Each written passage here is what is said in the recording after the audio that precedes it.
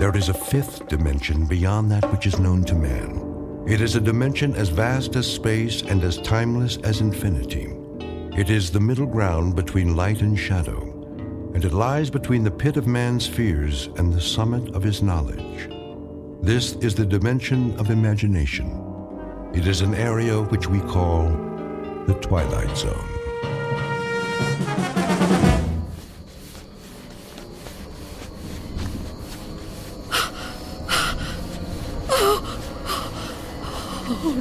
Oh, no, where am I? What am I doing outdoors? I don't remember leaving my... Oh, it's so dark. I don't live here. Or here. Oh, it is my house. Oh, I must get home.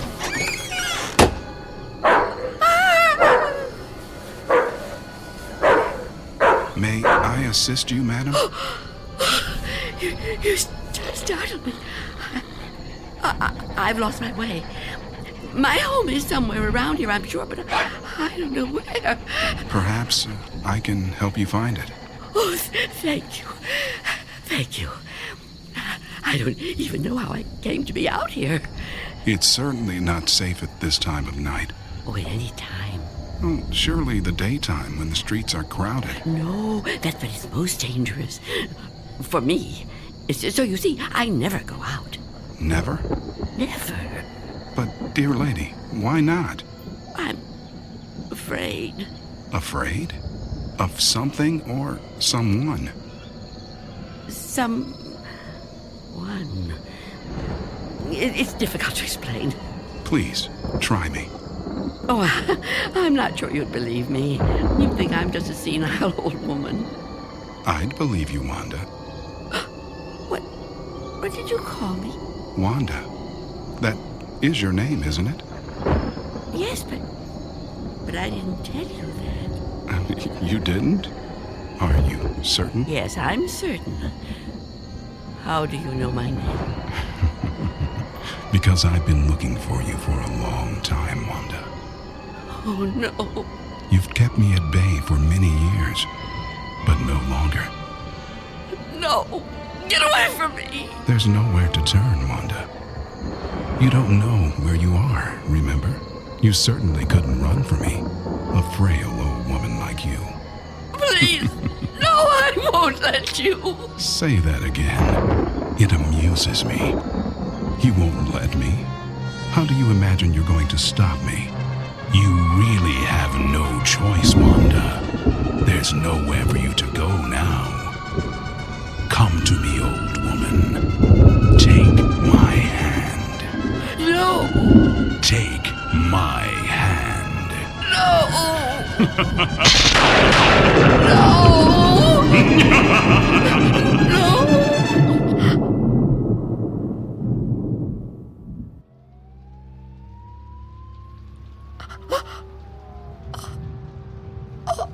Oh, it was the dream.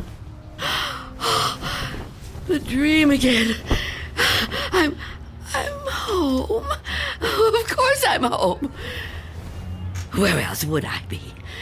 But is it night or day? Oh, that's right. The clock is broken. It's been broken a long time. Can't get it repaired, can I? Not without going... No, I can't. I mustn't. I have to resist every temptation. Oh, really, Wanda? How could you be so careless? How could you fall asleep before... I must check.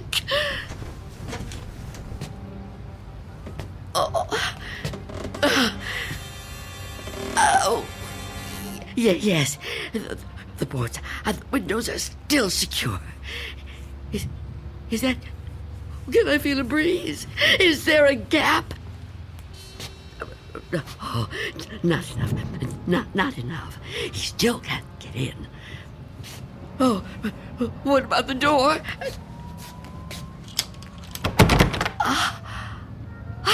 Chain is on. And the door is locked. Good. Good. He can't come in that way either. Oh, yes, I'm safe. Safe for another day. But I've been careless. Really, falling asleep before checking. I mustn't take chances. I can't take chances.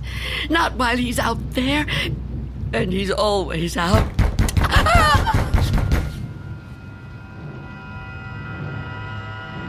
Miss Dunn? Miss Dunn, are you all right in there? Who are you? It's Barry. Mr. Fabian, you know, from the grocery store. I know we've actually never met, but, well, we've spoken on the phone, Miss Dunn. At least we used to. Do you even have a phone anymore? Anyway, you know me, right? What do you want? I'm delivering your groceries, Miss Dunn. You remember? Charlie, the kid who works for me, was supposed to bring them, I know, but he called in sick. Yeah, kids these days, huh? No sense of responsibility. Anyway, I thought I'd better get them to you now instead of waiting till tomorrow. I figured, you know, you'd be waiting for them. Is that all right? Put the food through the letterbox. The letterbox, right. Okay. Oh. Thank you, Mr. Fabian. Your money is coming under the door now. Under the door. Here it is. Miss Dunn, wouldn't it be easier to just... $6 and Okay. 32 cents.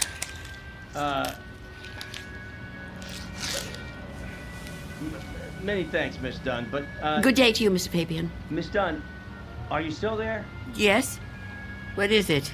I've been thinking. I just wonder, Miss Dunn, does anybody else bring you food? I really don't see what business of yours that is, Mr. Fabian. Well, no, it's nothing like that, I promise you. I mean, this has anything to do with business. I'm just concerned for your well-being. I mean, it seems to me a person can't live on food big enough to fit through a letterbox. I can assure you, Mr. Fabian, I'm in no danger of dying as long as I observe this strict regimen. Oh, well, I'm glad to hear you talk like that, but I don't know. Maybe if I could come in for a minute. Come in? Yeah, I just want to talk, Miss Dunn. I mean, I can't do that so well out here. I really think you need to see a doctor. Out of the question. No one is coming in here, Mr. Fabian. Not a doctor and not you. Miss Dunn, could you open the door, please? Go away! Miss Dunn, I just want to help you. I know what you want. Leave me alone. Miss Dunn, I know who you are. You do? Well, that's good. That's very good. Myself, I have a very bad memory. Every morning, you know, my wife gives me a pen. Every day I lose it somewhere. So, will you let me in? Stop trying to get in here. You won't get me. Just go away and leave me alone. Come on, Miss Dunn. Look, I've got other deliveries to make. I just want to help you if I can. I think you could use a little help. Ah, the heck with it. Good luck living here in this neighborhood. What's left of it.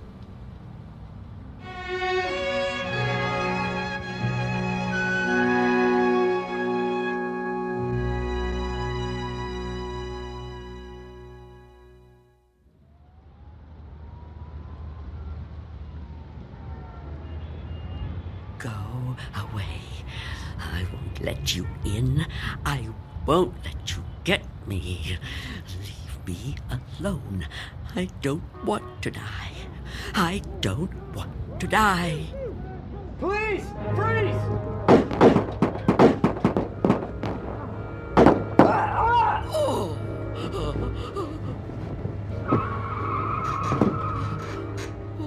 What's going on out there?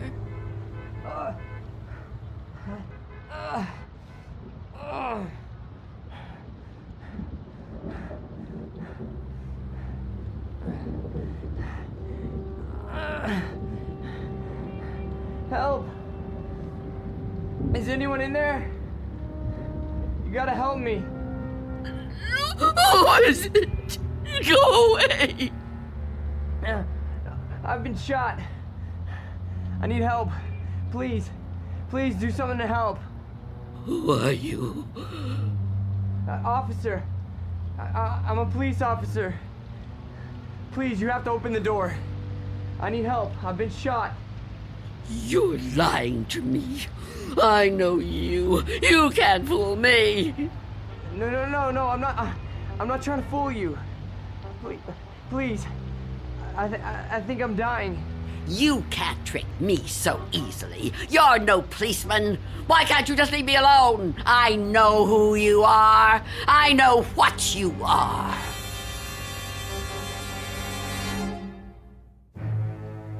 An old woman living in a waking nightmare. An old woman who has fought 1,000 battles with death and has always won. Now she's faced with a grim decision. A decision that might to others seem the simplest in the world. That of whether or not to open a door. And in some strange and frightening way, she knows that this seemingly ordinary door leads to the Twilight Zone. And now, The Twilight Zone and our story, Nothing in the Dark, starring Marshall Allman, with Stacy Keach as your narrator.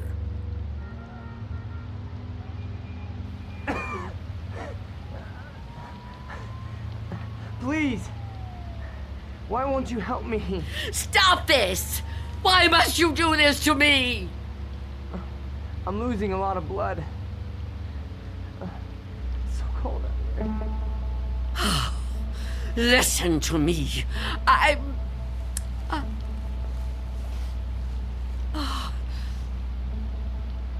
going to open the door. Oh, thank you. Thank you. But I'm leaving the chain on. Don't even try to touch me. I won't let you. Don't worry. I'm not gonna hurt you. I couldn't hurt anybody. Oh. You're so young. Almost a child. Unless you help me, I'm gonna die. I don't think I can even move very far. Oh, don't say that. Oh, it isn't fair. No, it just isn't fair. You keep trying to trick me. I don't know what you're talking about. Don't move. Don't do that again. Or I'll close the door. What? Listen, lady. I've been shot.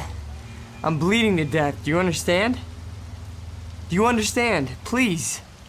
My name is Harold Belden. I need a doctor. I need a doctor right away. Please, call the hospital. I can't get there myself. I can't call the hospital. I haven't got a telephone. Not anymore. Then let me come inside. You can't just leave me. I'm begging you, I'm freezing. I'd have to unlock the door. You can't ask me to do that. You can't. I don't want to die. You understand? So you're not gonna help me? You're just gonna let me die out here? I know who you are. No, I told you who I am. My name is Belden. Officer Harold Belden. That's not her name. There is no such person. Stop trying to trick me. I don't understand why you keep saying that. Look, it hurts. It hurts, okay? Please, lady, please. Stop! Stop! Oh, why are you torturing me like this? I tell you, it isn't fair. I don't want to die. Well, I don't want to die either. If I could get help for myself, I would, but I can't move. I've been shot in the side, you see? Look, I'm bleeding. Oh, it isn't fair. It isn't fair.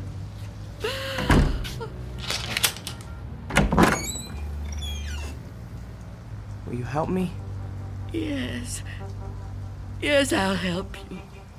Thank you. Take my hand. What? Take my hand. Pull me inside. No, I won't. I mean, I can't. Oh, can't you? Can't you crawl in? Well, I don't think so. Please try. Quickly. I don't want to leave the door open.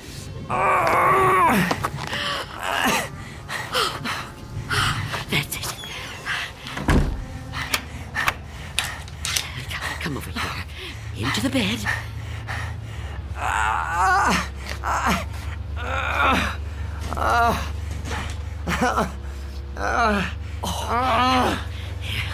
You just rest. Rest. Oh, what have I done? And what am I going to do?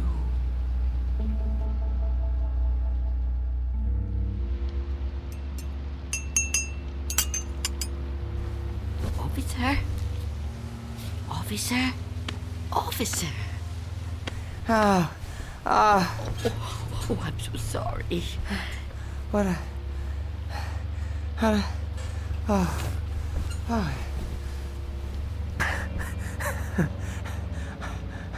Oh, I'm alive.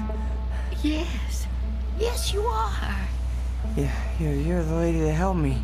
Yes. Eventually. Now, drink this. What is it? Tea. There's no milk, I'm afraid. No, don't get up, officer. Conserve your strength. Yeah, thank you. Thank you. Please, call me Harold. You saved my life. I owe you at least that much. Is it good? It's fine. Thank you. How long have I been out? Hours. What time is it? I'm not sure. Morning, I think. What do you think? I don't have a clock. I guess it is morning. It's hard to tell. What happened to your windows? Who boarded them up? Well, I did. A long time ago now. But they're still as strong as ever. What? Why would you do that? Oh, I have my reasons. Well, we all have our own reasons for doing things. Why would you want to be a policeman? To be in a job where people try to kill you? Well, why would you want to court death like that? Court death? I don't know that I'd put it that strongly. I do what I do because there's just some jobs that have to be done. You mean it's a sort of vocation? Yeah, I guess you could say that. Listen, Mrs. It's Miss Dunn. Listen, Miss Dunn. You should try to get some rest yourself. You need it more than I do. No, really, I feel much better. When the doctor gets here, he'll take me off your hands for good. The doctor? Yeah, sure. He'll check my wound, take me to the hospital. You didn't call the doctor? No, I didn't. Why not? I told you last night. I haven't got a telephone. Don't you remember? No, I don't. I was kind of out of it last night, I guess. Oh, of course. Perhaps you could use your radio to ask someone to come get you. Oh, you could wait outside for them. No, I busted my radio when I fell on it. You see?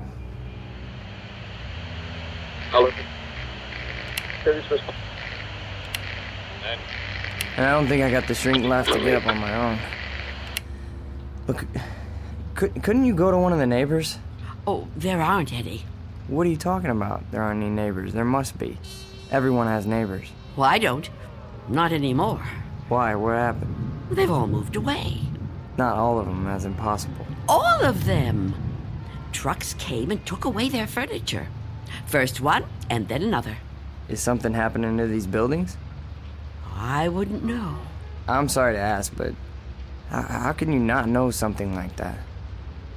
I mean, if it was my home... I don't have a great deal of contact with the outside world. I haven't for quite some time. I couldn't even tell you who the president is. Wow. But there has to be somebody around who can help. you know? Or maybe a phone booth somewhere where you could call a doctor. Perhaps. I don't know. But even if I could call the doctor somehow, I couldn't take a chance and let him in. Why not? It's too dangerous. Dangerous for you? Yes. You let me in. Oh, I didn't have a choice. You were going to... I didn't know if I could trust you, but I'm still alive. Of course you're still alive. What do you think I was gonna do? I mean, but the doctor, he's not gonna be any harm to you.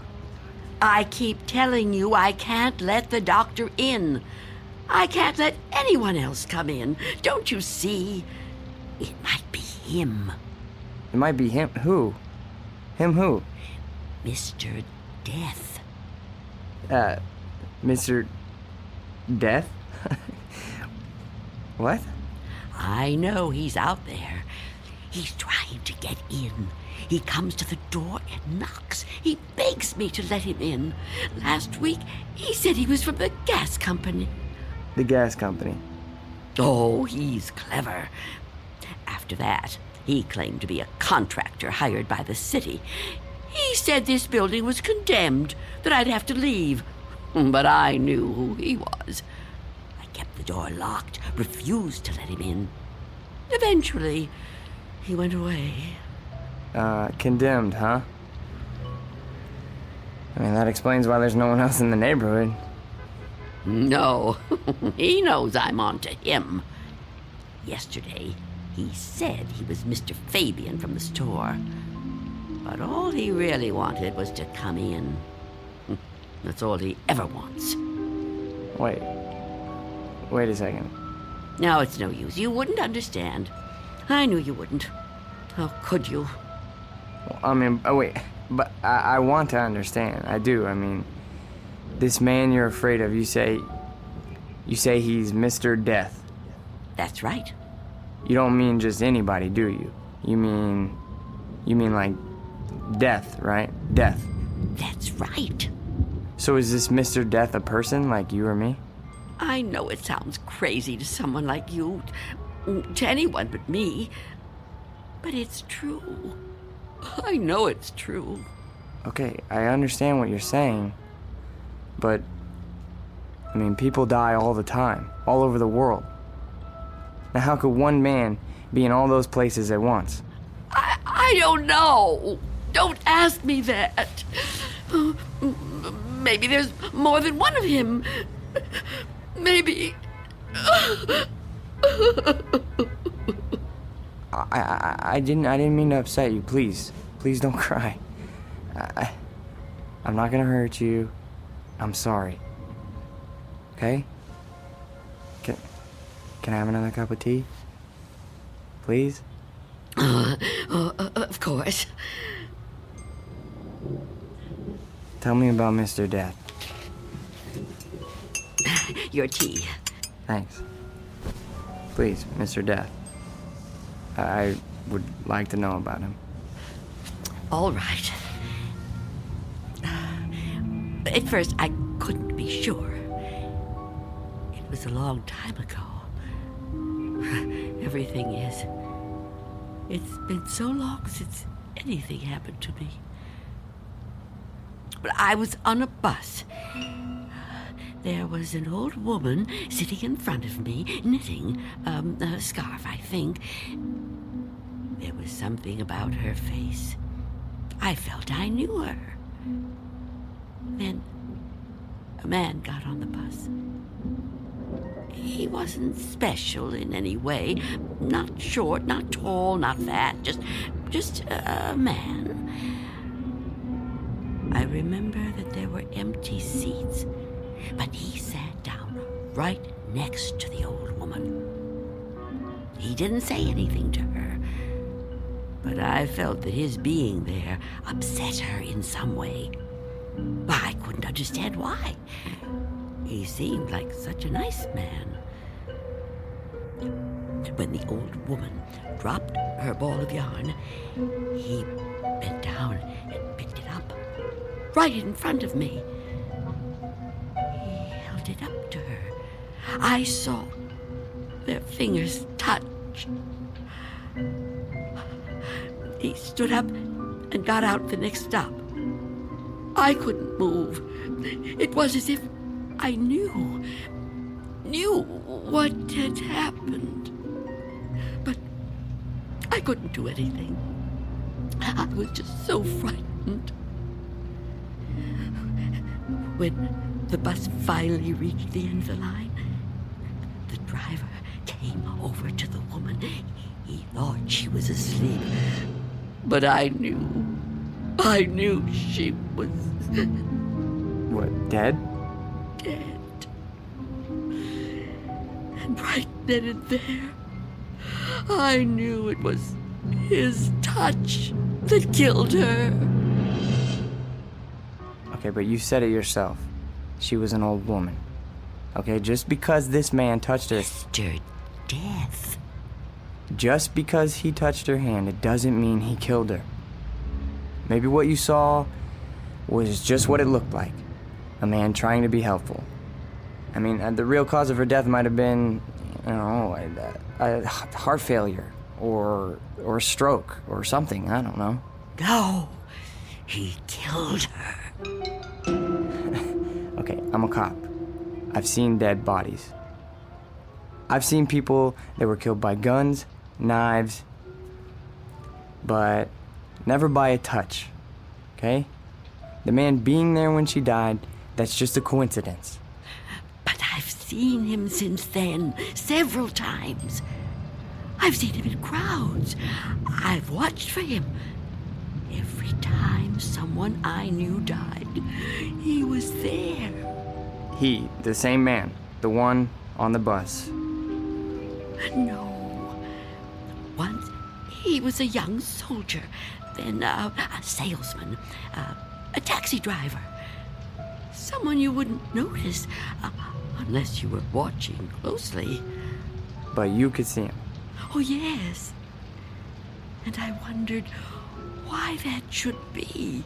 Why I could see him when no one else could. And then I knew. Why?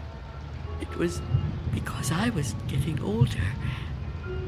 And my time was coming.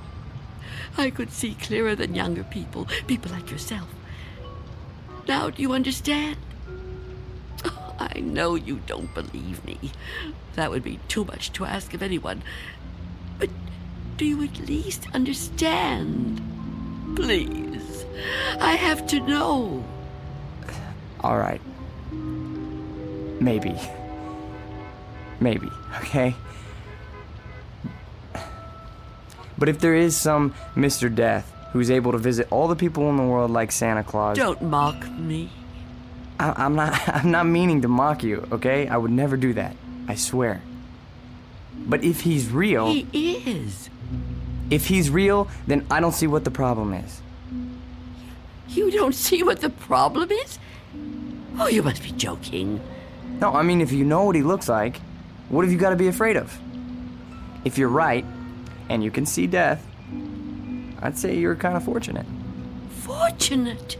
Sure, yeah. I mean, you'd be able to see him coming. You could just avoid him. Oh, didn't I tell you his face is always different? He's different sizes, different ages, different races. I couldn't be sure. Well, how about when you go out? Out? Sure. Well, I know you said you don't have much contact with the outside world, but you have to go out sometime. I mean, to the shops or something, you know? Now, couldn't he touch you then, if he wanted to? No. Why not? I never go out. Never. Never. Oh, I haven't been out for years. I don't know how many. I don't keep count. That would be too depressing. But I suppose you can guess from the smell. You're too polite to mention it. But it must bother you as much as it bothers me. So what do you do about food? The boy at Mr. Fabian's store delivers it. But I never open the door to him. How can you live like this? Oh, don't think I enjoy it. So why do you do it? Because if I don't live like this, I won't live at all. If I don't watch out, if I let down my guard even for a moment, he'll get in. I know he will. I haven't always lived like this, you know. I was young once. People said I was pretty. I lived out in the sunlight. I hated to be inside, even for a minute. My mother always said I'd spoil my fine complexion, but I didn't care. I loved outdoor things. I lived out in the sunlight, so warm, so beautiful. Beautiful, like I once was. You're still beautiful. Oh, no, I'm not. I'm old and cold. I miss the warmth of the sun so much. See that patch of sunlight on the floor? Where's it coming from? I think it's coming in from between the cracks in the boards of the window over there. Oh, yes. It's so warm to the touch. You know, I've always hated the dark and the cold. And now I'm old. I've lived a long time, but I don't want to die. I've heard people say it was his time when an old person dies. But it's not your time if you're not ready to die. I'd rather live in the dark than not live at all. Miss Dunn, I promise you, there's nothing to be afraid of. We're all alone here. Okay, there's nobody outside the door. I know you're upset, okay? And you're clearly under a lot of pressure. But I think all you need is some rest. Officer. Yeah, and I need help. Oh, I don't know what to do. Just give me some medical attention. Look, I don't know how badly I've been hurt, okay? But I've lost a lot of blood. And I need help soon. Or I don't know how much longer I can... I've told you I can't go out there. You can't ask me to do that. Look, this whole Mr. Death thing, I promise you, you don't have anything to worry about. Shh. Someone's coming. Well, get them to help me. No! There's nothing to be afraid of. Please, answer it. Go on. That's right. Go ahead. You're doing fine. Answer it. Go on. I'm keeping the chain on. That's fine. Do whatever you want. Just see who it is and get them to call for help. I'm sorry, lady, but I got my orders. No! Get away! Officer Belden, help me! I can't fool around any longer. Step aside, I'm coming in.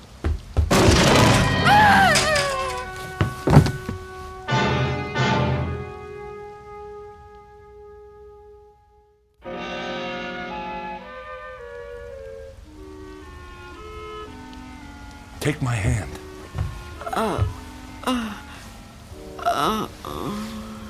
Easy, lady. Just lie quiet there till you get your strength back. What? You gave me quite a scare there when you fainted like that. Sorry I pushed you when I put my shoulder to the door.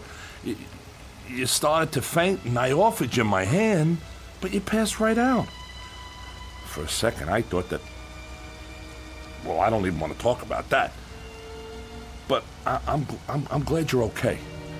And still, I live. Huh? I told you I didn't mean to hurt you. It was an accident. You're not gonna sue, are you? What do you want with me? Here, let me help you get up. Take my... I can get up myself. Look, you gotta understand, man. I don't get no pleasure out of busting indoors. Who would? Except maybe some thug, but I'm no thug. I'm just a guy doing a job. Your job? Look, you don't seem to realize how important this is. I've got a crew and equipment coming in an hour to pull this tenement down. Begging your pardon, ma'am, but looking at this place, I say it's long overdue. Frankly, I'm kind of surprised it's still standing. And you're really not Mr. Death? Mr. Who? I don't know what you're talking about, ma'am. My name's Armstrong. Bud Armstrong. I don't know about any Mr. whatever you said. All I know is I got a contract to demolish this row of buildings. That's what I got to do. Everybody else moved out a long time ago. Until the other day, I thought this whole building was deserted. I seen them windows boarded up, and I figured you moved out when the rest of them did. Thank goodness I met that guy from the grocery store, that Mr. Fabian. Oh, Mr. Fabian. Then he was real, after all. Real? Well, what are you talking about? I told him about my job down here, then he told me all about you, that he was worried about you. Told me he had a kid bring you your stuff. That was the first I knew about you, and it's darn lucky I found out.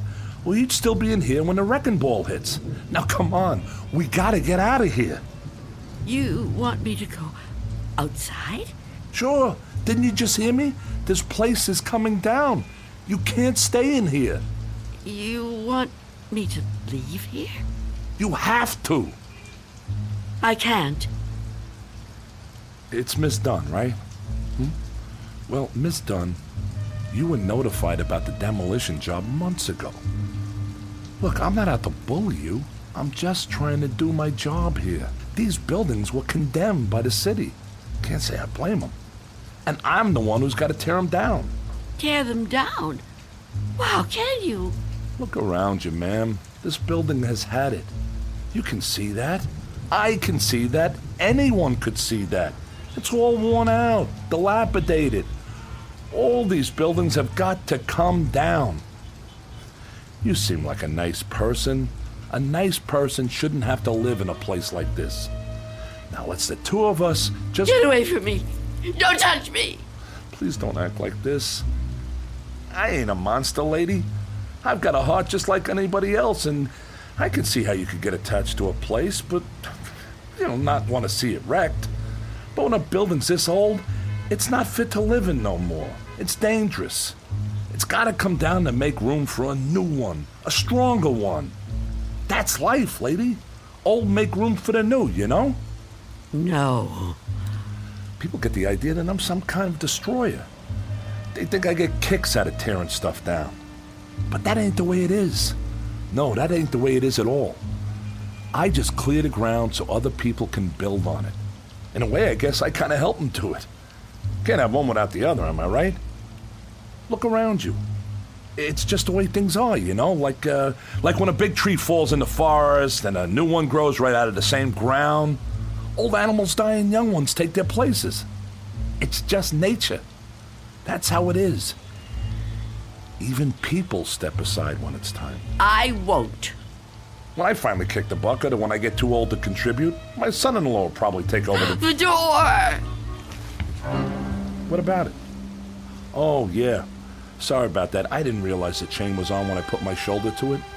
Door's okay, but the chain's had it. You left the door open! Hey, there's no need Get to... out of my way!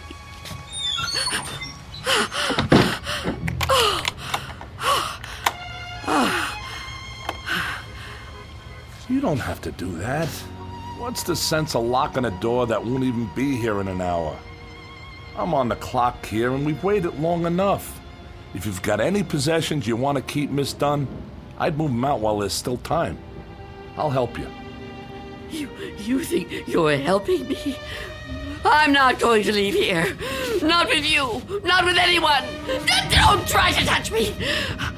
I don't want you anywhere near me. Now look, ma'am, I've been nice to you. I've been trying to go easy. I know this must be tough for you. Any kind of move is a big upset, especially to an older person like you. But if you insist on staying here, I'll have to call a cop. A cop? A police officer? It's just for your own good. Please, cooperate, lady.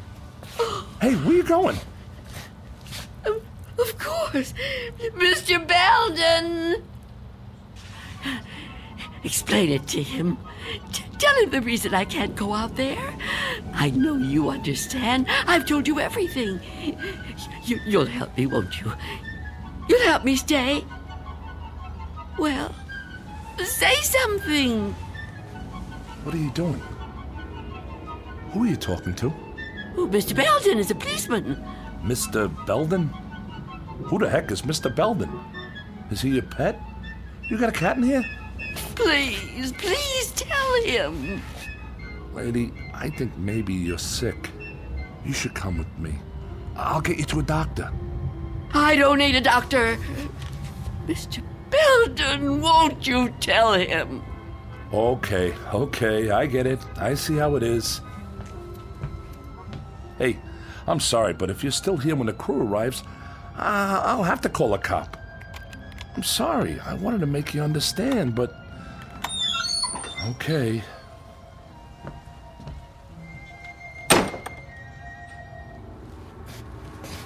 What's the matter with you?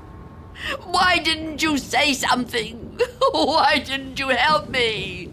I thought you understood. I thought you'd help me.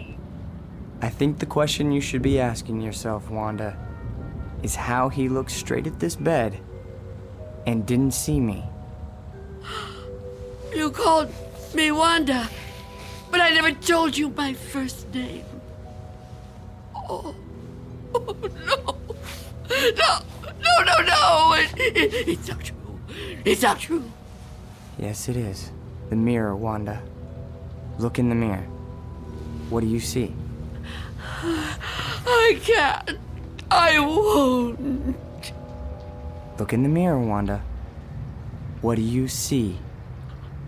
I see nothing. Nothing but an empty bed. Turn around. Now what do you see? I see you, Mr. Death.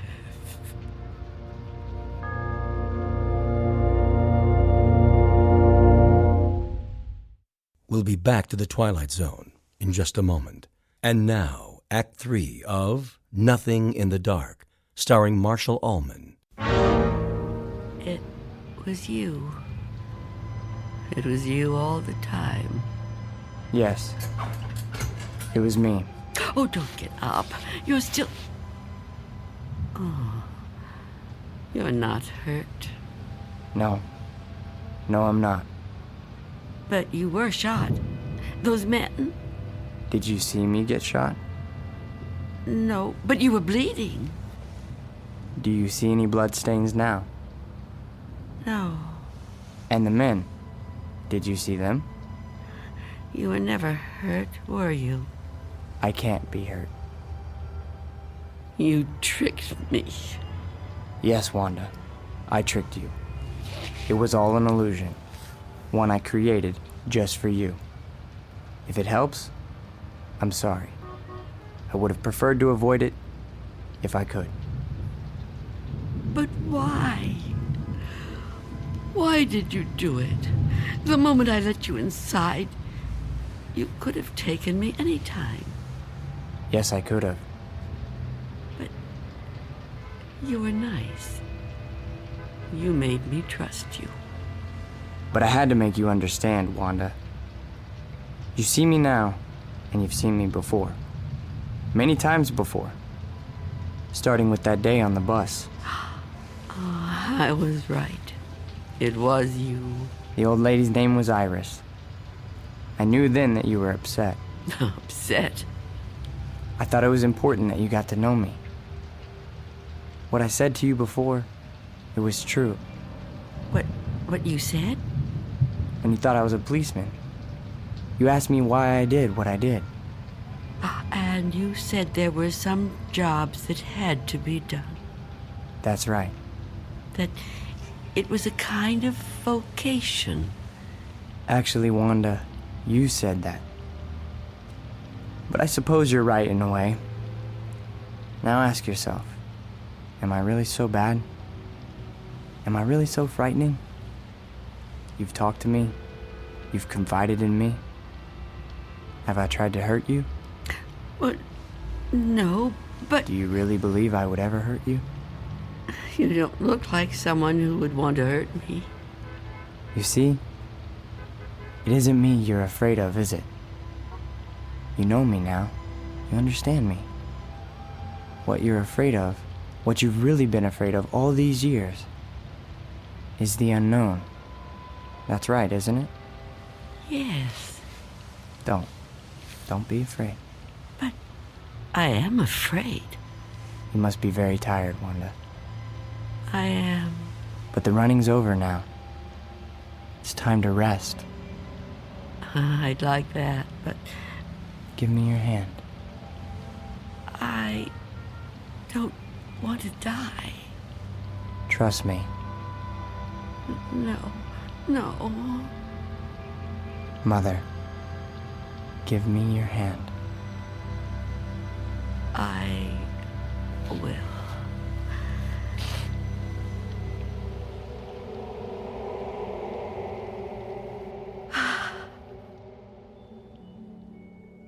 There.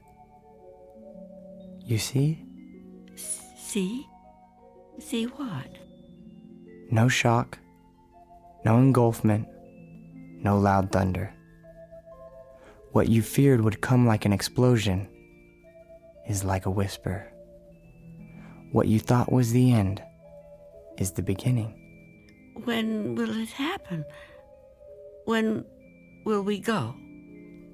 Go. Yes.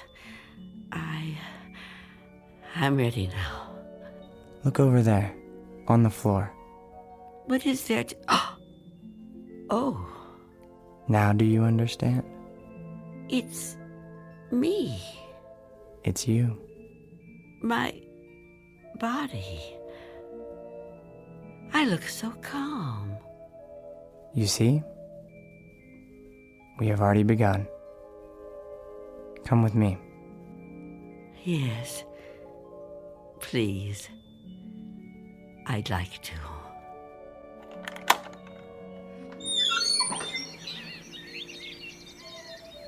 It's such a beautiful day. It is. It surely is. You know, Mr. Armstrong was right about a lot of things. What things? Well, for one, his son does take over the business when he dies. Will that be soon? Another 16 years. Oh, dear. It'll be quick. I'm glad to hear that. I'm afraid I was a little harsh on him. Now the son-in-law, he lives to be 102. 102? Oh, goodness. I know, it's remarkable, really. Of course, the oldest person I ever met was a lady in Tibet. Well, how old was she? Take a guess. Oh, I'm no good at guessing. Come on, take a guess. You'll never believe it.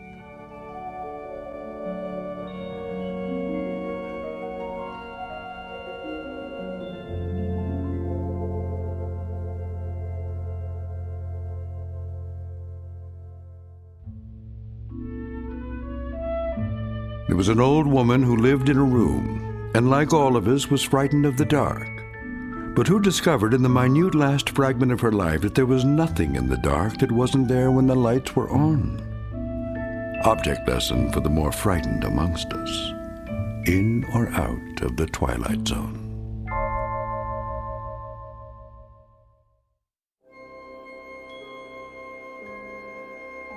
Hi, this is Carl Amari, producer of the Twilight Zone radio dramas. I'd like to take a moment to tell you about our official website at twilightzoneradio.com. where you'll get the latest news and information on these Twilight Zone radio dramas. Plus, at twilightzoneradio.com, you can digitally download 3 free episodes or any of our episodes for only $1.95 each. In this age of ever-changing technology, we've decided to make these episodes instantly available to you by making the Twilight Zone radio dramas a digital download-only series. This means that this series will no longer be offered on CD. The CD collections at our website are now being offered while supplies last at buy one, get one free. So be sure to get your favorites before they're sold out. Be sure to visit us often, and I'll see you in the zone.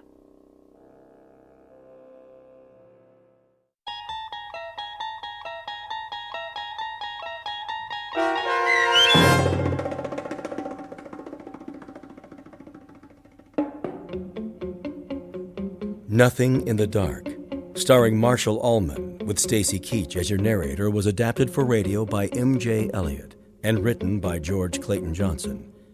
Heard in the cast were Roz Alexander, Jeff Morrow, Doug James, and Mike Starr. This copyrighted radio series is produced and directed by Carl Amari for Falcon Picture Group and Westwood One. Custom Foley effects, sound design, and mixing are done in the Cerny American Sound to Picture Theater by Cerny American creatives Matt Sorrow, Bob Benson, Todd Beyer, and Tim Cerny. To learn more about the Twilight Zone radio dramas and to contact us, visit our official website at twilightzoneradio.com. Miss Dunn, it's Doug James speaking.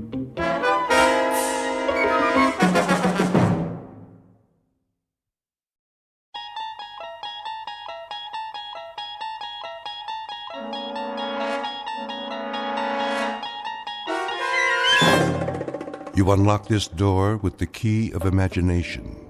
Beyond it is another dimension, a dimension of sound, a dimension of sight, a dimension of mind.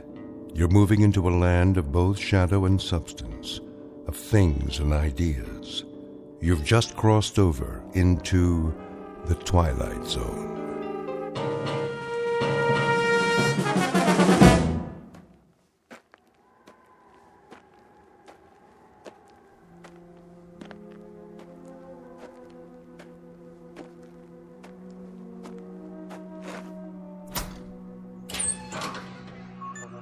Hank? Hank! Oh, morning, Captain. Anything on the radar? Not yet. No signal at all. Try 4.0, true. It'll probably come from that direction.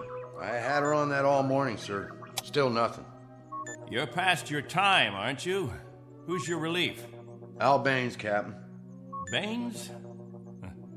I'll see what happened to him. Yes, sir.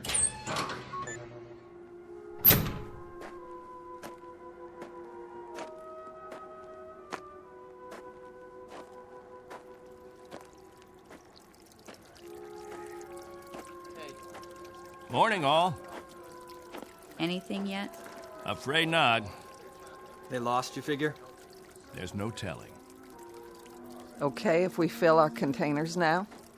Go ahead, as long as the water supply holds out. Be a while till the next batch is ready. Julie, where's your husband? He was sleeping, Captain. Get him, Julie. Is something wrong?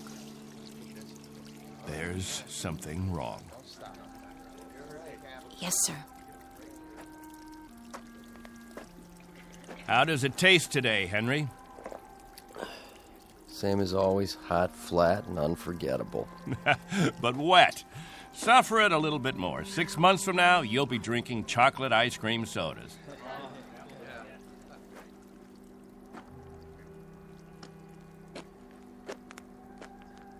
You want to see me, Captain? There's a man in the radar tower who'd like to see you, Al.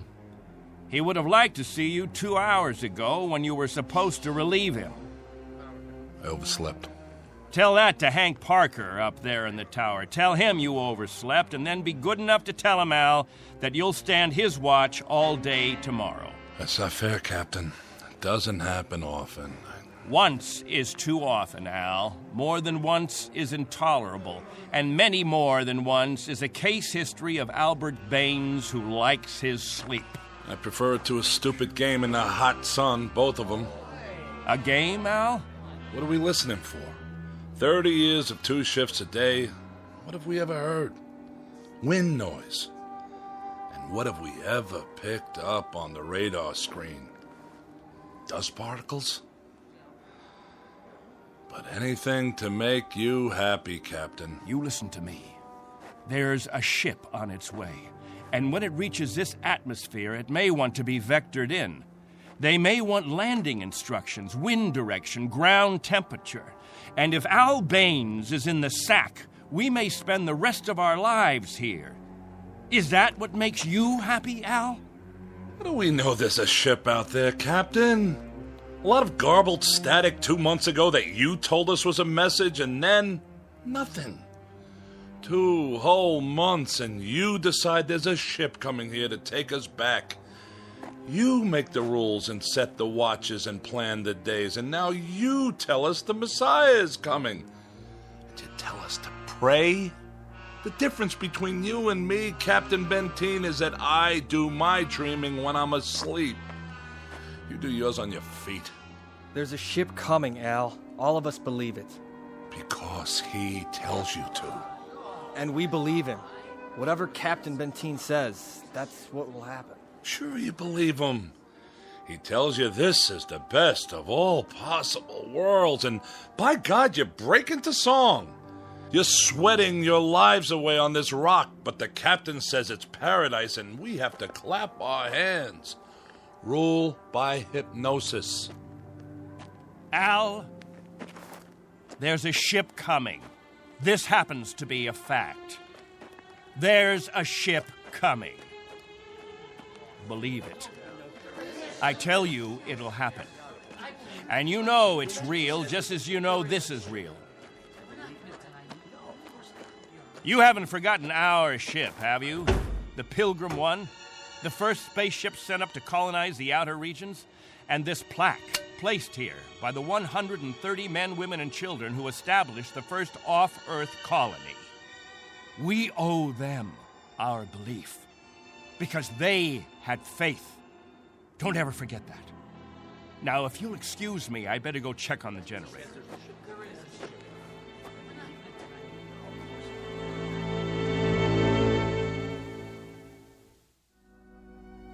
This is William Benteen, who officiates on a small outpost in space. An outpost slowly disintegrating under the heat of 2 suns, with the holes, the cracks, the fissures that are the residue of despair. He tries to fill them with faith and to retain a faith of his own. This is a remnant society, a handful of people who left the earth looking for a millennium, a place without war, without jeopardy, without fear. What they found was a lonely, barren place whose only industry was survival. And this is what they have done for decades, survive.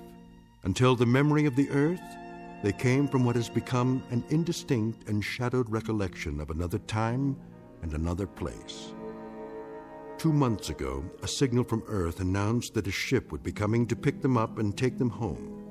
In just a moment, we'll hear more of that ship, more of that home, and what it takes out of mind and body to reach it. Because this outpost is located in the far reaches of the Twilight Zone.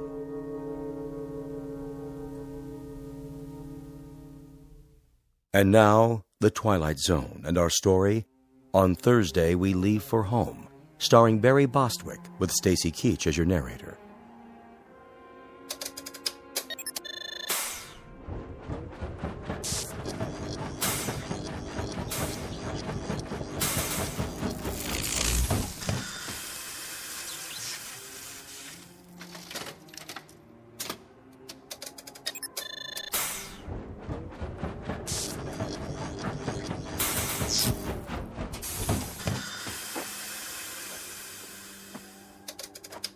Can't keep the generator running, sir.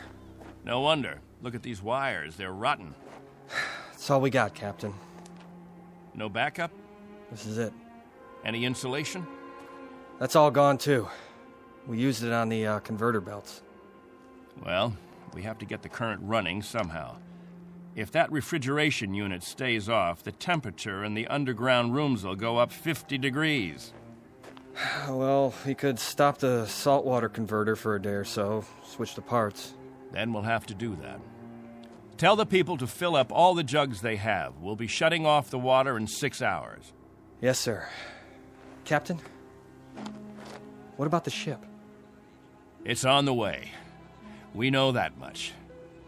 Then everything will be different. When we get back, the things that are old and worn out, we'll throw them away. Just throw them away. Captain Benteen. What? The main square. Come quick.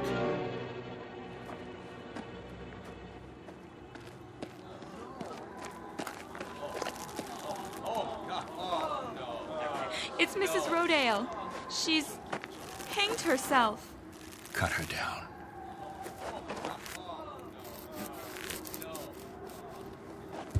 Oh! Mommy, what happened? Is that lady all right? Get them out of here. Come, children. God have mercy on her.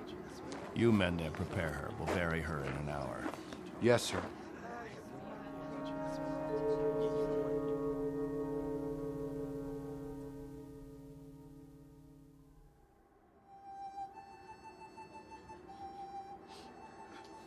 We now consign to this planet the remains of Mary Rodale.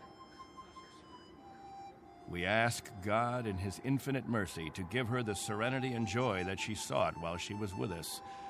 And we ask His forgiveness for her sin. Amen. We ask that this good woman be allowed to rejoin her beloved husband who preceded her in death 11 years ago. Bid your farewells now. Forgive her, Lord.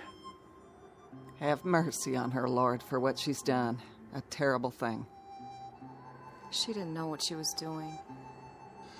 She knew what she was doing. Better and clearer than the rest of us. This is a funeral, Al. The 9th funeral in the last 6 months. Nobody talks about it. We just let it go by.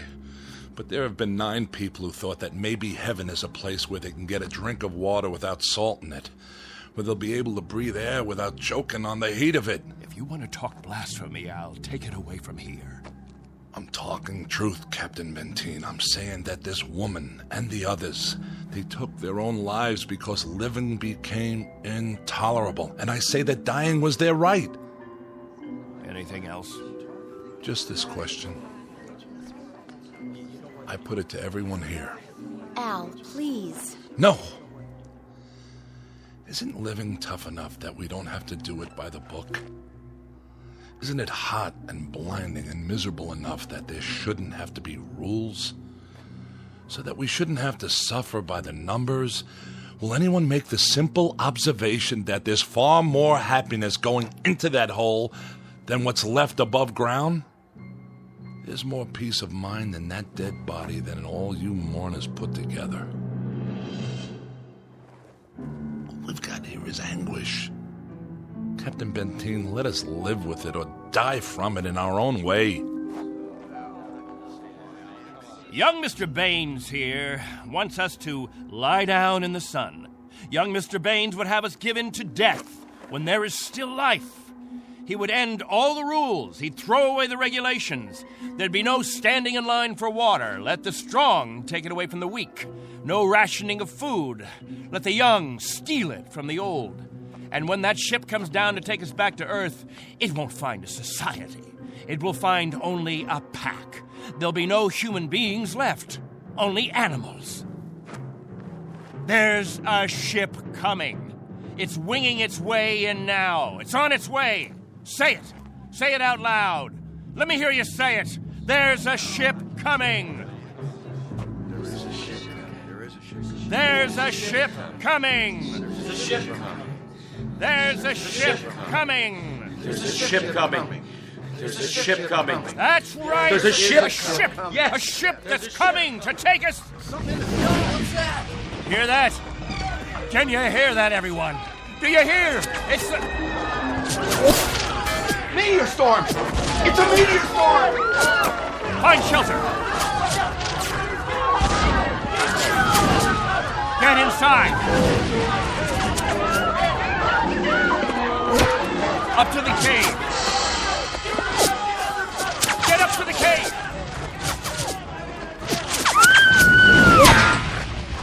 Julie! It's Julie. She's bleeding. Quickly, we have to move. I can't. Something hit my arm. I think it's broken. Stand aside, I'll carry it.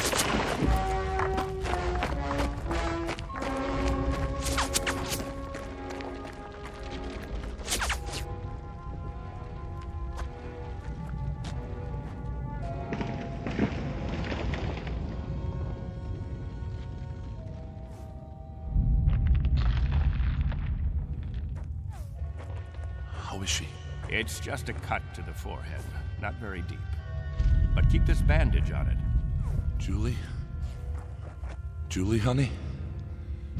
Can you hear me? Al? Don't let her move just yet. She may have a concussion. How's your arm? It's not broken. Must have been a rock that hit it. Captain, thank you. For a little first aid. No thanks necessary. I deliver babies, too. You might want to keep that in mind. Now, I'd better go see to the others.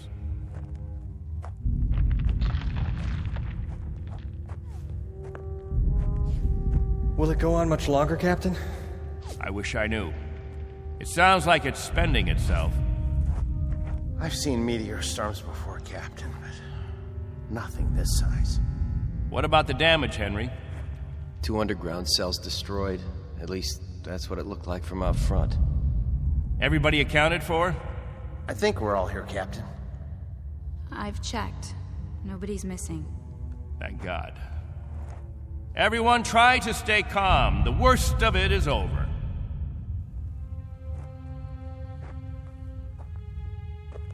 Jojo? Yeah, Captain? You're not scared, are you? Well, kinda. Now, we can't have that. Mind if I sit for a minute? We'll talk, you and me. Captain, tell me about the Earth.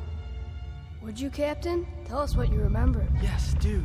Well, all right, I guess I can do that. We'd like to hear. You, over there, is that you, friend? Yes, Captain. And you, Buck. Yes, sir. You fill in the holes if I leave out anything. Straighten me out if I'm wrong about any of my recollections. Jojo, I was a boy of 15 when we arrived here. But I remember Earth. I remember it as a place of color. I remember that in the autumn, the leaves changed. They turned different colors, red, gold, orange. And I remember streams of water that flowed down hillsides, and the water was sparkling and clear. And I remember clouds in the sky, white, billowy things that floated like great, majestic ships. They looked like sails. What are sails? Don't you know what sails were? In ancient times, that's how ships moved across the water. There was so much water. The men unfurled large sheets of canvas against the wind, and it was the wind that moved them. And I can remember night skies. Night. Endless black velvet with stars. And sometimes a moon that seemed to hang there as big as the face of an old man, looking down on us all. Captain, what's night? Why, that was the quiet time, Jojo. Night was when the earth went to sleep. It was the cover it pulled over itself. Not like here, with two suns always shining, always burning. It was a darkness that felt like a cool hand brushing over tired eyes. And there was snow on winter nights, gossamer things that drifted down and turned the earth all white. And we could build snowmen the next morning and see our breath in the air. And it was good then. It was right. So, why did you leave there? Oh, we thought we could find another Earth, Jojo. Then we found this. We thought we could escape war. We thought we could build an even better place. And it took us 20 years to find out that we had left our home 1 billion miles away, only to be stranded, like visitors, transients, that no roots could take hold in this ground. But it was too late. So we spend the next 30 years watching a clock and a calendar and waiting. But we can't wait any longer. Not a day, not an hour. We have to get back home. There's no more time. I'll go outside and survey the damage.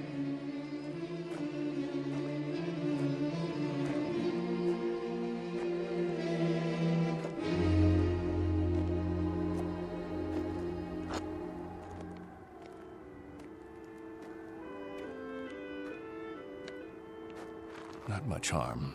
Radar tower's still standing.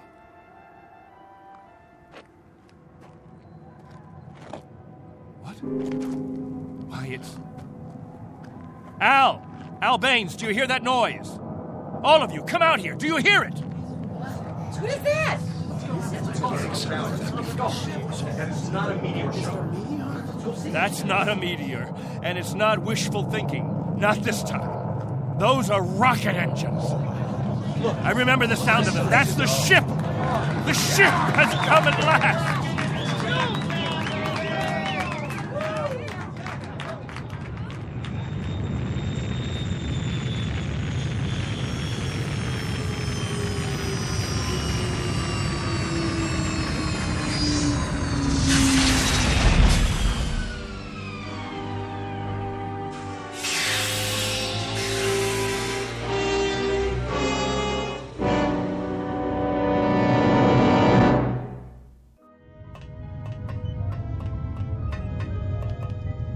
Wow, what a ship. How fast can it go? Oh, pretty fast. Watch your step. Looks like you got plenty of room for everybody. Do you have any water? Clean water?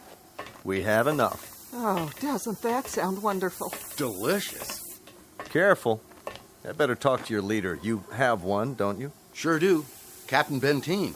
I don't see... He's standing over there. Hey, Captain, come see the ship. Mr. Benteen? I'm Benteen. Colonel Sloan. I command the Galaxy 6. Our orders are to transport you all back to Earth. Colonel, what took you so long? 6.5 months, Mr. Benteen. 100 times that. We've been waiting for 30 years. Does it all look like this? Salt flats and scrubby mountains. 2 suns, hot and perpetual. 30 years of it. 30 years. The children have never seen Earth, and some of the older ones don't even remember it. They'll see it now. Our orders are to get you aboard as soon as possible. We figure that we should be able to lift off on Thursday. Are you still using Earth time? Of course. Good. That'll give you 3 days to prepare. Unfortunately, your people will only be able to take what they can carry. Over 200, aren't there? 187 men, women, and children. It may be a little crowded, but we'll fit you all in. You've been used to a lot of space, Mr. Benteen, haven't you? Space? room to move around. That's all there is here. That and the heat. I can feel it. They'll make the trip standing on their heads if necessary. I'm sure they will, but I don't think that'll be necessary. Do you know, can you understand what a godsend this is for all of us? It's hard to imagine. I can only say your country's very, very proud of you. What of the Earth? Has it changed? Not too much. Still green? Still green. And the cities? The cities still stand. And war? As always, I'm afraid. One dies down, another one springs up. But through some miracle and the grace of God, we never had the big one. Now, Mr. Benteen, all things considered, I think you'll find it very much as you left it. Captain Benteen. Captain? That's what the people call me. This place, their very lives, it's all been my responsibility. You've done quite a job, Captain Benteen. But you can rest easy. I'll take over the responsibilities now. No need. I'm used to the job, Colonel. The living quarters, they're underground? I was saying, Colonel, I'm used to the responsibility. I wouldn't quite know how to function without it. Is it cooler there, Mr. Benteen? I'm sorry, I didn't... Your underground rooms, are they much cooler? Yes, they're refrigerated. It's... Captain. Morning, Captain. George. The best morning ever. We just wanted to say thank you, Captain. Why? For what? For keeping us alive all these years. That's right. Without the captain, none of us would be here. That's not necessary. You better believe it, Colonel. I do. I do believe it. Captain Benteen. Go ahead, Colonel Sloan. That's all right. I'll see to the others.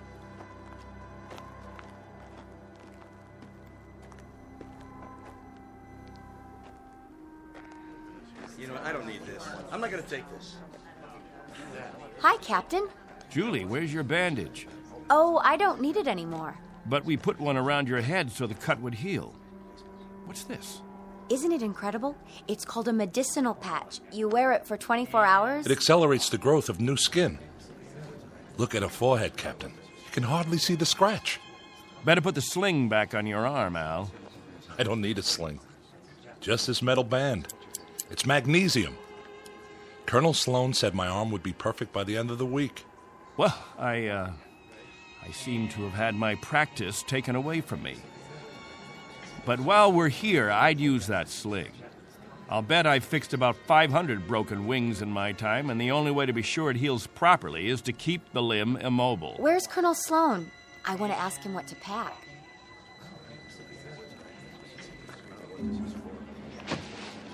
Eleanor, let me help you with that bundle of clothing. Thank you kindly, Captain. I'll carry it for you. No, thank you, crewman. I've got it. Here you go, ma'am. I don't know how to thank you. Are all the crew as strong as you? That's our job, ma'am. Nothing to it.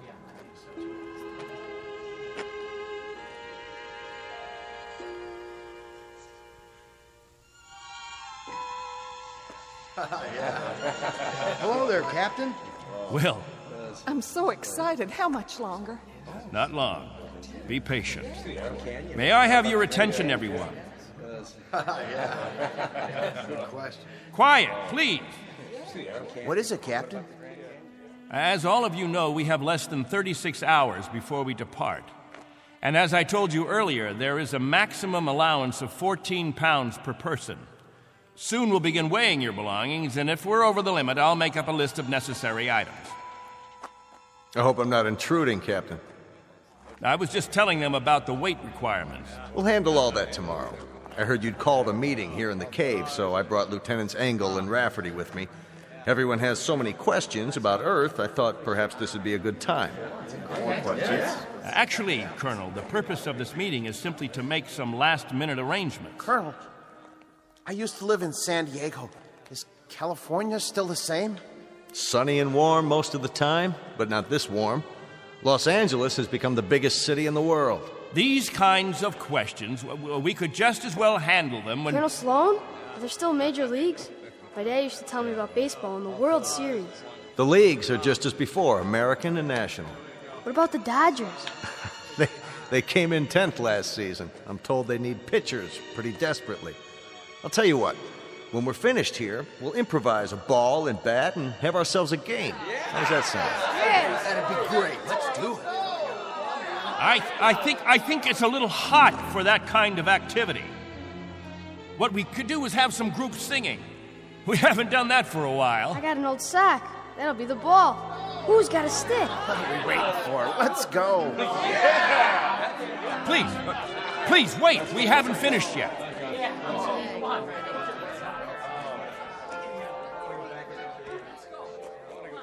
Jojo, I haven't told you a story in a long time. How would you like to hear a story about... What have you got there? This is what they call candy. One of the spacemen gave it to me. It tastes... Sweet, Jojo. It tastes sweet. Yeah, sweet, Captain. Want a bite? No, thank you, Jojo. Back on Earth, we can get all we want. Something, Captain? I'm not sure. I'm not at all sure.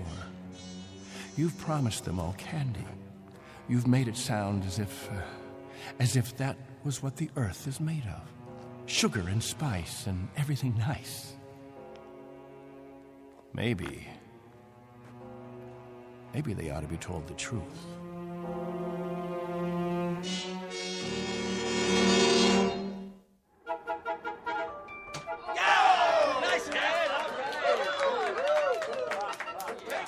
The universal language. Baseball. You have a limited vocabulary, Colonel. Do you have any idea what the temperature is? At this hour, it's about 110. I don't know whether your crew can take it, but I know my people. They're going to pay for this little athletic event. Some of the older ones, it might even be serious for them. It's just a game, Benteen. My guess is that it's worth it. Now, I'd better get back to the ship. Colonel Sloan. Something else, Mr. Benteen? Colonel, when we get on the ship, you can tell us what to do and we'll all fall into line. But here, in this place, I'm in command. I'm not trying to usurp authority, Mr. Benteen, but I really don't see what harm a little game... It's still Captain Benteen. For now. Galaxy crewmen, back to the ship. That's an order. Oh, come on. It's time for rest now. All of you go back to your homes. I'll announce when the new day will start. I don't know. I guess it's suddenly illegal to have fun. You happy now, Captain? I was never unhappy, Colonel. I just happen to know what's right and what's wrong. I ask you to keep your crew in the ship during the rest time. I don't want my people distracted. You rule with a heavy fist. If it were 1 ounce lighter, no one would have survived. I've held these people together by will. They'd have died, Colonel, without someone they could hold on to. They'd have withered away. Not anymore, Captain. Relax. That's a luxury I've never been able to afford, Colonel. I've never been able to marry, to think only of myself, because of them. I've been a father figure, a governor, a confessor. I've been all those things. And if I hadn't been, there'd be no life here. These are my people. Understand? My people.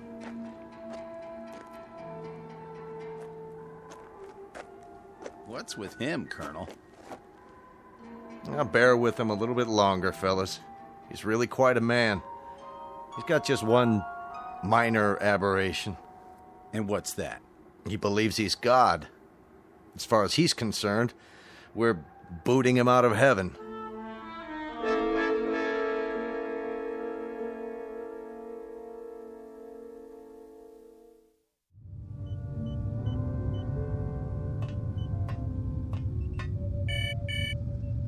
Yes.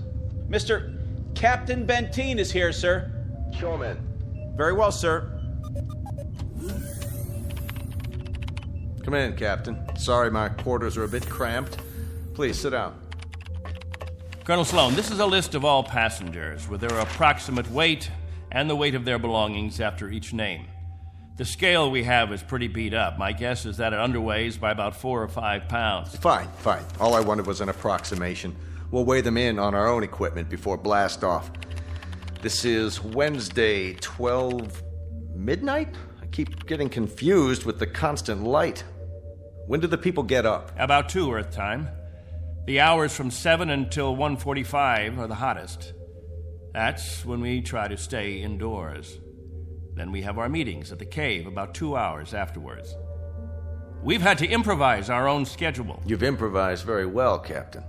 I looked at the saltwater converter, your electro plant, the sun shields you put up over the crops. Very inventive. Necessity hasn't been the mother of invention here. It's been the father and the whole family. Well, you'll be able to give way to progress now. Though I wonder if all of it'll be to your liking. The way you'll be lionized when you get back to Earth. You're referred to in the press as the Lost Pioneers. They're gonna make quite a thing of you when we land. Oh? Wherever any of your people settle, there'll be keys to the cities, brass bands. I expect they'll scatter all over the U.S. The government's had inquiries by, well, it must be thousands of relatives. My guess is that they'll just about have time to look into a television camera and then get whisked off. Well, they won't be scattered, Colonel. They'll go as a group. We'll find a place where we can settle, and that's where we'll stay. I'm talking about when we get back to Earth, Captain. That's what I'm talking about. They won't be splitting up. Not my people. Captain, as a point of interest, did you ever ask them? Ask them what? Whether they'd want to stay together. That would be a ridiculous question, like asking a child if he wants some more ice cream. They're children, you see, Colonel. Oh, chronologically, they range from 6 months to 60-odd years, but socially, psychologically, they're children. I've kept them alive and functioning all this time. Once we're back on Earth, I'll simply continue the process. Captain Benteen, have you told them that? Have you told them that after 30 years of waiting, 30 years of living in a compound, they're going to travel 1 billion miles just to walk into another one? Have you? There's no need. They wouldn't have it any other way. To leave them to their own devices, that would be an act of cruelty. Captain, do me one favor. Just ask them.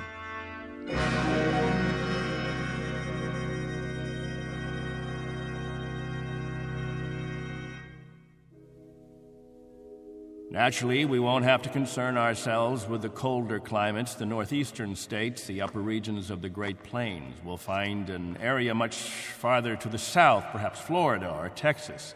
Southern California has a temperate climate. Captain, you better tell us about frostbite treatment, because I'm moving to Wisconsin. That's where my family settled originally. What about Oregon, Captain? That's where Joan and I plan to settle. I've heard about the forest there. New York. Please, wait a minute. You don't understand. Let me make this clear. All of you will have a chance to meet your relatives. I see no reason why visits can't be arranged, perhaps even for a week or more. But naturally, we'll remain together as a community in whatever land grant we obtain from the government, or whatever given area we can arrange. I can assure you of one thing, and I hope put all your fears to rest. I'll remain as your guide, your consultant.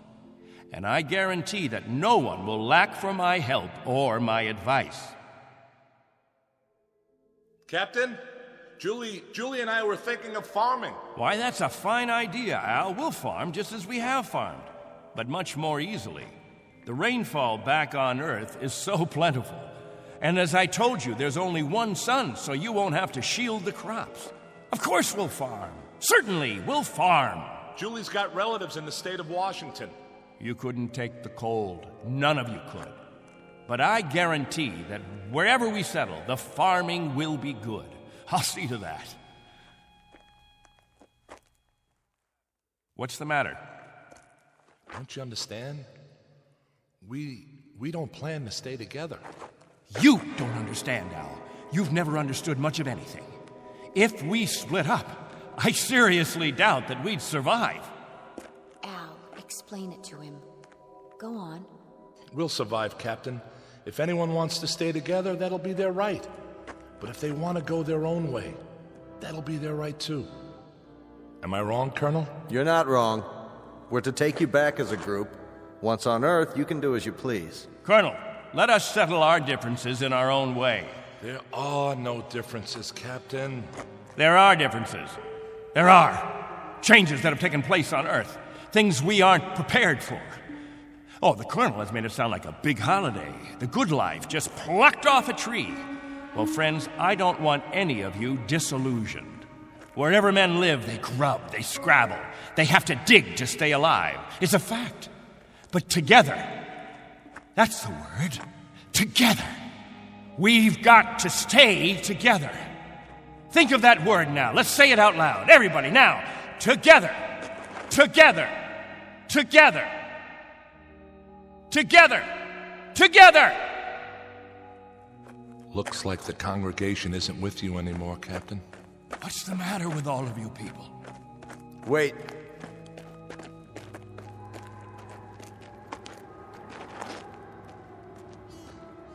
I've made the compartment assignments. I'd like to go over them with you. Assignments? There's not much time, and there's some things we have to check off. There's a decompression problem that we've got to tell them about, and a moment of weightlessness shortly after we leave the atmosphere that I want to explain to the children. Do you know what we called you while we waited for you to come? We called you the Messiah. Did you? You were supposed to bring freedom, but that's not what you brought. You brought selfishness, dissatisfaction, divisiveness. With all the misery we've had here, those germs never infected us. I brought nothing but a ship and a crew and a means of escape. You've had no diseases, no viruses. Did it ever occur to you why? You've lived in a test tube, Captain. Antiseptic and germ-free and sterile. Sure, you're a group, a cell, but that's all over with. Now it's time for you to be what God meant you to be, individuals. Time to break the test tube. Time to rejoin the human race. What I'd like to know is why in the name of God you're so reluctant about it. Because I remember the human race. This is incredible. Oh, it's really incredible. I was wrong, Colonel. I've been telling them about an Earth that doesn't exist, an imaginary garden. No, we can't go back. It's too late. Captain, really?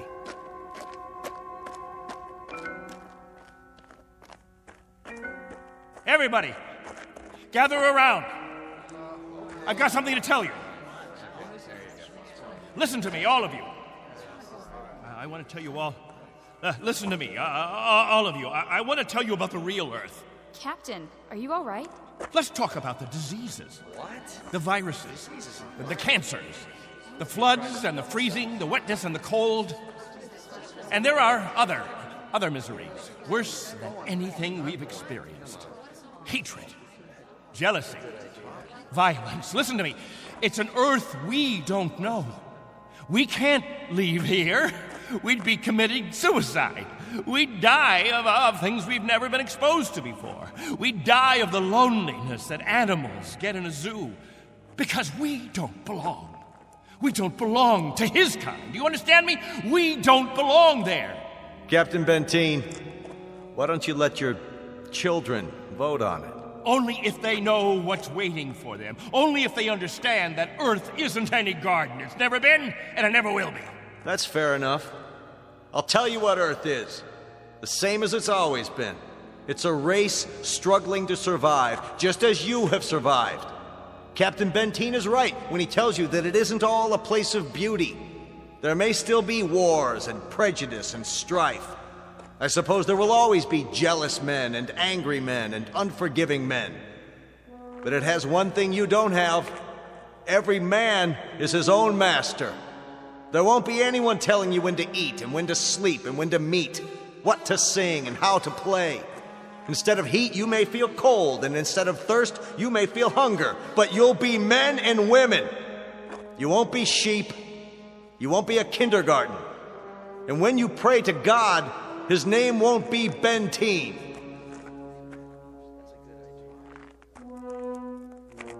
A vote now, Captain, and the majority wins. Those of you who want to be on the ship 10 hours from now, heading back to Earth, step forward. All right, I'm going. Let's go. Let's go. Go. That's it. I suppose that makes it unanimous, Benteen. Even you, Jojo? Well, I want to go with the Colonel. Give me something, anything. Give that sledgehammer. Here. No, let it go. Angle, rapidly. There, sir. Stop him. He's running from the ship. No. Captain, no, please.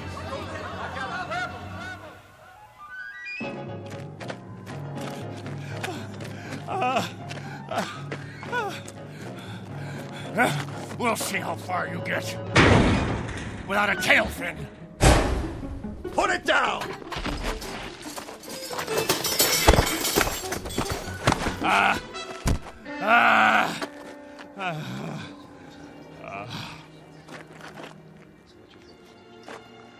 You all right, Colonel?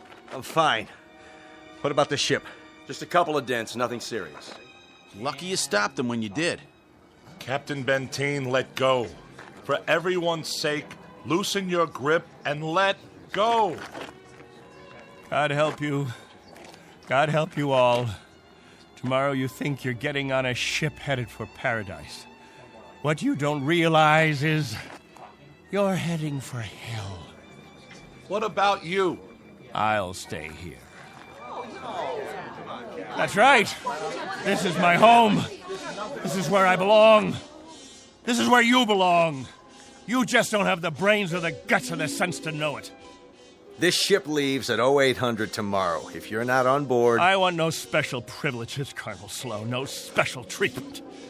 If you're to blast off at 8, you blast off at 8. As for the rest of you, you can go on the ship or you can remain here with me. I'll be at the cave. Any who want to remain can meet me there.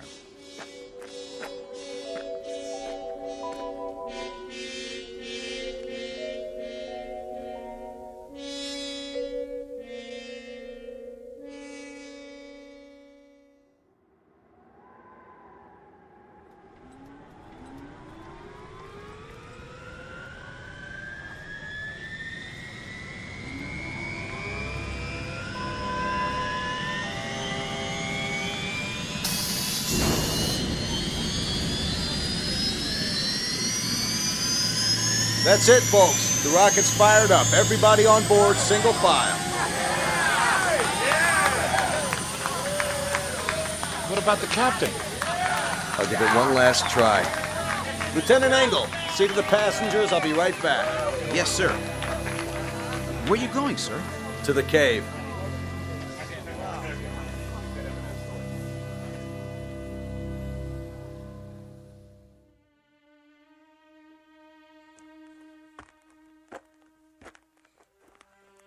Captain? Benteen? Benteen, we know you're in here. Please, let us talk to you. He's not going to show himself, Colonel. We're leaving now. We have to blast off in 5 minutes. If we don't, we'll have lost our orbital position. Benteen, it has to be now. Captain, please, come out. Remember this. If we leave without you, there'll be no other ships. This is where you'll live the rest of your life. And this is where you'll die. All right, Benteen. As you prefer. Let's go, Baines. Goodbye, Captain.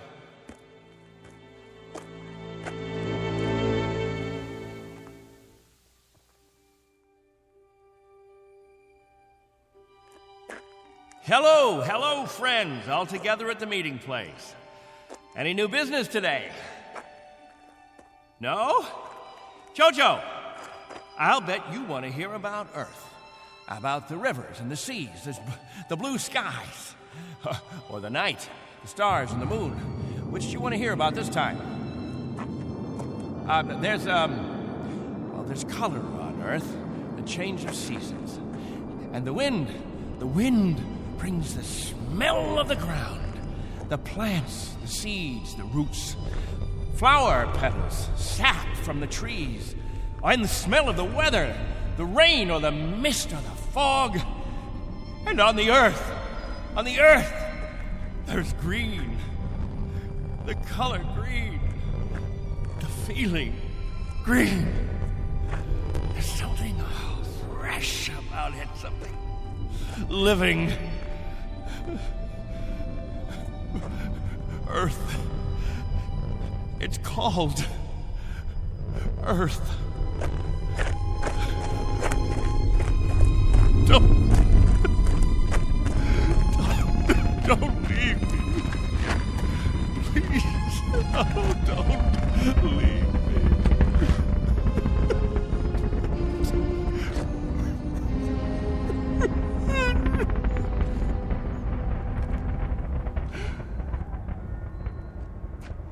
No! Don't leave me behind! Don't leave me.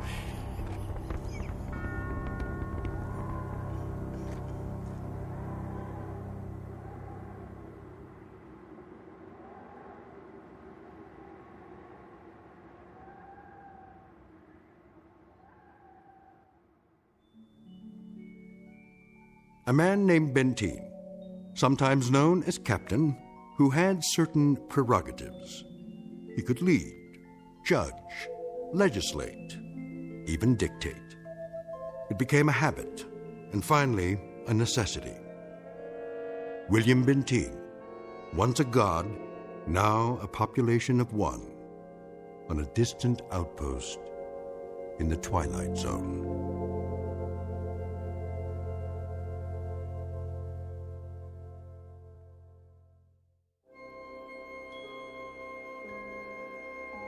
Hi, this is Carl Amari, producer of the Twilight Zone radio dramas. I'd like to take a moment to tell you about our official website at twilightzoneradio.com, where you'll get the latest news and information on these Twilight Zone radio dramas. Plus, at twilightzoneradio.com, you can digitally download 3 free episodes or any of our episodes for only $1.95 each. In this age of ever-changing technology, we've decided to make these episodes instantly available to you by making the Twilight Zone radio dramas a digital download-only series. This means that this series will no longer be offered on CD. The CD collections at our website are now being offered while supplies last at buy one, get one free. So be sure to get your favorites before they're sold out. Be sure to visit us often, and I'll see you in the zone.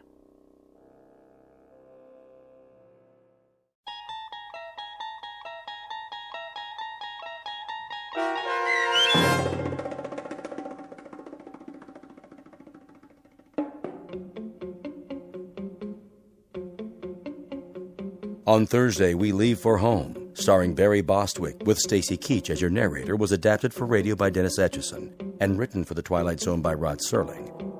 Heard in the cast were Mike Starr, Christian Stolte, Elizabeth Lido, C.J. Amari, Richard Hensel, Justin Kaufman, Kurt Nabig, Joby Cerny, Jennifer Joy, Meg Thalken, Tracy Hernandez, Jake Salins, Doug James, Jeff Lupetin, and Amanda Amari. The producers of The Twilight Zone wish to thank CBS Enterprises and the Rod Serling Estate for making this series possible. This copyrighted radio series is produced and directed by Carl Amari for Falcon Picture Group. Sound design and custom Foley effects for The Twilight Zone by Cerny American Creatives Bob Benson, Craig Lee, Michael Slaybach, and Matt Sorrow. To learn more about the Twilight Zone radio dramas and to contact us, visit our official website at twilightzoneradio.com. Doug James speaking.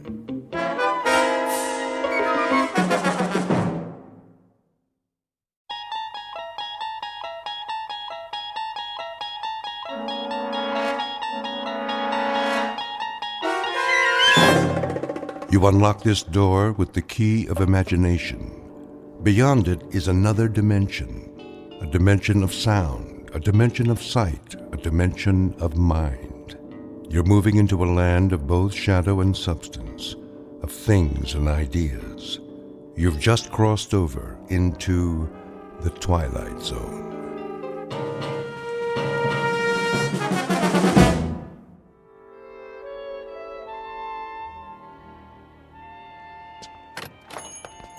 Yes, and will that be all then? No. What time is it? I thought you made an appointment. I did. Oh, come on, honey. You're not in that much of a hurry, are you? Yes. What about mad cow disease? Well, clear the room then. Tell them they're keeping the head of McClellan Enterprises waiting. Tell them that we... All right. You want to forget the whole thing? No, I don't want to forget the whole thing. I just want to get this nonsense over with. Send you a postcard. Oh, that would be wonderful.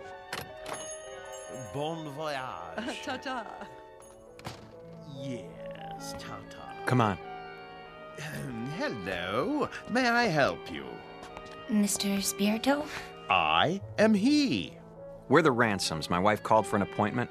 Oh, yes. Please be seated. Now, where exactly do we intend to go? We intend to go to London. Splendid. Of course, you've been. Oh, no. Charming place. You have picked a rather bad time of year, though, but... Excuse me, we're kind of rushed today. I wondered if you'd... Certainly. Now, have we decided on an airline? No. Well then, if I may suggest... We're not going by plane. I beg your pardon? I said, we're not going by plane? Ooh, but you must, unless you're planning this for some time in the future. No, it has to be right away. Oh, then I'm afraid a ship would be out of the question. You see, it's the off-season, and the liners have all been booked up, or put on short runs. All of them? All the acceptable ones, yes. I hope you won't mind my saying this, Mrs. Ransom, but, you know, airplanes are perfectly safe nowadays. I realize that some people feel a certain trepidation, but there's absolutely no reason... Eileen, if it's the only way... May we see a list of boats that are running? If you wish. You promised. I know. It's important, Alan. We agreed on that. I'm afraid these are the only passenger-carrying vessels bound for England in the next 30 days. Some are freighters, but it's sometimes possible... What about this one? The Lady Anne? I don't think so. Why not? Well, it's very nearly the oldest ship in the water, and the slowest. 13 days to Le Havre. Another half day to Southampton. Forget it. No. Wait. This says it leaves on Thursday. We'll take it. Please, Mrs. Ransom, the Lady Anne is a veritable antique. Listen to the man, Eileen. We can relax when we get there if that's what you want. Don't make such a big deal out of it. It is a big deal to me, Alan. A very big deal. Give us 2 tickets. For this relic? Yes, that's right. The Lady Anne. Oh, very well. A few extra days won't matter, will they? I don't have anything better to do. Check okay? Of course, sir. But, Mrs. Ransom, the Caravan Travel Agency takes pride in its service. I beg you not to do this. Well, it isn't going to sink, is it? With a ship that old, you can't tell what might happen. Oh, give me that check. Here. We'll pick up the tickets. Come on, Alan. You can go back to work now. Thanks for your help, Mr. Spirito. Very well. Bon voyage.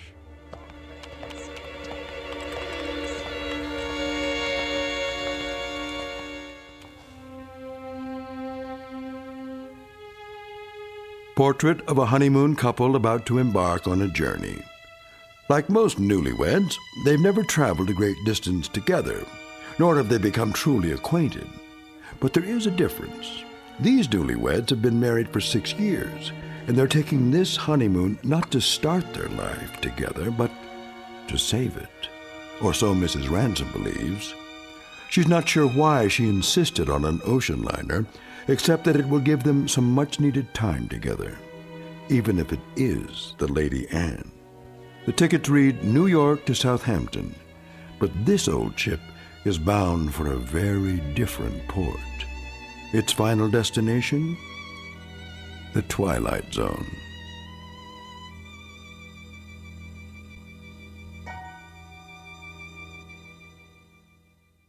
And now, The Twilight Zone and our story, Passage on the Lady Anne, starring Martin Jarvis and Rosalind Ayres with Stacy Keach as your narrator.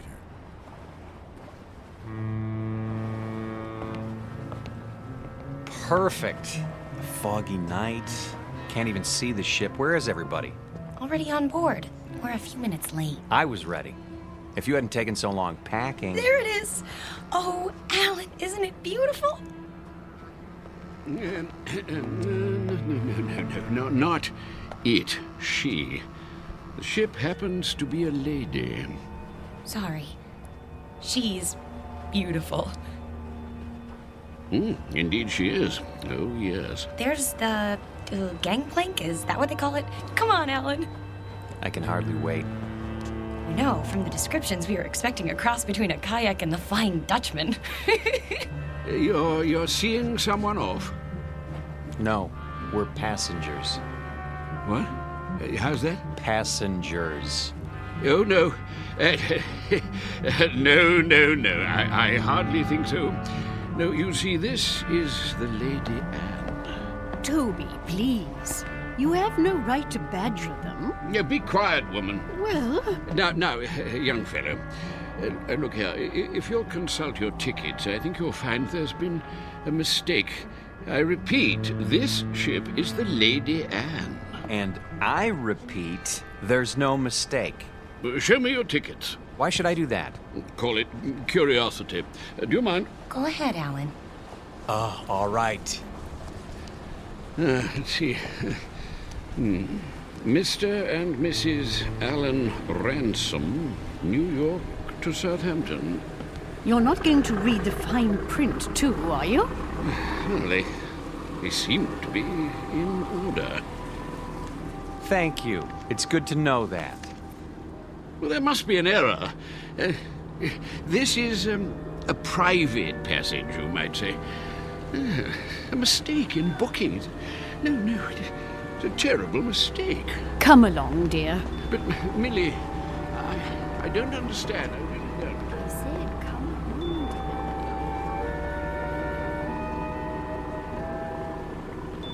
Well, I guess that's how the British say welcome aboard.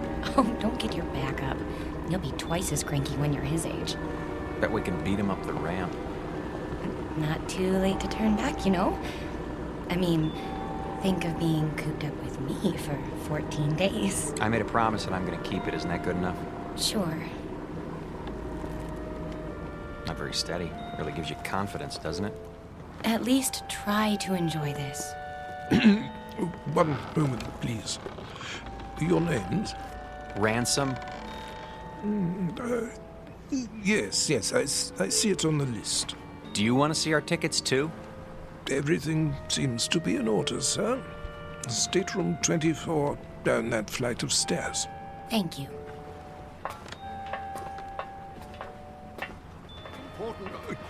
Oh, here we are. Yes, here we are. Good evening. I say, you're not going to let them do this, are you? I'm afraid it's out of my hands. Out of your hands? Well, we'll see about that.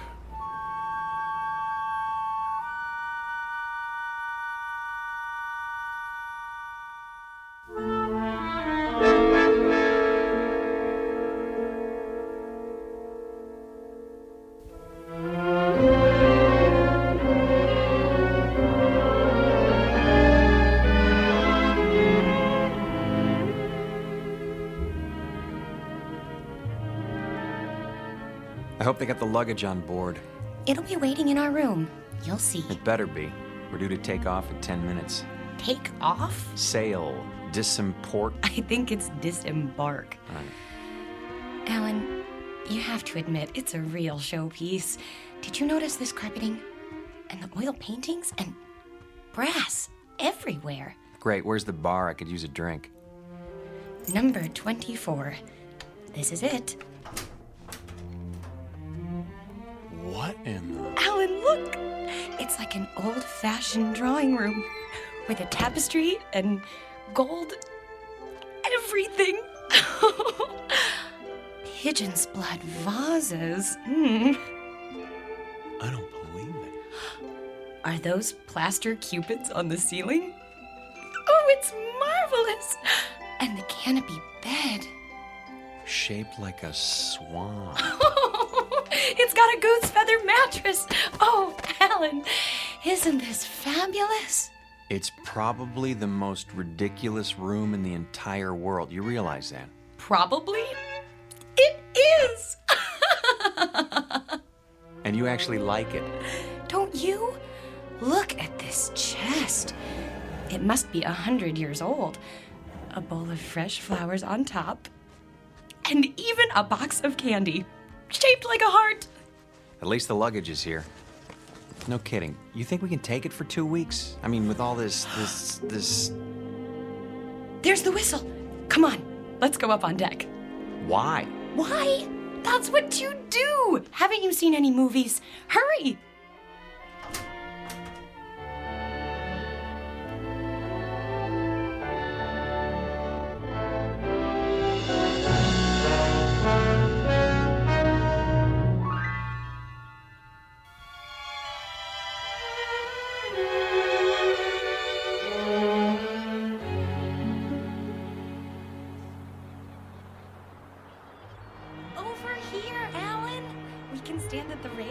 Those are the ones I mean, Burgess. Not the ones going with us. Yes, I tell you. Nonsense. Obviously a silly blunder. No. They have tickets. Calm yourself, Mackenzie. This needs to be settled at once. Very well. Here they come. Hello. Hello. How do you do? Oh, very well, thank you. Now then, no doubt you young people aren't aware that this is a rather, well, how shall I say, private sort of cruise, you see.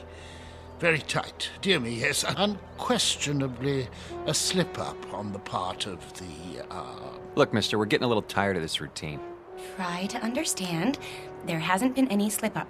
This is our ship, and we are sailing to England on it. Her. What did I tell you? They're determined. This is bad news, very bad indeed.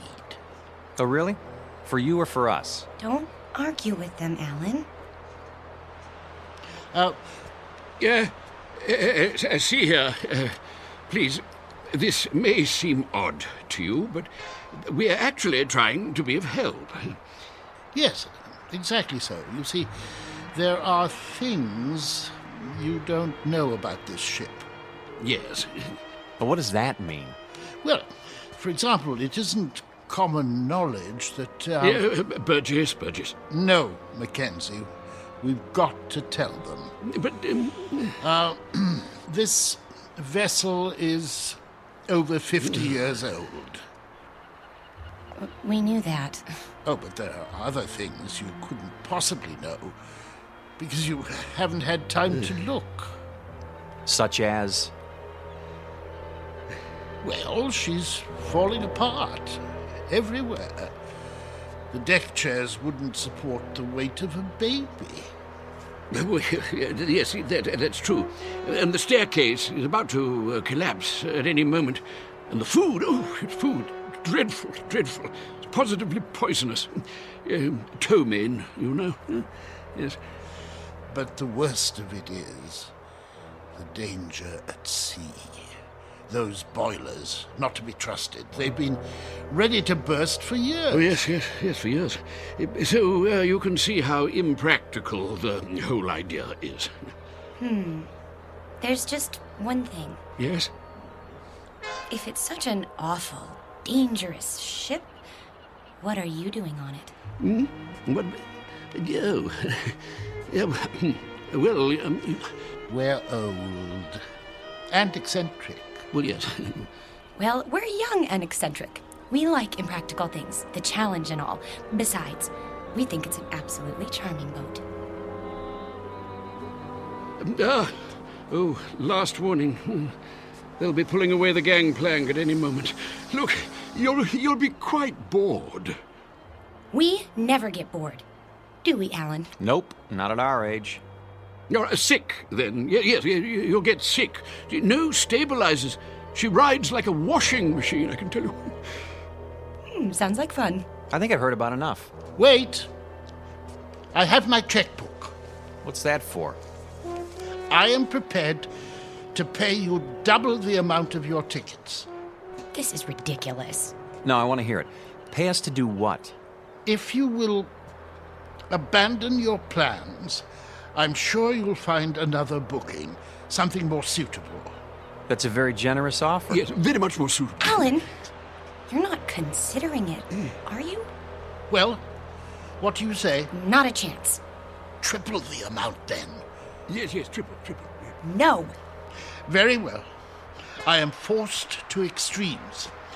Sir, madam, if you will leave the Lady Anne at once, I will give you the equivalent of, let me see, 50,000 American dollars. 50,000 American dollars. Yes, which I will match. Well, I haven't got to go on me, but making it a total of 100,000. Yes, 100,000. Well. You're talking my language now, gentlemen. Alan? Let's say pounds sterling, shall we? In pounds? Or better yet, an even $250,000 U.S. currency will be fine. No, that amount is completely unreasonable. I'm sorry. No. In that case... But... Sorry. Let's go, honey. You must reconsider. You don't understand the implications. Look, fella.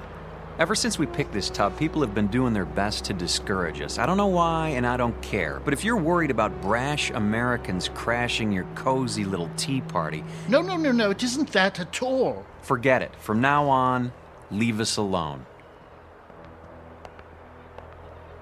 I'm proud of you. Thought I'd take the money, didn't you? Well, for a minute there, I didn't know. Oh, look! We're moving! Off to a great start. I could use that drink now. Me too.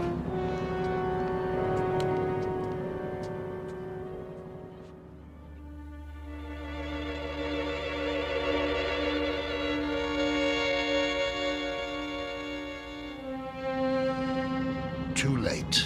We did our best. We should have tried harder. But the funds he was demanding... highway robbery. Nevertheless, it was our duty. The duty of everyone on board. Who knows what the consequences will be? I fear we should have done whatever was necessary to keep them off this ship.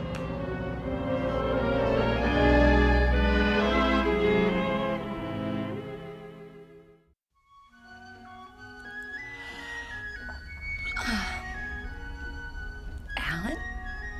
Yes? You're already dressed.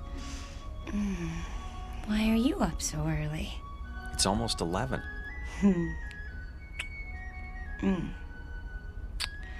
Don't tell me you're nervous. We're not going to let two cranky old men spoil our second honeymoon, are we? A lot more than 2. Better get dressed. Fire drill's in 15 minutes. What?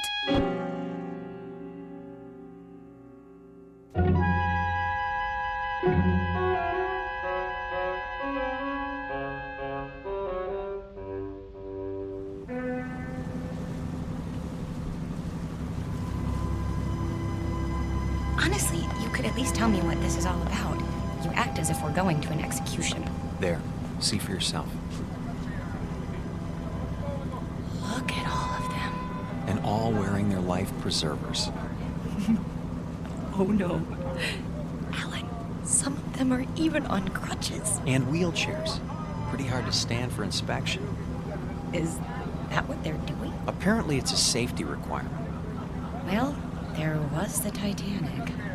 I picked up a few more names. The Mackenzies, of course, and Mr. Burgess. How could I forget? The one on the end is named Van Vlyman. Next to him is Mr. Bristow. Cooey! Hello there. Care to join us? Yes, do join us. Hello. In a moment, Mrs. Mackenzie. You don't suppose that everyone else on this ship is... Everyone. I checked this morning. The youngest person I saw was 70. Oh, but that's silly. It must just be the first class section. There aren't any other sections. The entire ship is first class. You mean they're all? Show some respect. This group alone represents several thousand years. All for fire drill practice. Remember, Eileen, getting there is half the fun. Chin up. Your life jackets. Oh, thank you. Now then, as soon as you're all ready... I think the straps go over your shoulders. Like this? That doesn't look right. Psst. Do you need help, dear? Good morning, Mrs. Mackenzie. As a matter of fact... You should put your arms through the hole. No. Let them learn for themselves, dear. I was just trying to make it easier. See you later, then. Yes. Do the best you can. We look like a couple of clowns at a funeral. Now then, in the event the balloon should go up, the alarm will sound. Proceed to the Imperial deck in a calm, orderly fashion and await further instructions. The groups will be divided in the following manner. Group A, Mr. and Mrs. Huntley Small, Mr. and Mrs. Mackenzie, and Mrs. Scott Aylesbury.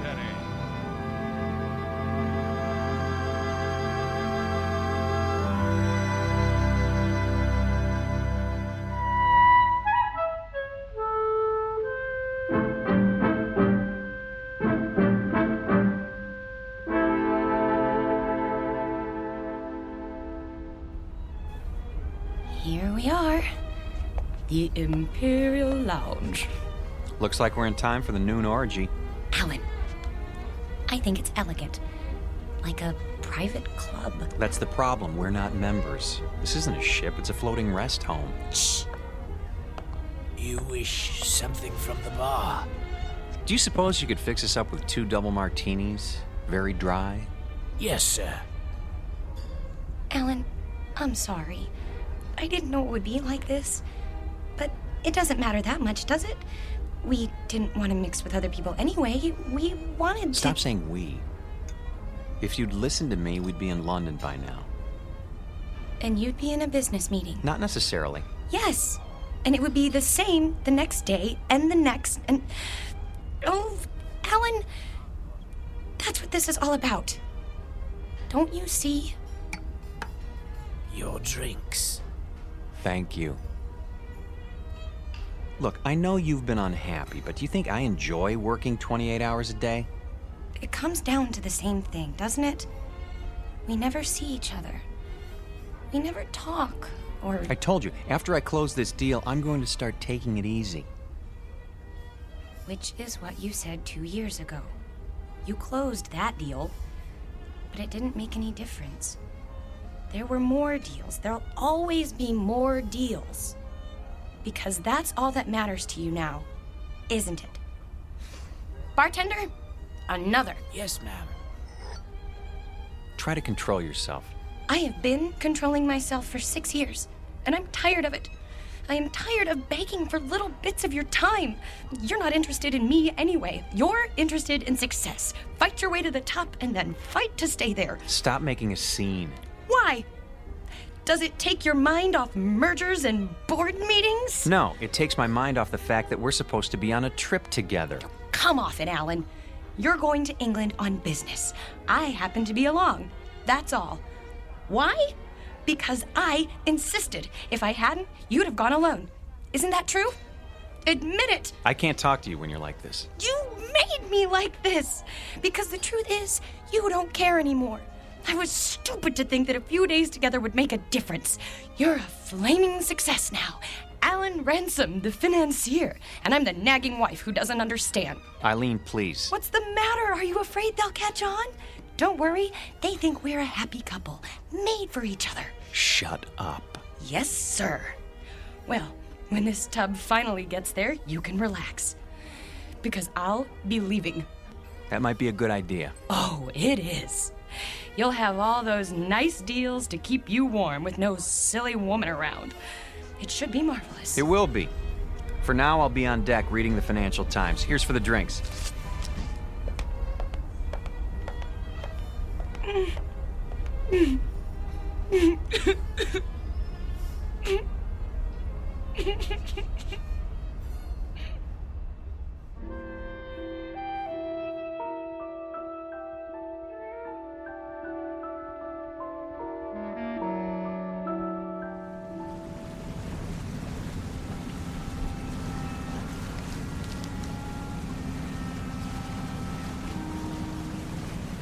I say, you two, excuse us. Not you again. Well, yes. Not really. How do you do, dear? Nice to see you, Mrs. Mackenzie. If you don't mind, I'm trying to read the paper. My wife, Millie, yes. I say my wife, I mean we would very much like you to join us for tea, if you'd be so kind. Because I'm wearing my tweed jacket? Eh? Hmm? No. Tweed jacket, I see. That's a very, I think we're very British. No, we simply want to chat. Is it a date then? We'd be delighted. In about an hour? Yes, in the Imperial Lounge. We'll see you there. And thank you.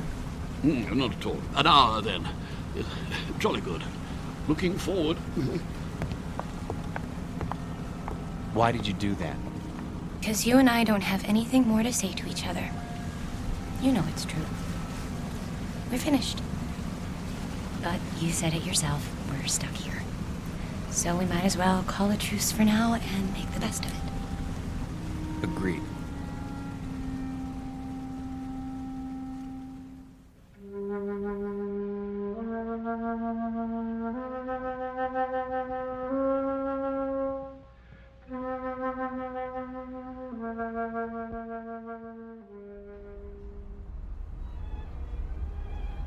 Hello. Over here. Hello again. My dear. So glad you could make it. Charmed, I'm sure. Do sit down. Do sit down. Not at all. Nasty day. What? Now look. The reason for this meeting, apart from the pleasure of your company, is Go ahead, Toby. Yes, thank you. Millie, my wife, Millie pointed out that we've all been, something less than hospitable to you, if not rude. And so I expect I ought to apologize. And do you? Oh, yes, most sincerely. But you see, there is something more important. Good news, in fact. Yes, we've been talking the whole thing over, and we've decided that you won't have to leave the ship after all. We won't? Say, that is good news. We were afraid we were going to have to swim back, and it's had us sick with worry. Really? No. I see. I see. Very good. No, I'm sorry about that, my boy. But we were quite concerned, all of us, as I dare say you gathered. You see, it simply hadn't occurred to us that an outsider would ever want to travel on the Lady. The last time she took on a new passenger was, well, according to Captain Prothero, was some 16 years ago. So you can understand. Yeah, but never mind that. It's all settled now. What's all settled, Mr. Mackenzie? Oh, no, we'll get to that in good time. You simply must forgive us. We can't have been very good company so far. Well, frankly. The point is, we spent a good many fine hours Millie and I, my wife Millie, on this old, scow. And when we heard they were going to retire her, well, it seemed right somehow that we should join her on her last return voyage. Yeah, absolutely. And the same is true of the others. Yeah, well, the other people. And that's what accounts for the number of senior parties aboard. We didn't understand. No. And you still don't, really. More tea? It's quite bracing. Yeah, I'll go. Yes, one thing that hasn't changed. Yes, tea is still the best in the world. What about the others, Mr. Mackenzie? What are the others? Oh, yeah, yes, like us, as I said. Sentiment, you know. Of course they know, Toby. Why else would they have chosen the Lady Anne? Yes, that's true. Our story isn't so different, I guess. My husband and I had never really been alone in 6 years. Excuse me. I'm going to get us a drink. Scotch all around? Oh, yeah, well, splendid. Thank you. He's embarrassed, isn't he? I seem to be doing that to him all the time now. You were saying the two of you hadn't been alone? Well, he's a busy man. You get wrapped up in things if you want to be the best, and I don't know. When I heard he was going on a business trip to England, I made him promise to take me. But that doesn't explain the Lady Anne. No. No, I suppose it doesn't. Mostly it was the time. More days together. And, well, it just seemed kind of special. Oh, my dear, the Lady Anne is special. Very special. More special, I should say, than either you or your husband could imagine. You see, this is the ship Toby and I sailed on when we were married, which would be 53 years ago. 52. Yeah, she was a splendid thing then. The ship, I mean. No. Oh, Toby, really? I thought you told us it was an old rust bucket. Not it. She, yes. Oh, I should have been struck down by lightning for such a fearful lie. Mrs. Ransom, mark this. The Lady Anne was the finest ship that ever crossed the sea.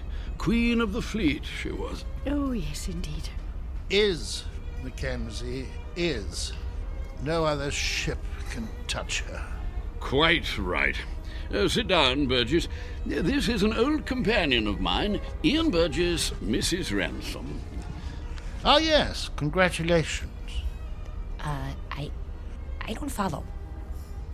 I hear there's been a decision made in your favor. Not now. Nonsense.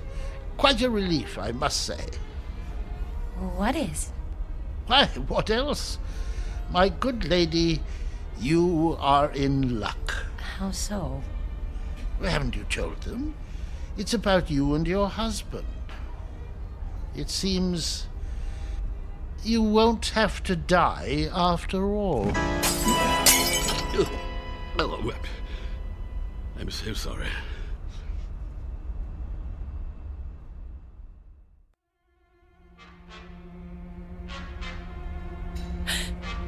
What did you say?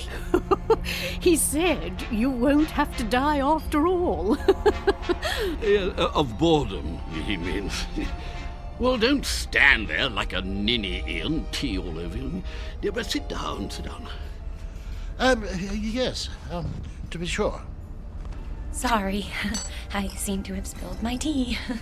Yeah, but, you see, Mrs. R., she was the only one of her kind, specialized in honeymooners. That was her freight then, yes. Oh, yes. Young people in love. Ah, marvelous. The drinks. Ah, yes. You see, that's what makes your presence so... Sweet? No. Well, it was that. It certainly was that. Young married couples, you see, that's all you'd ever see. full of juice and the moon in their eyes. All those children trying to act grown up and worldly and used to it. And everyone as nervous as a mouse. Yes. But that sort of thing, it lasted for only a few days. The Lady Anne gave them time to know each other. Oh, she was a wise ship. Cheers. Cheers. Cheers. Everything was arranged for young people. Love has its own point of view, you know. It sees things larger than life. Nothing is too ornate or too fancy or too dramatic. If it is a good love, it demands the theatrical and then transfigures it, turns the grotesque into the lovely, as a child does. With it, we can see what we wish to see in people. Without it, we cannot see at all. We can search forever. How a shipping line ever found that vision, I cannot imagine. But they made the Lady Anne into an enchanted gondola and took that moment of happiness and pure sweet pain all lovers have and made the moment live for 2 unspeakably pleasant weeks. Well, they get the drift, my dear. There's no need to go gooey. But I feel gooey. The same is true for all of us, actually. Bolshia Jones and his wife over there, the bald chap. Engineer in his day, and a good one. The Whiteways. Next to them, Lord Bristow, with his cigar. Nice enough, but he's getting on. And there's old Champion. Innes Champion, the writer, adventure stories, that sort of thing.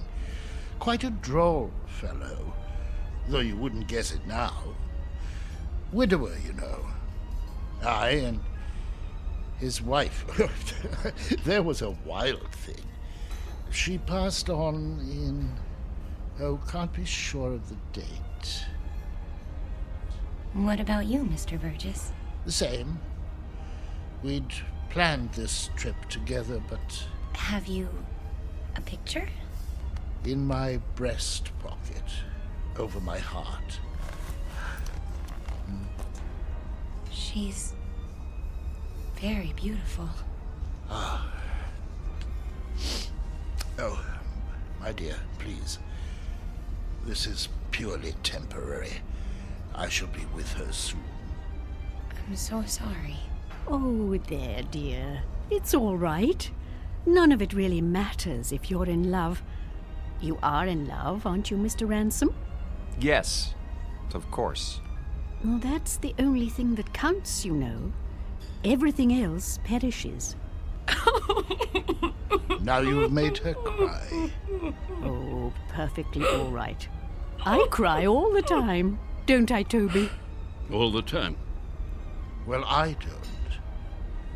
Why don't you two go out and get some fresh air? Do you good. Fog or no fog. That might be a good idea. Yes. We'll see you later. Of course you will.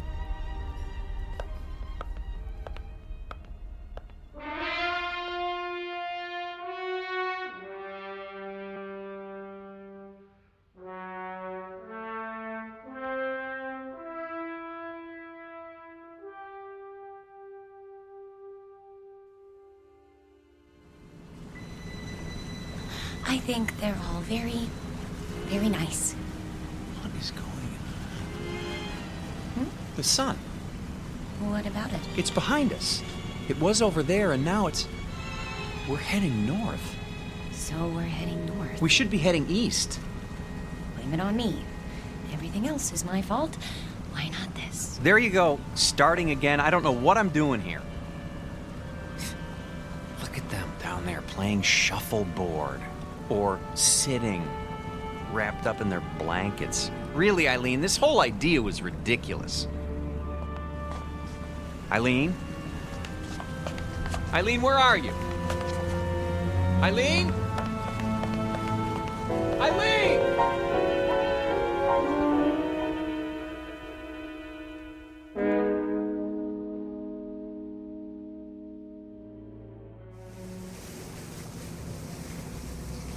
I thought you did get rather gooey there, my dear, but you know, I rather liked it. Gooey. No! Oh, Mr. Ransom. I say, is something the matter? I can't find my wife. We were standing over there at the rail. She was right behind me. You don't think anything could have happened to her, do you? Oh, I doubt that. It's rather difficult to fall overboard. Oh, yes, yes. Eileen! Eileen!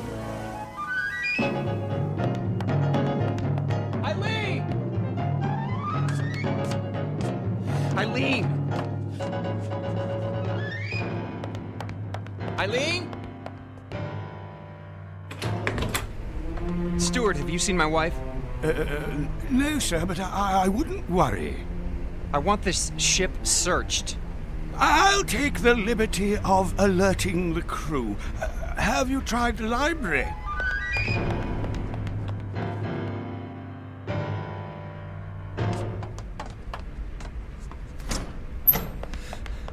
Eileen? Not here, sir. She's got to be somewhere. Still looking, sir. Haven't you found her yet? Easy, sir. We'll let you know. Eileen? Eileen, where are you?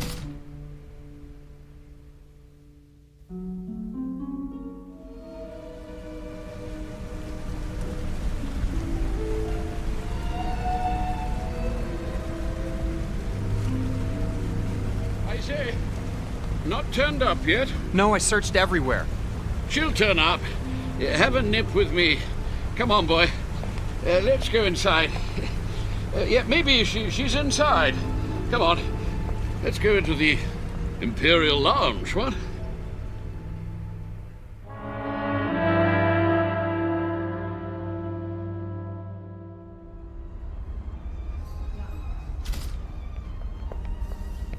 Two whiskeys. Make 'em strong. I can't believe it. She's gone. It does seem that way. But of course it isn't so. You've just missed her. You don't know how much. A toast to the Lady Anne. Here, here. Oh, yes. Here, Here, here. Lady Anne. Yes. It's a pity. What's going to happen? A crime. An evil, black-hearted crime. Easy, Burgess, easy. Easy?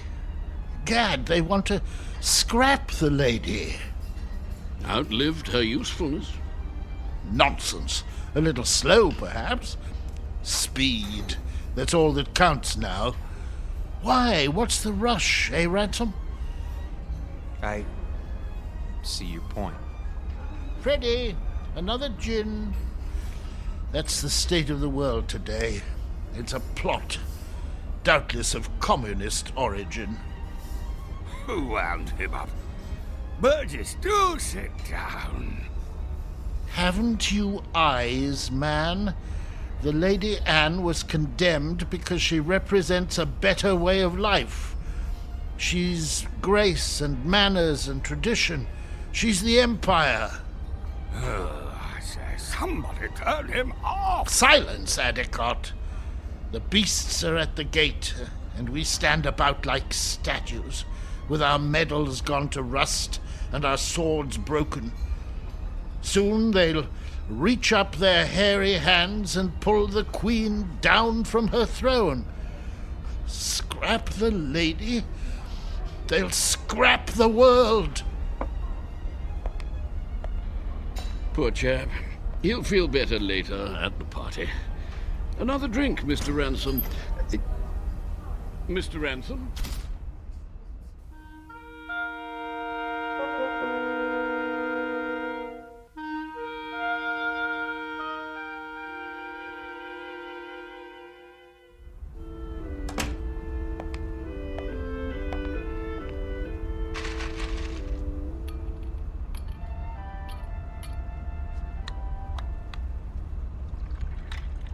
Pour me one, too. Honey, where have you been? I decided to take a nap on our swan bed. You mean you were here all the time? But I've been searching for you. I'm here. I've always been here. Oh, Eileen. Are you drunk? Maybe so, or maybe this is the first time in 6 years that I've been sober. What's that you're wearing? The nightgown? Oh, Mrs. Mackenzie gave it to me. She wore it on her honeymoon. It's beautiful. You're beautiful. This whole stupid world is beautiful. What happened to you?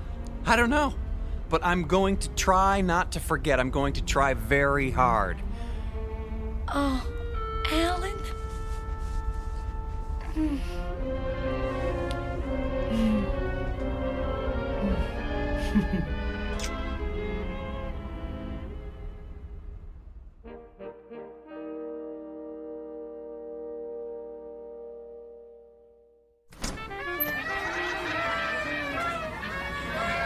Will you look at all this? Balloons, ribbons. Over here! Join us, please. Mrs. Mackenzie! Come on, drink up. The champagne's getting warm. Well, you found her. Oh, you're as bad as Alan. I think we'd like you to meet Captain Prothero, Mr. and Mrs. Ransom. Happy to meet you, sir. My pleasure. You've had a pleasant voyage, I trust. Oh, yes. We're grateful to be a part of it. Indeed. Your presence has been good for us as well. You packed your things? Shh. They don't know yet. Oh, well, I suppose it doesn't matter. Know what? Nothing important. If you'll excuse me, I have to make some preparations. Be back shortly. You look positively radiant, my dear. The Lady Anne has worked her magic on you. She... and you. All of you. I'd forgotten some things. How to relax. I was so busy, I lost sight of what's important. It won't happen again. I say, let's drink to that.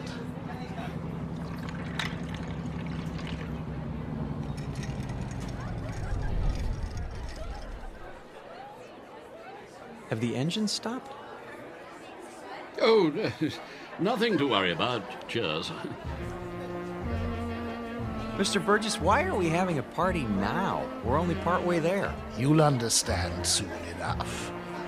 Who needs a reason to party? Mrs. Ransom, may I have this dance? I have been waiting for someone to ask. Mrs. Mackenzie? I'm not very good, but... Oh, delighted, Mr. Ransom. Oh, splendid.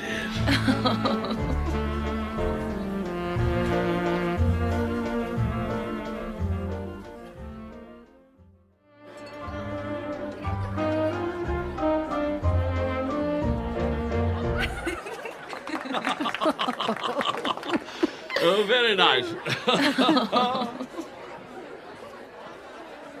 Well, I see they haven't gotten them fixed. What? The engines. The engines? Oh, there's nothing wrong with the engines. Ready now? Your luggage has been collected. Luggage? Really? Should have told them. Didn't want to spoil the party. Excuse me, but what are you talking about? Why should our luggage be moved? Because, my friends, we're putting you off the ship. You're what? Are we in trouble? No, nothing like that. They'll come to understand. Maybe so, but we don't understand now, and we're not going anywhere until we do. I'm afraid there isn't any choice. Follow me, please. Alan? Is this some kind of gag? You don't just put passengers off a ship in mid-ocean. Steward! Captain! Draw your pistol. Yes, sir. You're kidding, aren't you? If you'll do as the captain says. This way. I tell you what, we'll all go. Alan, what's going on?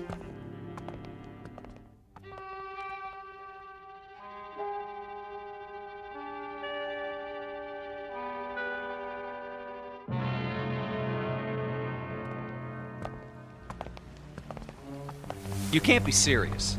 There's nothing to worry about, my boy. Your exact position has been radioed. Even now, help is on the way. Alan, I'm not kidding. Captain, this is outrageous. Your luggage is in the boat. Flowers, a tin of biscuits. Champagne? I thought of that. The lifeboat sends out a signal so you'll be picked up straight away. Everything you need, really. Except a reason. It's time we were off. Into the boat with you! No, please, But why? Is it something we've done? Not a bit of it. Then tell us. You can't do this without a reason. Cause, my boy, you can't go with us. Not yet. Yes, come along. Not where we're going. No, no. Step carefully, please. We liked you people. We thought you liked us. They do, Alan. Don't you see? They do. Lower away. Don't forget the blankets. Alan, look. Everyone's at the rail. Goodbye. Bye. Goodbye. I say, what are those papers, dear? They're your letters, Toby. Don't you remember, dear? I've kept them for so long. You're throwing them overboard. They deserve a proper burial at sea. I won't be needing them now, will I? No, dear. Not anymore. Listen, the engines are starting again. They're moving. So are we.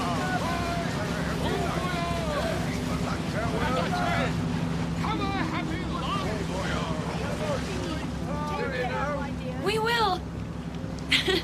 I promise you.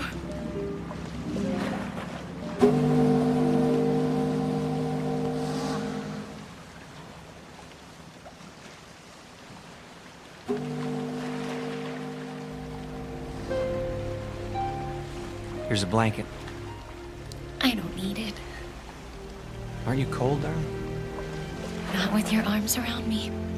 I don't think I've ever felt so warm in my life. Do you think we'll see them again? Yes. In fact, I'm sure of it.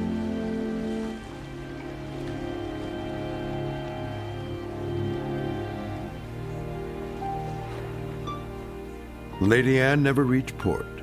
The ransoms were picked up by a cutter a few hours later, just as the captain promised.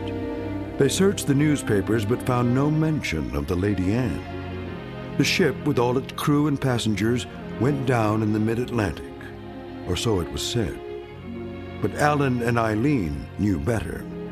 They knew it had sailed on to a better port, its final destination on a distant shore called the Twilight Zone.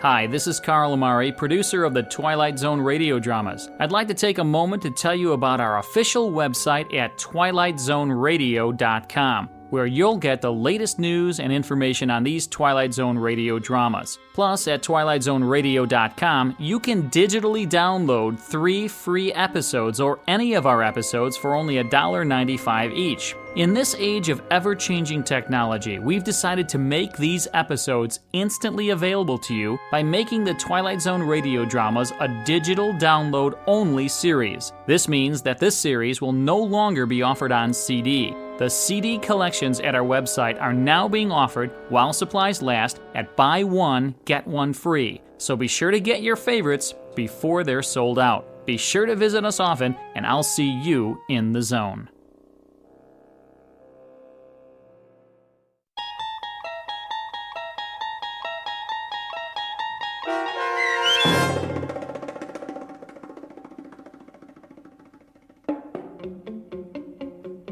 Passage on the Lady Anne, starring Martin Jarvis and Rosalind Ayres, with Stacy Keach as your narrator, was adapted for radio by Dennis Etchison and written for The Twilight Zone by Charles Beaumont. Heard in the cast were David Pasquesi, Anne Somerville, Jim McCants, Joby Cerny, Eleanor Weingart, Martin Astrop, and Nick Ruddle. The producers of The Twilight Zone wish to thank CBS Enterprises and the Rod Serling Estate for making this series possible. This copyrighted radio series is produced and directed by Carl Lamari and Joby Cerny for Falcon Picture Group. Sound design and custom Foley effects for The Twilight Zone by Cerny American creatives Bob Benson, Craig Lee, Matt Sorrow, Tim Cerny, and Todd Beyer.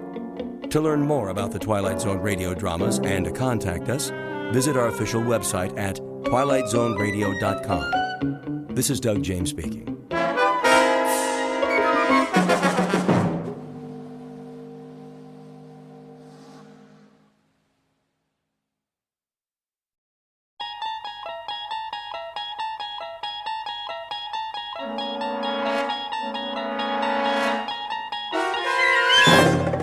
You unlock this door with the key of imagination. Beyond it is another dimension, a dimension of sound, a dimension of sight, a dimension of mind. You're moving into a land of both shadow and substance, of things and ideas. You've just crossed over into the Twilight Zone.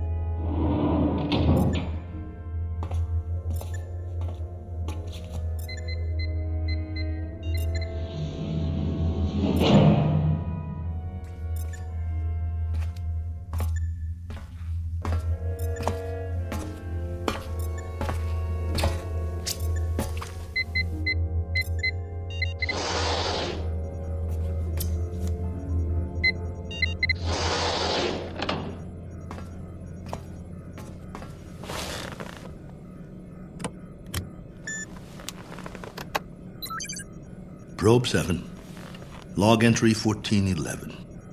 Another waking period. Ship seems to be functioning perfectly as usual. Wish they could make cars this reliable back home. Oxygen supply, right on the button. Food supply, a little over. Something wrong with my appetite. Not enough exercise, I guess. I know. More workout time. Gotta stay in shape. Never know who I might meet in space.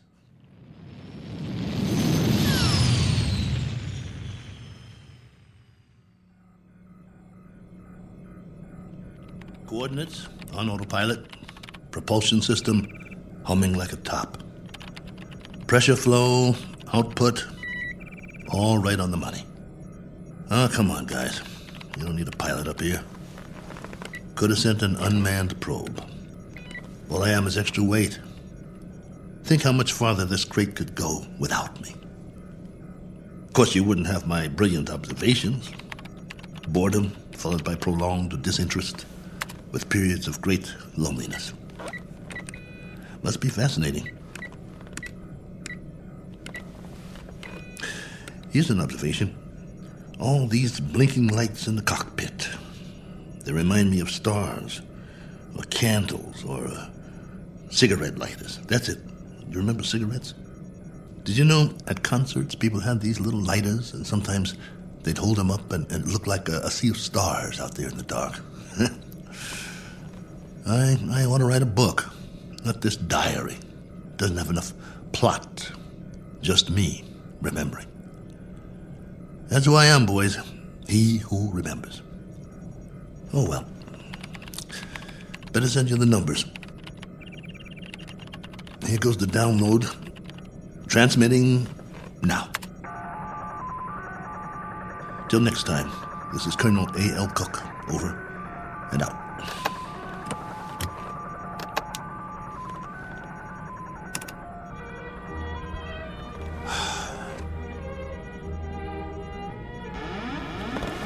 Hold on, I think we've got a malfunction here. Some kind of overload. Yep, there's a power drain. Initiating diagnostics. No time for that. Switching to manual override.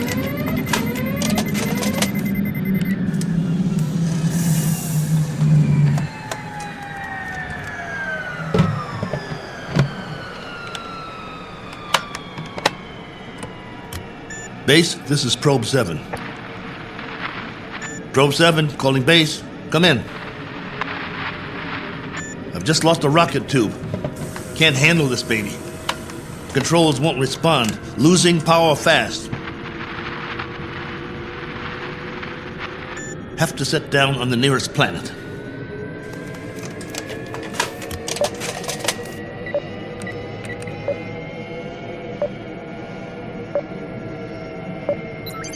Got one in view now. Not much choice.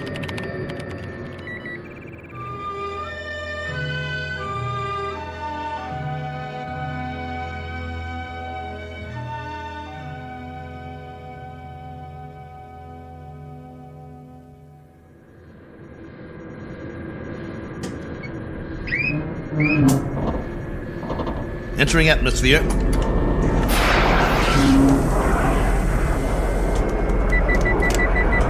Surface coming up fast.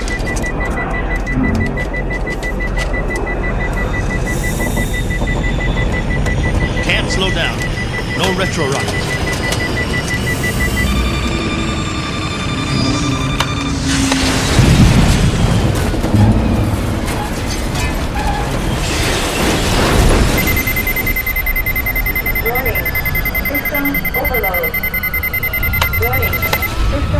Ship's about to catch fire.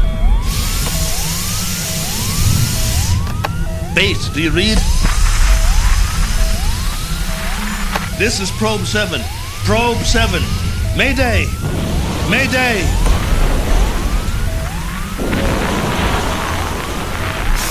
Mayday! Mayday!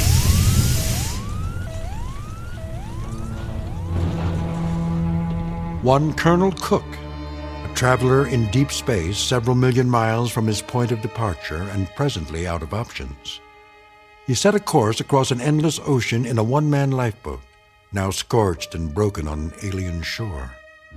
But even if he should survive, his greatest ordeal is yet to come, for he must face a far more dangerous challenge, an opponent more menacing than the cold, lifeless vacuum of space.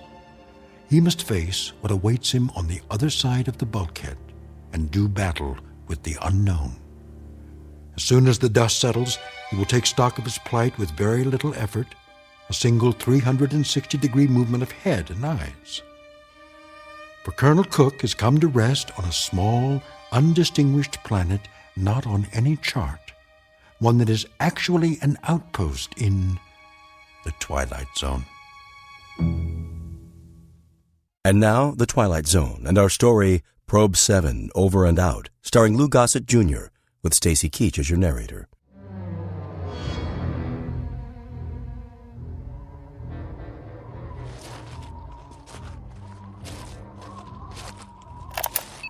Log entry 1412. I'm alive. That's all I know for sure. The ship is wrecked pretty badly. It might be possible to realign the main drive, but not without help. So far, I'm holding up. One badly bruised head and a broken right arm for which I've made a sling. A few more painkillers in the first aid kit, but after that, I'm on my own. The planet has an atmosphere, so I don't need the pressure suit. That's another stroke of luck, if you can call it that. The terrain is desolate. Sand, rocks, some low-grade plant life. That means there's water. The question is, how much and where? The ship has cooled down now, what's left of it. Main instrument panel is intact, so I'll try to contact the base directly, if there's enough power. More later. Cook, signing off.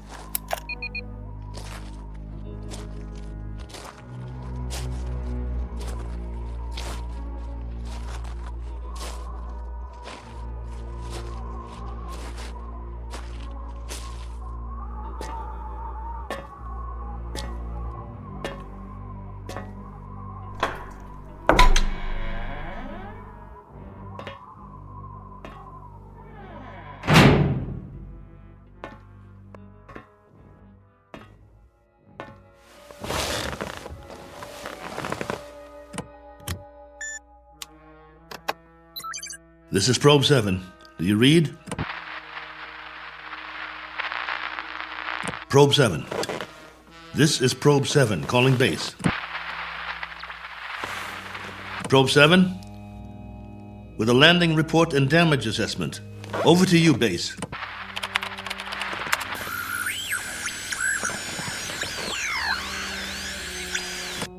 This is Probe 7. Come on, base. I'm waiting. Probe 7, this is base. You're coming through low, barely audible. Blaine, is that you? Yes, this is Lieutenant Blaine. We read that you're... This is Cook, Probe 7. I'm glad to hear you. Cook?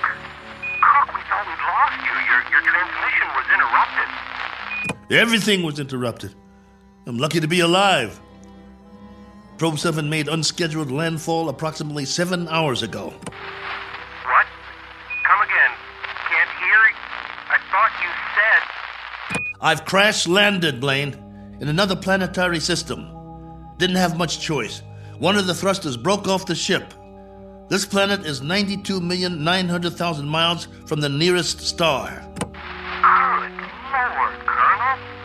We're having trouble seeing you on the monitor. Sorry, but I can't send or receive a visual. Most of my equipment was fried in the crash. Okay. How's your oxygen? And that's the least of my worries. There's an atmosphere here. I don't know its density or composition, but it's breathable. Probe 7? Probe 7, your signal's drifting. Can you increase power? Not much chance of that. Far as I can tell, this is the last of my juice, at least for now. I've got half a generator and 3 solar cells working. I was afraid it wasn't enough to get through it all. Okay. Can you effect repairs? Say again? Repairs. Can you make repairs? If you give me maybe 20 years, a good right arm, and a new head while you're at it, I might make a start. The bottom line is, I need help. Got that, base? Help. And right away. Probe 7, you're breaking up. Probe 7, are you there? Probe 7, we're having difficulties. Probe. All right, just stay there. Stay in transmission. Probe 7, we've traced your signal. We know where you are. Great. How soon can you send a ship? Colonel, I'm sorry to say we have nothing here that can reach you. What? You had several ships on the drawing board. Repeat, we have nothing available. Say again? All construction is suspended pending the current crisis. Ah, come on! Colonel Cook, I've been told you'll have to make the repairs yourself. Base, now hear this. I don't have fuel, no propellant at all. I left most of my rockets scattered across 50 miles of dirt and rock. All I have is a ship that looks like a jigsaw puzzle. As for the wiring, it's nothing but spaghetti. So when you say you've got nothing that can help here, you're telling me you're crossing off one spaceman permanently. Probe 7, we're having difficulty. Your words are breaking up. All right, Base. I'll give it to you in a few syllables. This ship isn't going anywhere. Not forward, up, down, or back home. Is that plain enough for you? Now I'm asking you again. Isn't there anything you can do to help me out here? Or are you just going to write me off? Colonel Cook?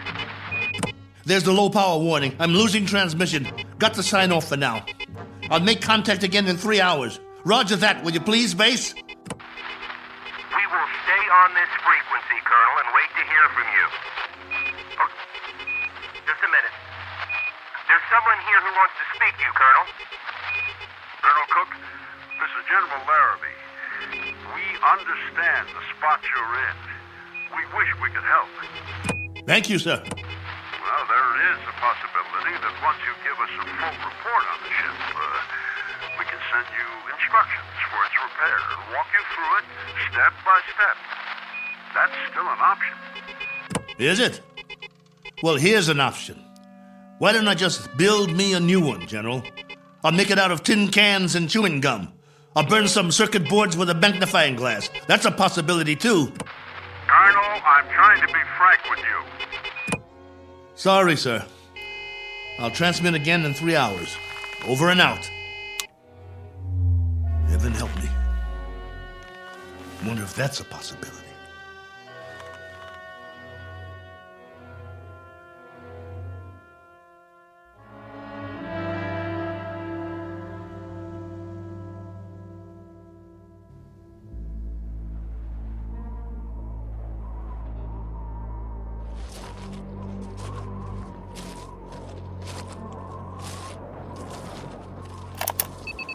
Log entry 1413. I'm standing on a hillside a few meters from the ship. You hear that? I think there's going to be a change in the weather. Back home we'd call it a sandstorm. Better head back soon. I see vines and some flowers down the other side of the hill. There's more life here than I thought. As to what stage of evolution it's reached, that's pure conjecture. No sign of animal life, but the vegetation grows thicker in certain areas, like the valley. Can't trust my leg yet. Better stay close to the ship. I've picked some plants for analysis. We'll see if there's anything edible. Hey! Anybody! Hey! Take me to your leader. I've got beads and wampum. Is anybody here?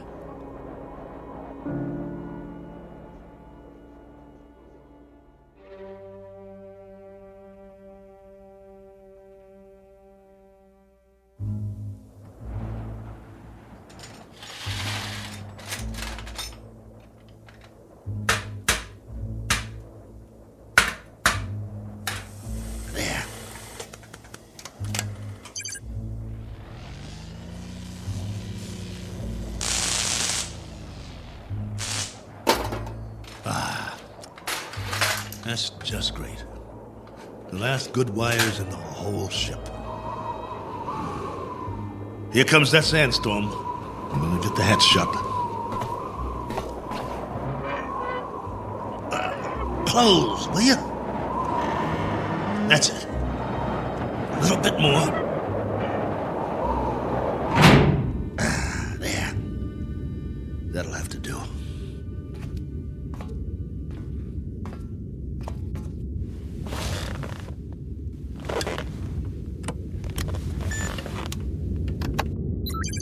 This is Probe 7, calling base.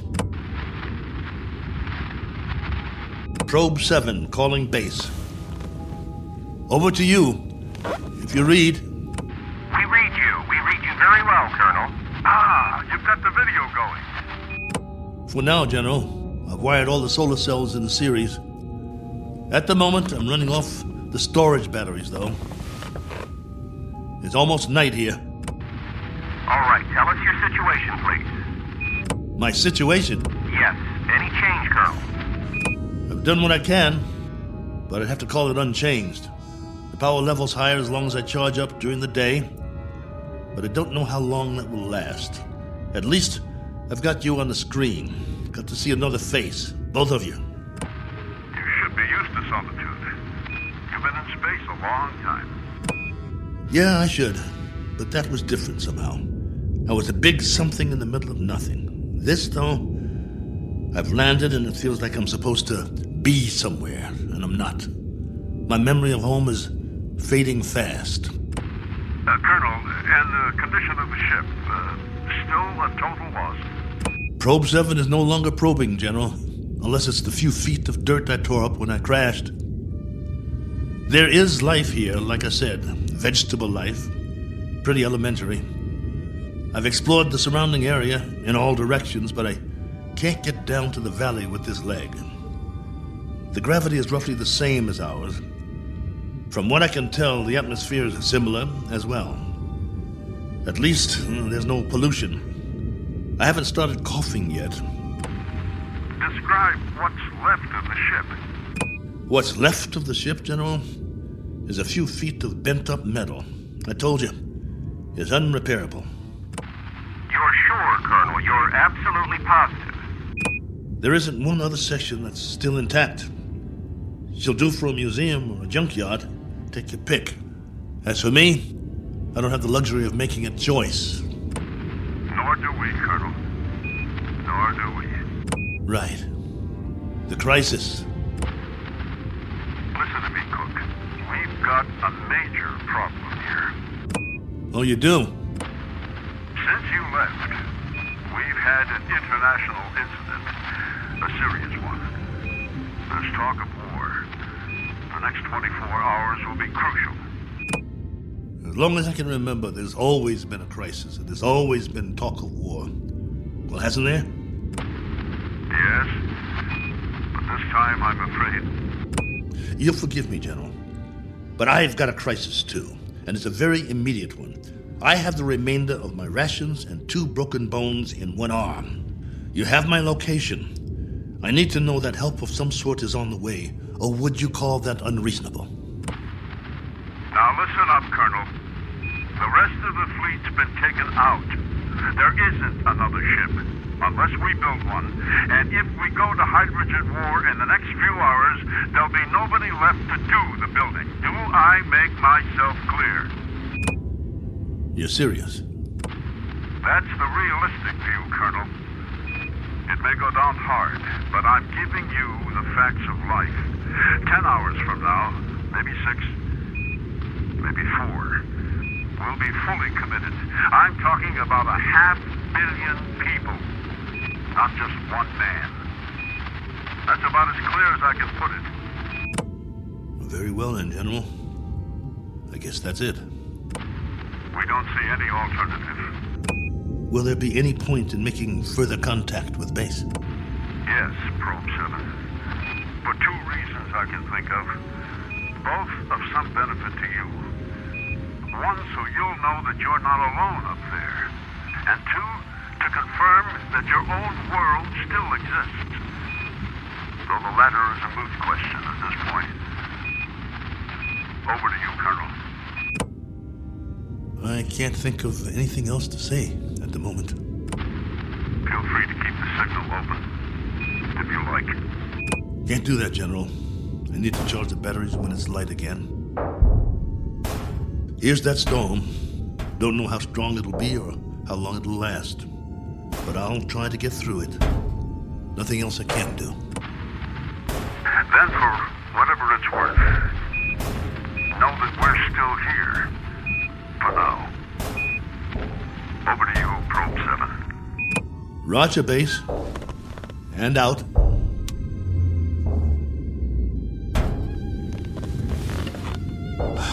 It's going to be a long night.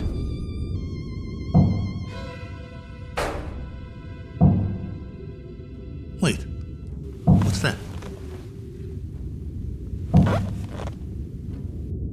Hold on. Blaine? General?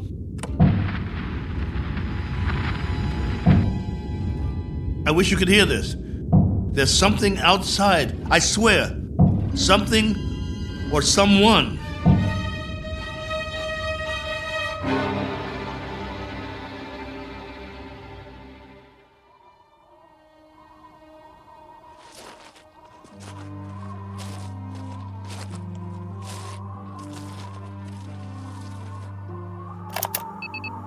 Log entry 1414. Just in case anybody ever hears this, I didn't get much sleep last night. I was waiting for the wind to die down. As soon as it did, I opened the hatch sometime around dawn. You see, I thought I heard something pounding on the hull, over and over. It couldn't have been an accident. It had to be something intelligent trying to signal me, to let it in from the storm. That was what I thought. Funny the way the mind works. I've never been so glad to hear anything in my life. And at the same time, so afraid. But I opened it anyway. Well, everything was covered with a fine layer of sand, silica crystals, very much like the soil back home. And that was the trouble. Whatever had been outside, there was no sign of it now. If there were tracks, the sandstorm had wiped them out. The ground, everything, smooth as a beach where no man has gone before. I did find something, though. A broken branch. So it was only the wind, after all, blowing it back and forth before it broke off. Had me going for a while. So much for my man Friday. Now I'm back to the old routine. Reconnaissance, hunting, and gathering. Just think, a few million years from now, something on 4 legs, or 2, or 8, may actually walk this barren planet again. A few million more years, and it will grow a bigger brain so the species can start doing the same things I'm doing. Foraging for food, trying to survive. Wonder if there'll be anything left of the ship by then. Probably not. Me? I'll be a fossil at the bottom of a tar pit somewhere, and no one will realize I was ever here. Well, onward he marched, for want of anything better to do.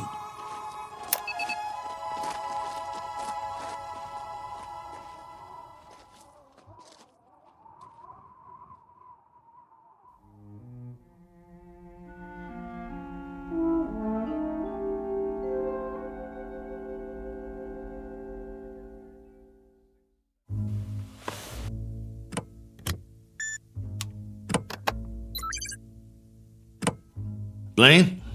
General Larrabee? Are you still there? Here, Colonel. Go ahead. Well, you look like you haven't slept. Not much. And you? Not really. Up at dawn to do some hiking, north, east, south, and west. I had been hoping. Yes? Just a crazy dream I had.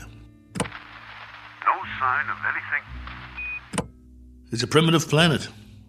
I'm very much alone here, after all. Oh, not completely. I've got a wind that sings sad songs and some scrawny plants that check me out every now and then as I walk by. There might be some fruit trees that are edible down in the valley, if they're not poisonous. But that's it. That's all of it. I'm truly sorry. There used to be an old saying, if life gives you lemons, make lemonade. The only thing wrong is I can't even find the lemons. But don't worry. I'll keep trying. Not that this will provide any vast solace to you, but at 9 o'clock this morning, Colonel, we went to war. And? The whole eastern seaboard went up. You mean all of it? The cities, everything. It took 12 minutes. Exactly 12 minutes. I suppose we retaliated? Oh, indeed. With great alacrity and effectiveness. And we still are. With everything we've got. It was our old enemy? That's right, if it matters now. And the result of all this? Our world is doing a little wholesale dying at the moment. And there's nothing to do but watch it happen. What about the base? Are you safe? For the time being, our location's classified. Only you and a few others know where we are. The signal's encrypted. That's good, then. Trouble is, we can't stay here much longer. There have been bombs as close as 400 miles from us, falling through the night. It's now a question, Colonel, of the manner of death. Very fast or very slow. It's that kind of consideration, not one we thought would ever be a reality. General. You know, it's really quite a pity that we didn't send others with you. What you think of as a prison might have proved to be a haven of sorts for the survival of the species. Don't have any illusions about it, General. What you think of as a haven is only a very sizable dungeon. A good-sized dungeon with a breathable air. But that's what it is, and there's no way out. I don't much care for solitary confinement, and neither would you. Unfortunately, both of us have very little choice in the matter. General, this is urgent. Give it to me. What is it, General? What's happening there? In a moment, Blaine. But, General... I said in a moment. Cook, I've just received his official communication. We're going to have to move out of here. Now, I don't know whether we'll be able to transmit again or not. If we are able to, I'll do my best to make contact. You have my word. Thank you. Try if you can. It means a lot to hear a real, live voice. I wish we could do more. Silence. Or cries. That's the story from our world. Silence or cries. God bless you. And good luck. Over and out. Probe 7. Yeah. Over and out. Not with a bang, but a whimper. Hell of an ending. To all my friends back home, take good care. Looks like I won't be seeing you again. Not in this life.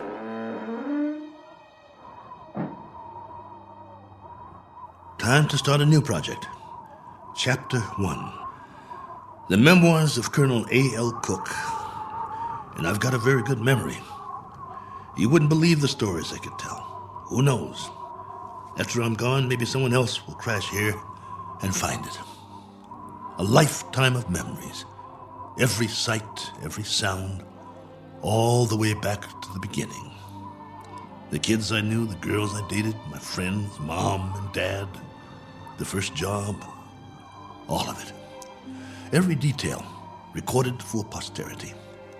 Has anyone ever done that before? Maybe people who keep diaries their whole lives, except that no one ever got it all down. Didn't have the time, but I do. All the time in the world.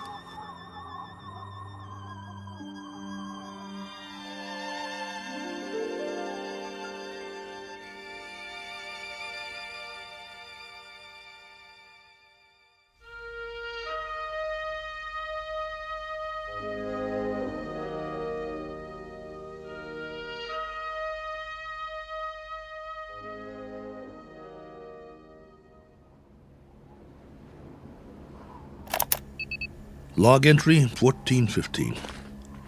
This one's for the record. A final official entry. From here on, it'll be the life story of Colonel A.L. Cook. Me, myself, and I. If for no other reason than to keep from going batty. But for now, it's a beautiful day. Here on Primordial World. Ship still standing, of course. You'd never know that's what it was. More like something from a scrap metal yard. The cost that went into building it, the man-hours, and for what? To come to rest here. A little way station that isn't even on the map.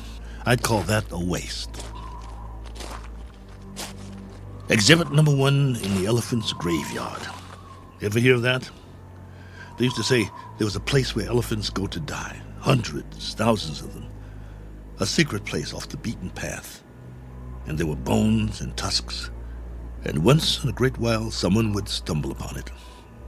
Like the Sargasso Sea, where sailing ships caught in the kelp and were trapped forever. Well, maybe other travelers will end up here, gone to ground, never to move again.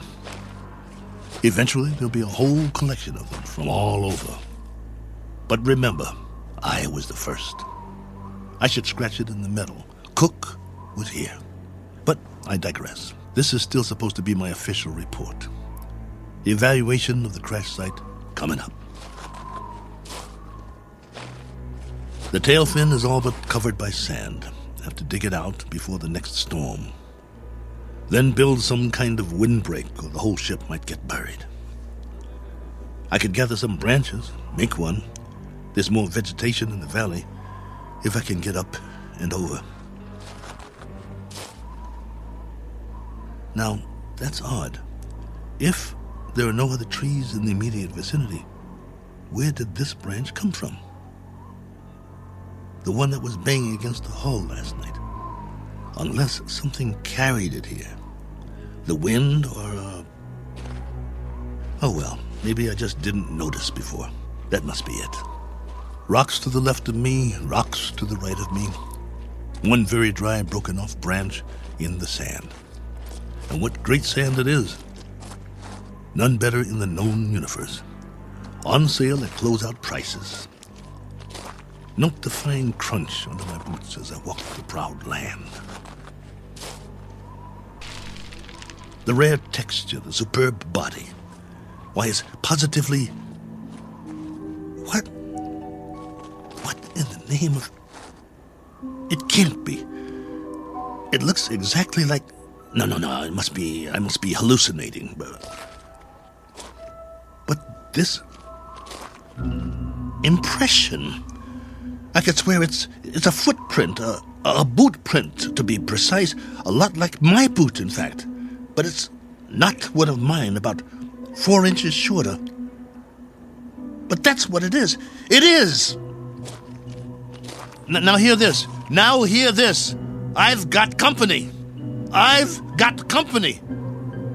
Hey, whoever you are, come on down. It's open house at my humble abode. It isn't much, but it's home. Drinks on me. Meet your genial host. Please. Please let me see you. Here's another footprint. And another. And another. Where do they lead? Up the hill? Has to be since the storm, so there was something here. I knew it! Hey! I don't care who you are or where you're from. Let's shake hands and be friends. Don't you need a friend? I do. Come on, friend. We can talk. I've got some stories, believe you me. Where you hiding? Behind that bush? Oh!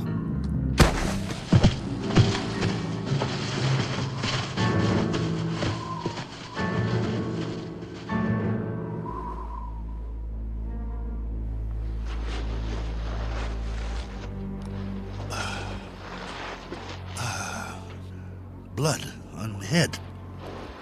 Something hit me. Why'd you do that?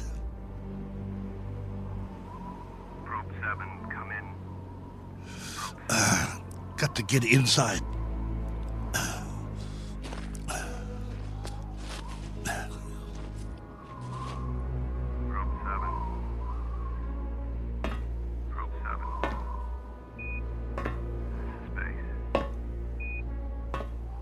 Get the hatch closed before they come after me.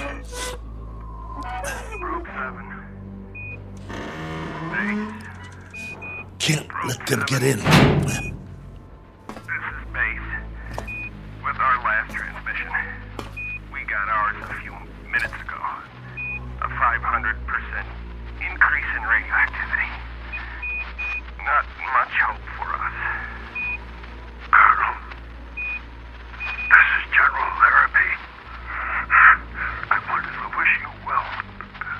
From what we can gather, the enemy got it just as bad as we did. We wiped them out. And they wiped us out. One last forlorn wish for you, Colonel. If you ever meet someone where you are, whoever they are, and however it happens, in whatever circumstances, I hope it can come without fear. I hope it can come without anger. That's what they're going to have to put on the stone. The one we'll all be buried under on our world. Here lies a race of men who flex their muscles. One time too many. I hope your new world is different, Cook. I hope there's no such word as hate. I hope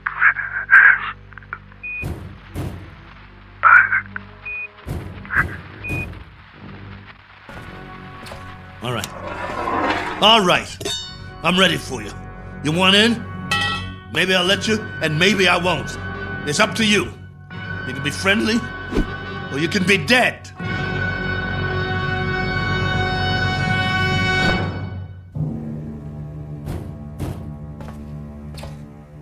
Hey, friend. You want to come in? Must be lonely out there. I hear you. What's the matter? Hungry? You're going to get a lot hungrier. Or don't you eat, friend? What do you say? Speak up. Can't talk, huh? No. You only know how to hit. Take more than that to put me down. What'd you use, a tree branch? Not very friendly, if you ask me.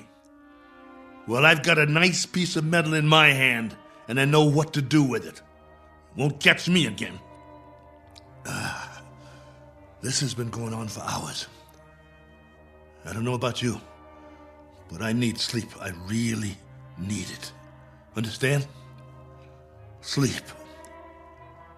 And this king-size bump on my head doesn't help.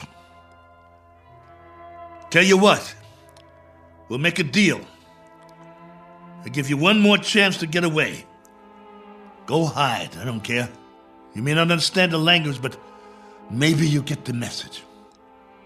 I'll wait a while and catch some sleep. Then when I wake up, I'm going to have a nice freeze-dried dinner. If I don't hear you out there, we'll forget the whole thing.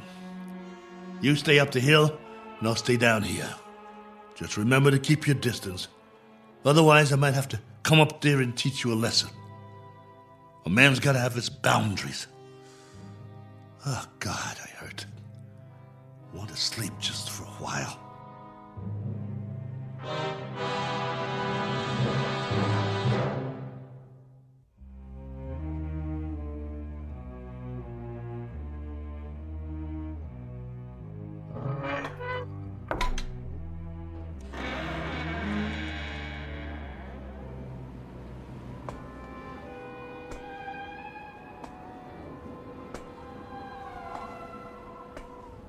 Hey, friend. Gotcha. Stay down. Pretty weak, aren't you? Let's see who you really are. Ituko.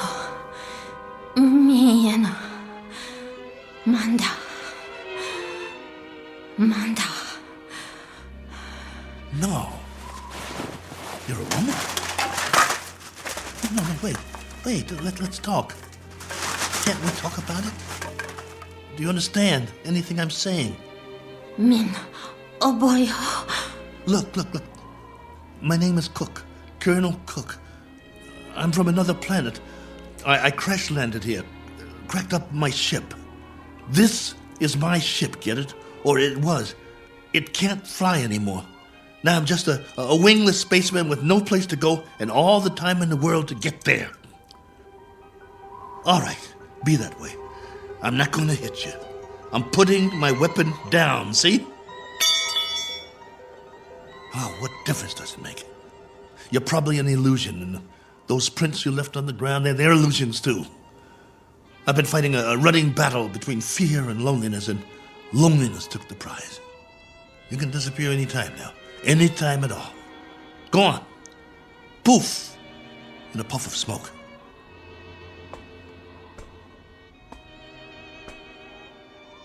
No, wait, please. Are you real? This knot on my head certainly is.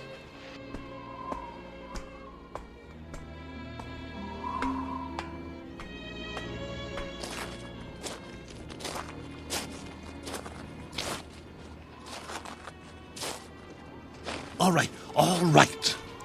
Do whatever you want. Just don't go. Not yet. If you can't understand, I'll draw you a picture. Where's the stick? Look. Right here in the sand. This is my solar system. The sun in the middle, and this is my world. See? Omida? You got it. Now then, I went off course. I didn't have the power to get back. You know, power? Vroom, vroom. No good. So, I tried to land here, where we are.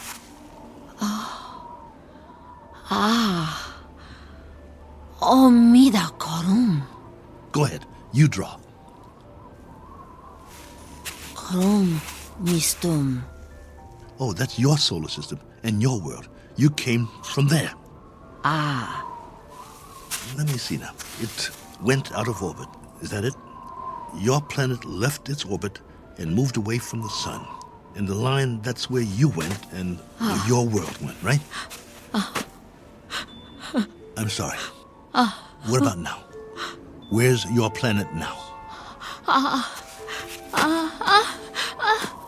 I understand.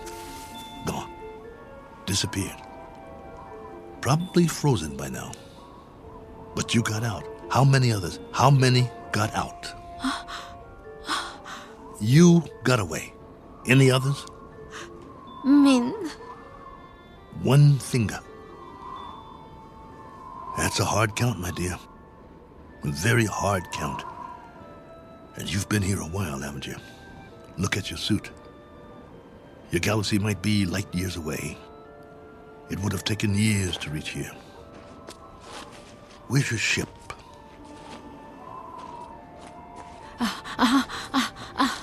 Ship. Where's your ship? It crashed too, didn't it? So you've been here a long time. A very long time. Me, Cook. Colonel Cook. You? Korava. Korava? Korava. Well, what do you know? Pleased to make your acquaintance. How does it figure? I thought you'd be a 50-foot flesh-eating ant or something. And you turned out to be a woman. Which is neither here nor there. Because however you slice it, we're stuck here. A one-armed man and one very tired lady. Quite a pair. What have you been living on? What food? You understand food? Eat? Well, I can offer you lunch or maybe it's breakfast. I'm not sure which. And some companionship. And we can spend the rest of our lives drawing diagrams in the sand, which will be somewhat tedious. But the brighter of us will have to learn the other's language eventually. I hope it's you. Because I got some stories to tell, believe me. Come, Korova. Eat. Food. In the ship. Chow time. Come along. Inside. Eat. Food. Food. Okawa? Okawa? No. Not that way. Come here. Food. Please come back. I'm not going to hurt you. Please. Okawa! Oh, for heaven's sake. Korova, please.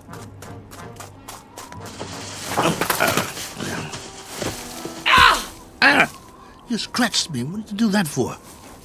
That's all you know how to do, isn't it? Draw blood. Well, go ahead. Get away from me. It's not just language, is it? It's our animal nature, the way we instinctively respond to one another. In that case, there's not much hope. Go on. Go. If that's the way you want it, go.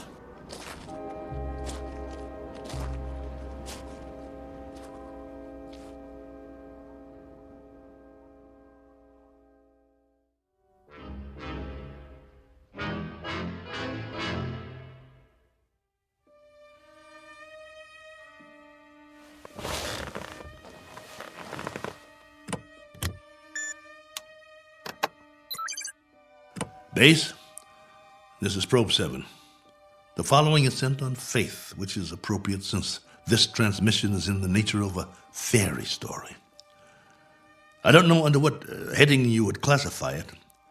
Very likely space medicine or space opera. The long and the short of it is that I'm not alone here. There's a woman from another planet. Her name is Korova.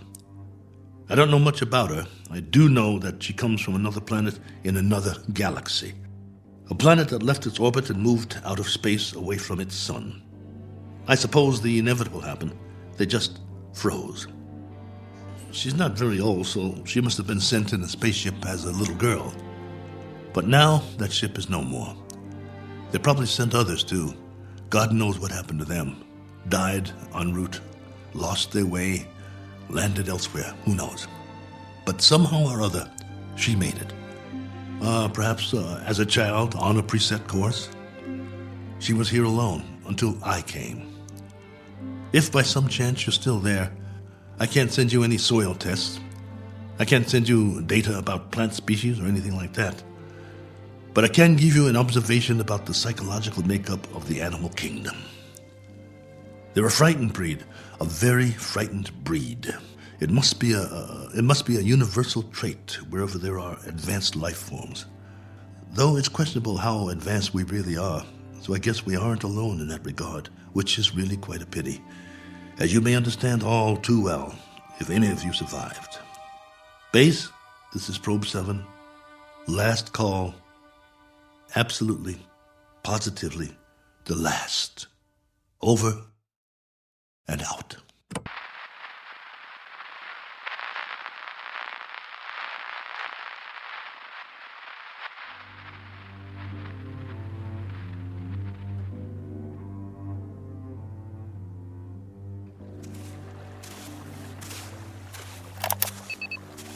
Log entry 1417. Well, the ship is history. I've left it for good. I finally made it up the hill and down the other side. And guess what? There's much more vegetation here. Fruit trees. Flowers as big as your head. And through it all, a stream of running water. I swear, it's like a garden. I brought what I need in a backpack. I'm going to set up shop on the banks of the river and try to live here, for better or worse. It will be the last great adventure. I only wish I could share it. Oh well, there's always posterity, if anyone should ever find this and play it back.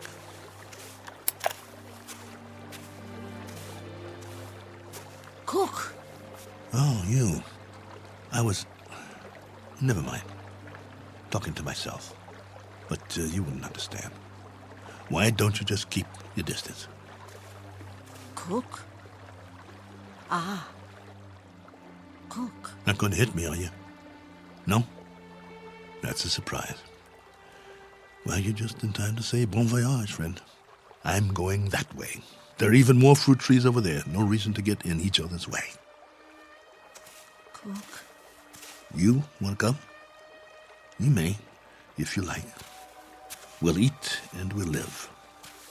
I don't know how or for how long, but we can try. Cook. What? Dirt? Soil? What do you call it? Earth. Earth? What does that mean? Earth. Is that the name in your language? All right. We've just given this place a name. We'll call it that. We'll call it Earth. Cook. Korava. Earth. That's right. My name's Cook. My first name is... But there's plenty of time for that. No need to rush things. Okay, Korava. This is our home now. This is Earth. What's that? Food. So that's what you've been eating. Some kind of red fruit. Any good? Food. Eat. All right.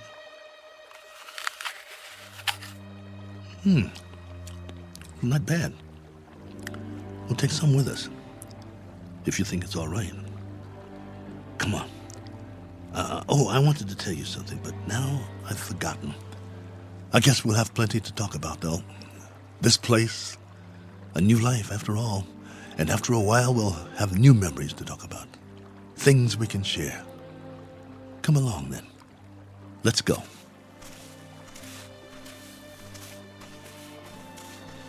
This fruit's all right. Any other life forms around? I hope not, for the moment. But if there are, we'll make the best of it, won't we? Pleasant enough place, don't you think? My leg's better. We'll explore as much of it as we can. No need to set up any boundaries, I guess. There's plenty for everyone. For you and for me. And it's a beautiful day.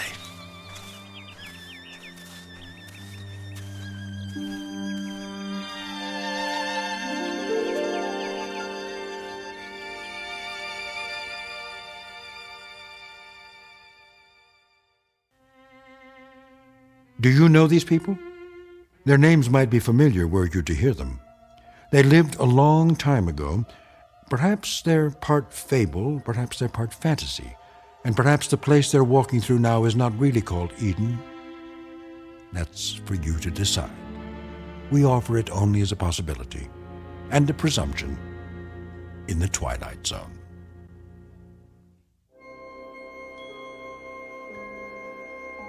Hi, this is Carl Amari, producer of the Twilight Zone radio dramas. I'd like to take a moment to tell you about our official website at twilightzoneradio.com, where you'll get the latest news and information on these Twilight Zone radio dramas. Plus, at twilightzoneradio.com, you can digitally download 3 free episodes or any of our episodes for only $1.95 each. In this age of ever-changing technology, we've decided to make these episodes instantly available to you by making the Twilight Zone radio dramas a digital download-only series. This means that this series will no longer be offered on CD. The CD collections at our website are now being offered, while supplies last, at buy one, get one free. So be sure to get your favorites before they're sold out. Be sure to visit us often, and I'll see you in the zone.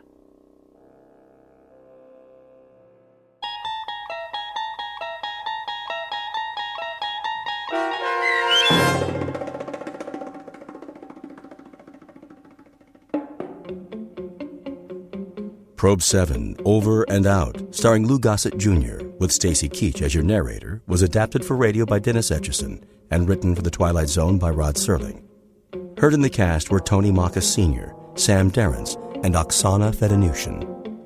The producers of The Twilight Zone wish to thank CBS Enterprises and the Rod Serling estate for making this series possible. This copyrighted radio series is produced and directed by Carl Amari and Joby Cerny for Falcon Picture Group and Westwood One. Sound design and custom Foley effects for The Twilight Zone by Cerny American creatives Bob Benson, Craig Lee, Matt Sorrow, Tim Cerny, and Todd Beyer. To learn more about The Twilight Zone radio dramas and to contact us, visit our official website at twilightzoneradio.com. Gotta change speaking.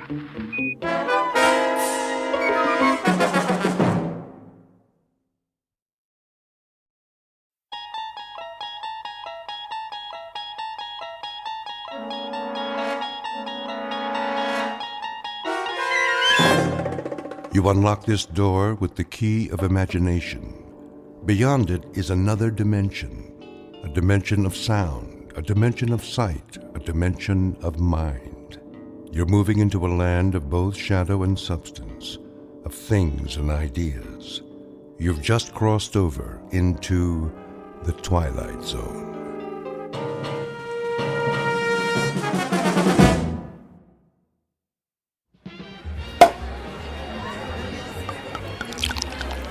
Here's to Michael Franklin, in honor of the most stunning, ruthless stewardship of a corporate takeover I've ever seen.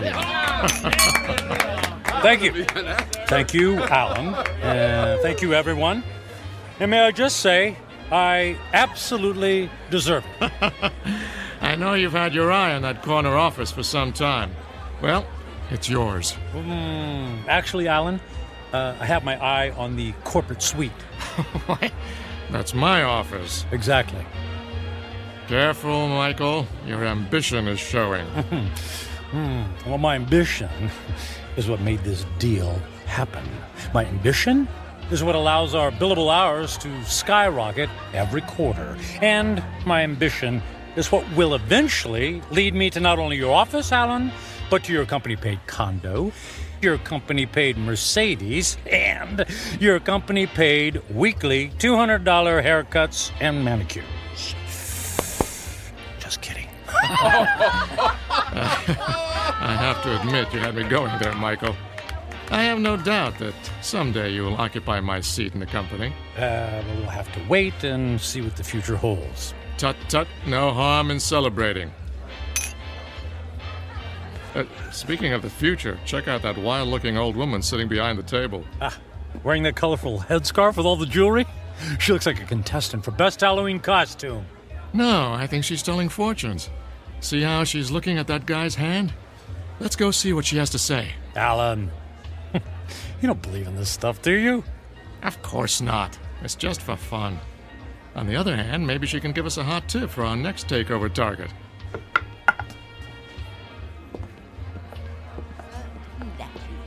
The warnings of the tea leaves, for they are never wrong. I see there are 2 more supplicants who wish to learn about their futures. Make that 1 supplicant. I'm not playing. Oh, go ahead, Michael. What can it hurt? I put my faith in real things, Alan, like profits and a well-written prospectus and a robust return on an investment dollar. And people? People are the least reliable things on the planet. Well, anyway, I'll spring for your reading. How much is it, please? For this most rare and deep connection to the mystic masters of the cosmos, the charge is $5. $5? Ooh. It's highway robbery. All in good fun and worth $5 to find out what's next for the amazing Michael Franklin. There you are, my good woman.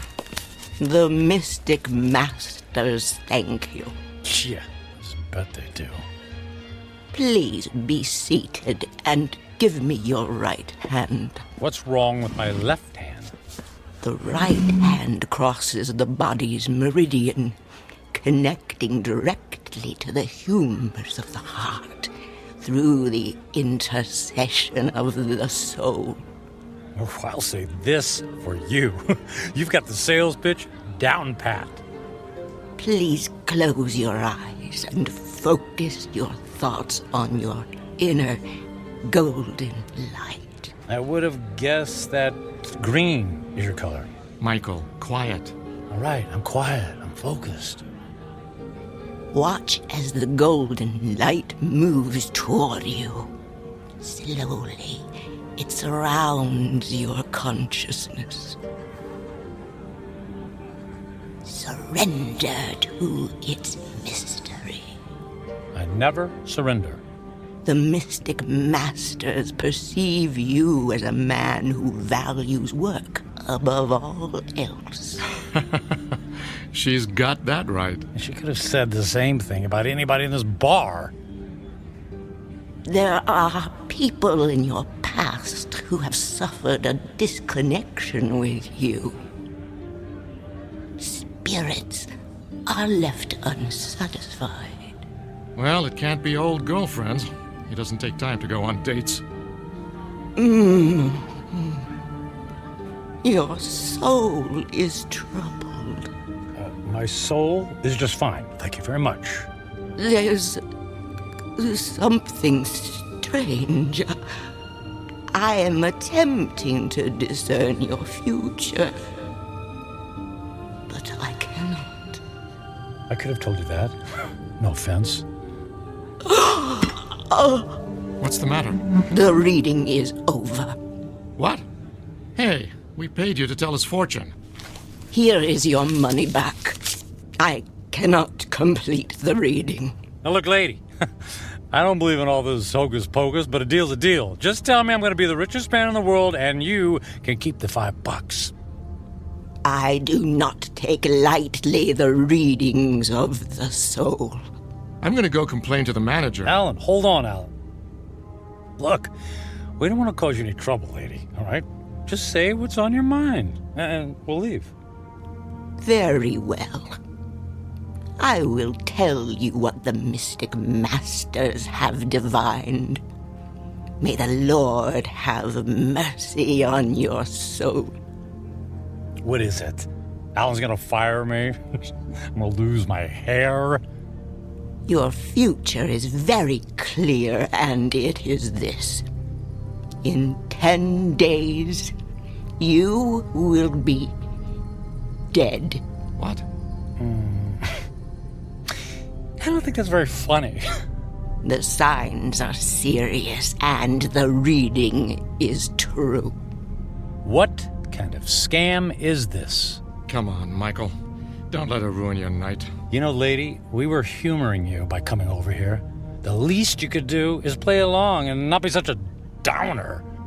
I did not wish to reveal your fate.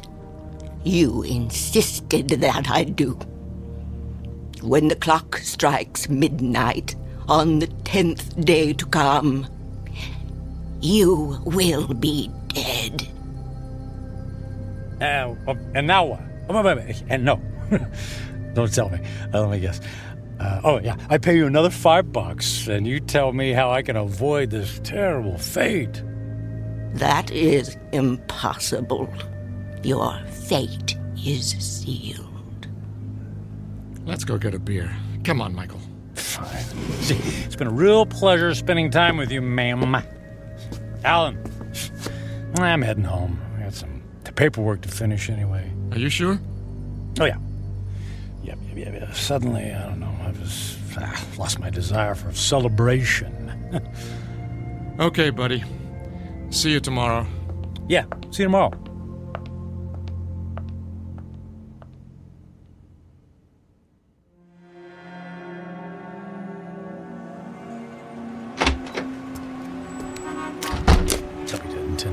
I'll be dead in 10 days. Jeez. Yeah. Con artist.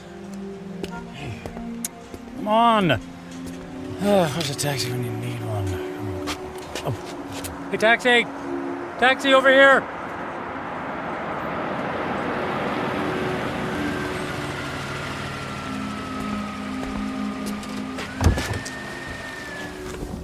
Hey, where to, buddy? Take me to... Hey, pal, you okay? Feel dizzy. You don't look so good. I need... Hey, buddy. Oh my gosh, he passed out. Gotta get him to the hospital.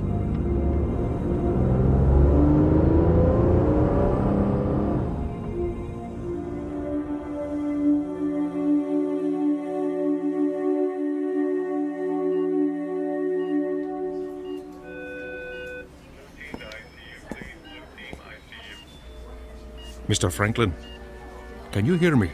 Where am I? You're in the emergency room at Samaritan Hospital. What?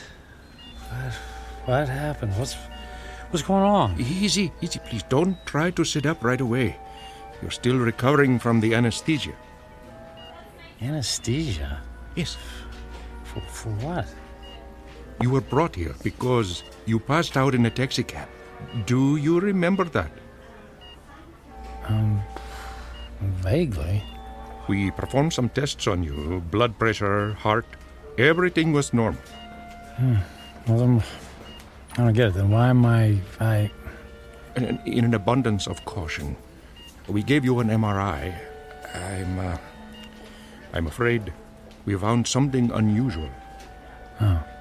Well, what does that mean? There's a dark spot on the X-ray of your brain.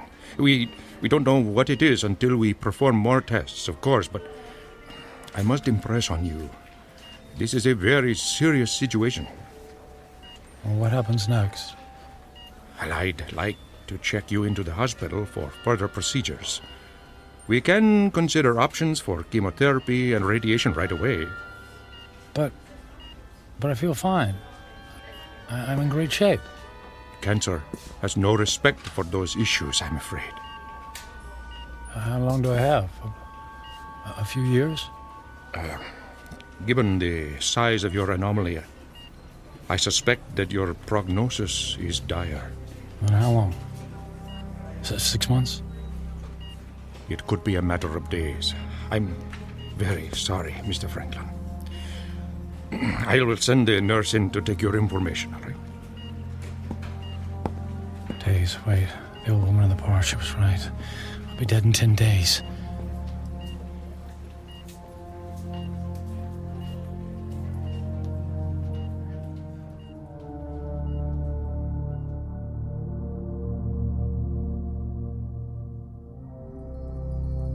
Portrait of a man frozen in the amber of fear. Michael Franklin, workaholic captain of industry, ruthless to his enemies and dismissive of routine human interaction. Given a prognosis that would send a chill of terror down the spine of the most stalwart of men, he is faced with the rising specter of his own mortality. But even worse, he stares into the rear-view mirror of a life only half-lived. Devoid of true friendship, with only a string of consummated business deals to mark his measure, Michael Franklin is about to embark on a frightful journey of self-examination that can only be experienced in the land between regret and insistent memory, a land we like to call the Twilight Zone.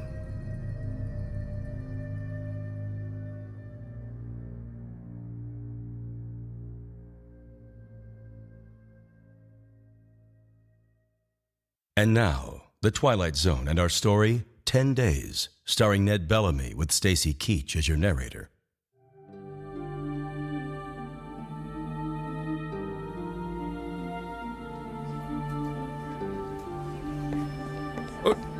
Nurse! What happened to the patient who is in this bed, Mr. Franklin? I just saw him a moment ago, Doctor. I have no information about his condition. Oh, I certainly hope he isn't about to do something foolish.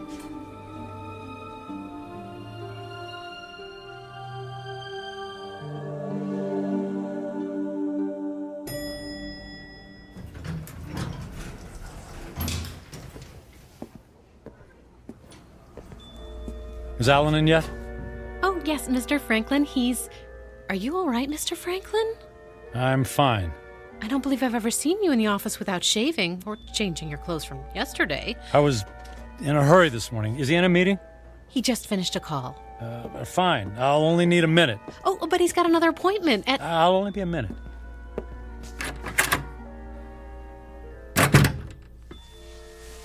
Michael, you look like you haven't been to sleep all night. Isn't that the suit you wore yesterday? Don't tell me you went out to celebrate without me. Alan, I quit. Yeah, me too. Alan, listen to me. I'm quitting. This is some kind of joke, right? I would appreciate it if you would expedite the disposition of my account. I want to close out my portfolio.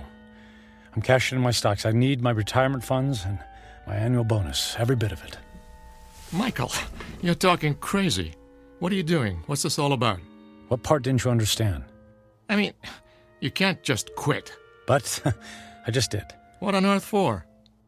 Personal reasons. Personal reasons? After all these years of working together, you offer me that? Correct. Michael, if this has something to do with that crazy old woman who told your fortune last night... It's not that. I just decided to take my career in a different direction. I've just been thinking about making this move for a long time. I don't believe you. Alan, no offense, but I don't care if you believe me or not. I've made my decision, and I'd like you to honor it. You realize that if you disassemble your corporate portfolio early, there will be substantial penalties. Not to mention the perks you'll be losing. The company car, the country club membership, the center court basketball tickets. Can you have the accounting department wrap everything up right away? Oh, and I'd appreciate all of the various income streams to be folded into one check. That check will be worth several $1 million. Yes. Well, I can't say I approve of what you're doing, and I can only hope you have a good reason, even if you won't tell me. Could you make the call, please? I'm in a bit of a hurry.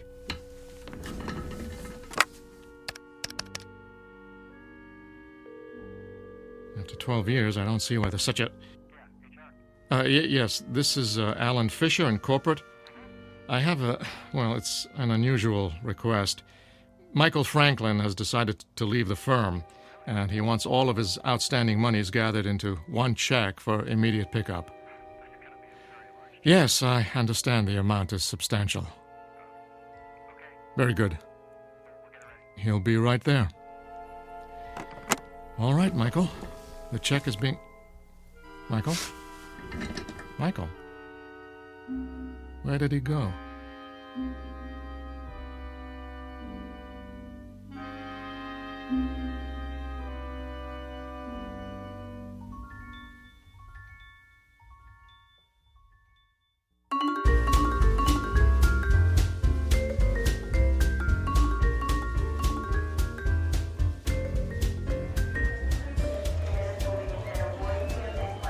help you, sir? I'd like to buy a ticket to Rome, please. Leaving today. Very good, sir. And on what date would you like to return? Just a one-way ticket, please. I just love Rome. The sights, the food, the museums. It's a banquet of... Yeah, I'm in a hurry. Please. If you'll just sign here. Will you prefer a window or an aisle seat? Surprise me.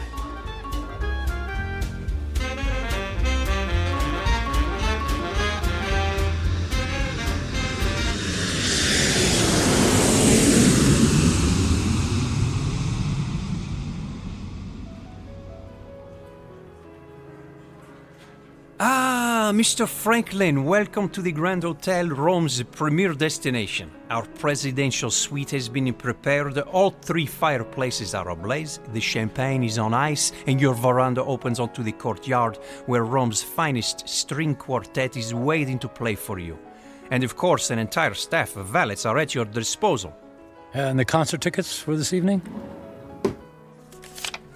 The limousine will gather you at 6 o'clock. You will be driven directly to the private entrance where a personal elevator will whisk you to the ambassador's box. Only the finest for you, Mr. Franklin. Bravo! Wonderful!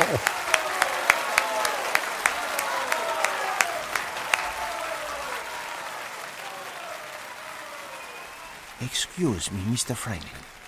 The young lady in the next box has sent this fine wine to you. Well, please ask the lady if she would care to join me. Right away, Mr. Franklin.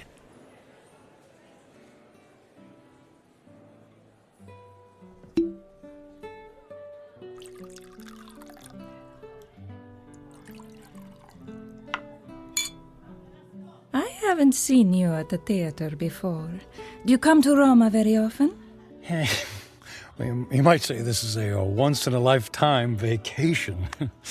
I want to see and do everything. All the finest foods, all the finest wines. I want to hear the best music and experience all the riches the world has to offer. All at once? Why settle for the ordinary when we can fill our lives with the amazing? Oh, you are a man of action. Speaking of action, would you care to dance? I would love to dance, but not here. There's a fabulous nightclub in the center of the city, very exclusive. The limousine awaits.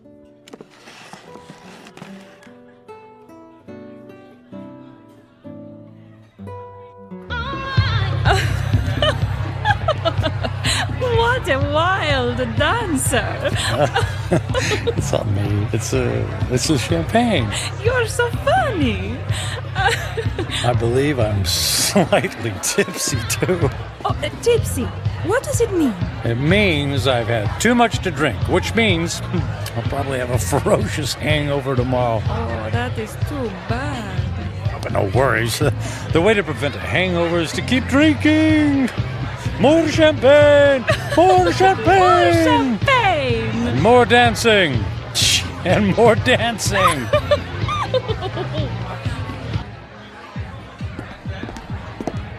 Michael, are you sure you can afford to buy drinks for the whole restaurant? That's only money. And look how much fun they're having. Look how much fun I'm having. Waiter!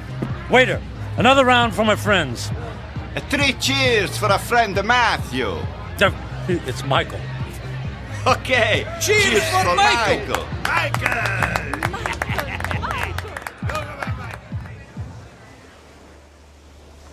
Michael, are you able to walk?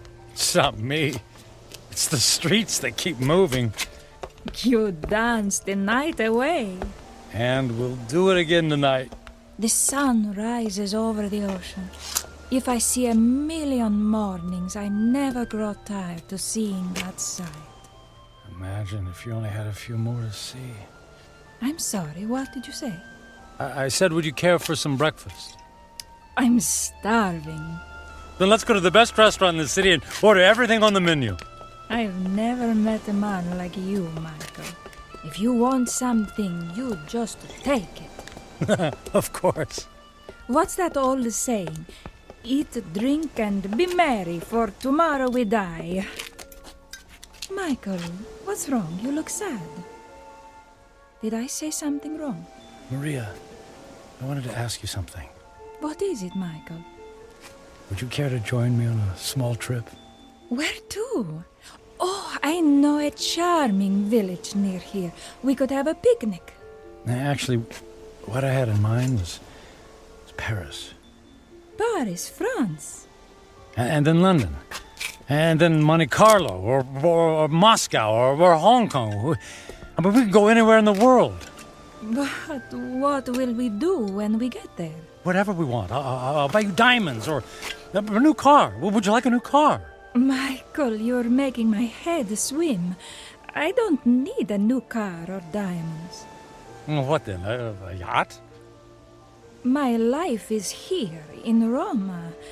I can't just pick up and leave to go hopping from one country to the next. Why not? You just said you admired me for that very thing. I admire your freedom, but I have responsibilities. My parents are here, my friends. Well, they'll be one phone call away. I can't just leave. You can do anything you want to, just like me. Don't you have anyone you feel responsible to? We were discussing breakfast. Breakfast, that's what we need. Michael, I asked you a question. Come, we'll order the most expensive breakfast in town in the most expensive restaurant. We'll have them serve us eggs on plates made of gold. I'm not really hungry. Where are you going? Where are you going? I have things to do. But what about Paris, London? You're willing to give all that up? If I left with you, then I would be giving up something. Like what? My life here. It's who I am. The people I love, the friends I have. So window dressing. None of that is important. And what do you think is important? I am. And what I want. I see. Goodbye, Michael. Fine!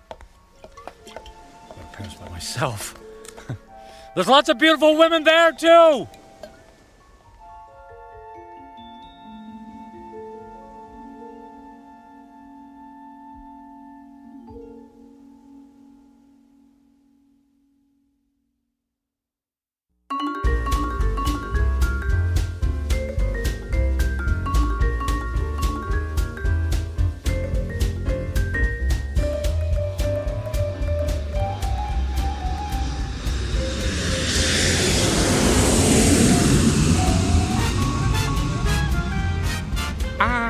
Bonsoir, Monsieur Franklin. Welcome to Paris.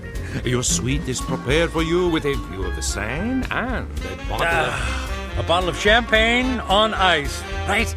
Mais oui.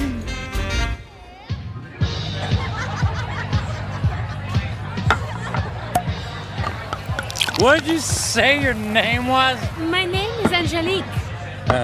I'll call you Angel, my beautiful French angel. What about you, my dear? I am called Giselle. Ah, Giselle. Giselle, I knew her well. Oh, you are so silly. I'm Michael. But why don't you call me Mike? Nobody ever calls me Mike anymore. Not since I was a little boy. Were you as naughty then as you are now? I was a good boy. Very smart. In fact, I was smarter than everybody. Did you know that? I was better than all of them. Oh, you are a good person, Mike. Nobody ever bought me a pearl necklace on the same day I met them. I'll buy you another one tomorrow. Hey, we need more caviar here, garçon. More caviar, s'il vous plaît. But Mike, we have 2 bowls full on the table already. They're 10 minutes old. We need fresh caviar. Frickin' caviar. Let's dance. Mike.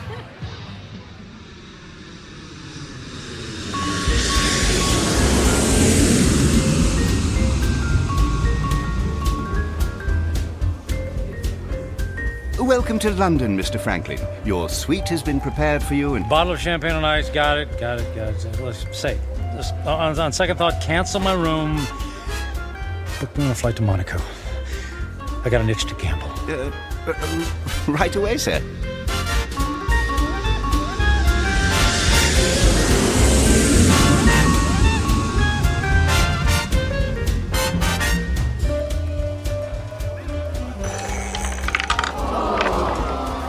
And the number is 29. Red.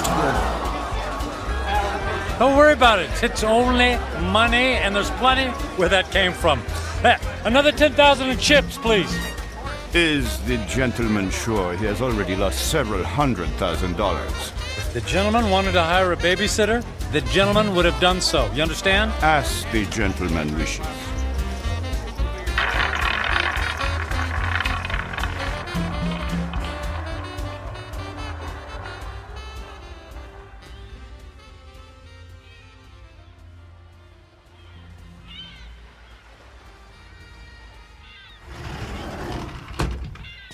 Mr. Franklin. Good morning, Mr. Franklin. Mr. Franklin? Hello? Mr. Franklin, your brunch is here, sir. Shall I place the champagne bottle next to the bed? Shall you... Who are you? Where am I? I am Captain Philippe Duchette.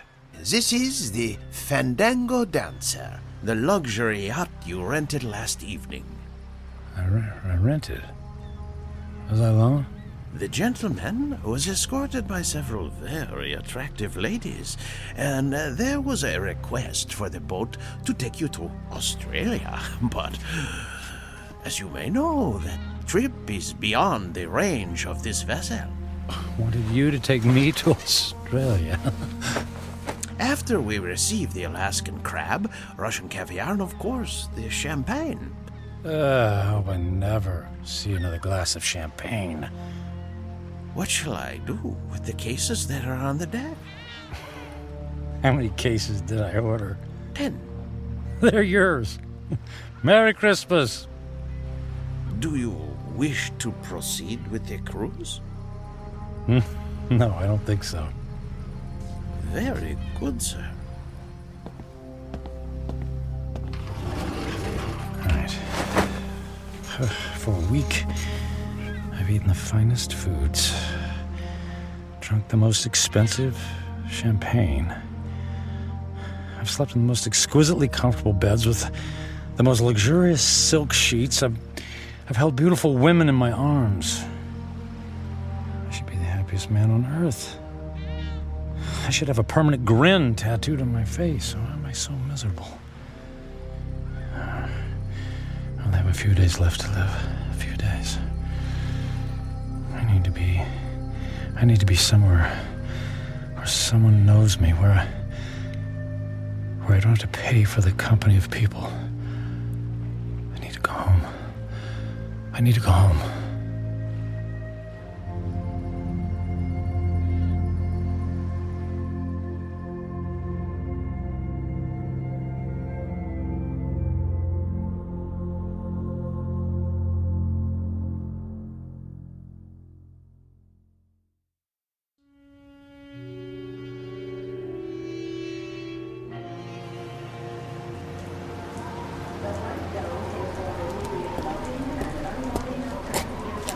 Taxi! Taxi, over here!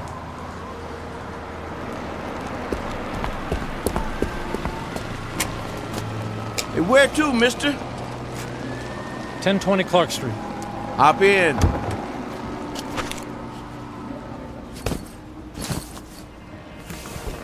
Looked like that wind was gonna take you away, mister. We flew in through the storm. It was quite a bumpy landing. Well, it'll probably blow over soon. Say, I don't think I've seen you around here before. Well, I haven't lived here for quite some time. That must be it then. Oak Grove being such a small town and all, I know just about everybody around. Yeah, well, as I said, it's been a few years. Just visiting? That's right. Family? Not really. What'd you say your name was? I didn't, but it's Michael Franklin. Your dad was the high school teacher. That's right. Oh, I don't think I remember seeing you at the funeral. What was it, 4 years ago? I wasn't here for the funeral. You didn't come to your own father's funeral? Not that it's any business of yours, but I had meetings in Japan and couldn't fly all the way back here. Is that all right with you? Is it okay with you? Look, if you don't mind... You'd prefer if I stopped flapping my gums, right? Well, I wasn't going to put it like that. Not to worry. The wife says I'm 99% hot air. It's just that I've been flying for the better part of 24 hours. Jet lag and all that, you know. Well, say no more. My lips are sealed. Anyway, here we are. 1020 Clark. Let me help you with your bag. It's all right. I can manage. Here you go. Keep the change. Mister, do you know you just paid me with a $50 bill? Huh? Oh, yeah. Yeah, that's fine. Well, you have yourself a really fine day, because I sure will. And you be careful in that wind, you hear? Well, something tells me it's not the wind I'll have to worry about.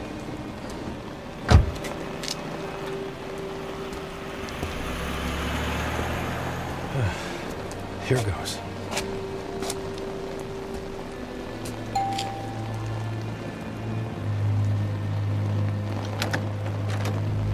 Hi, Carrie. Surprise. Michael? What are you doing here? It's a long story. May I come in? Well, It's pretty windy out here. I suppose so. Thank you.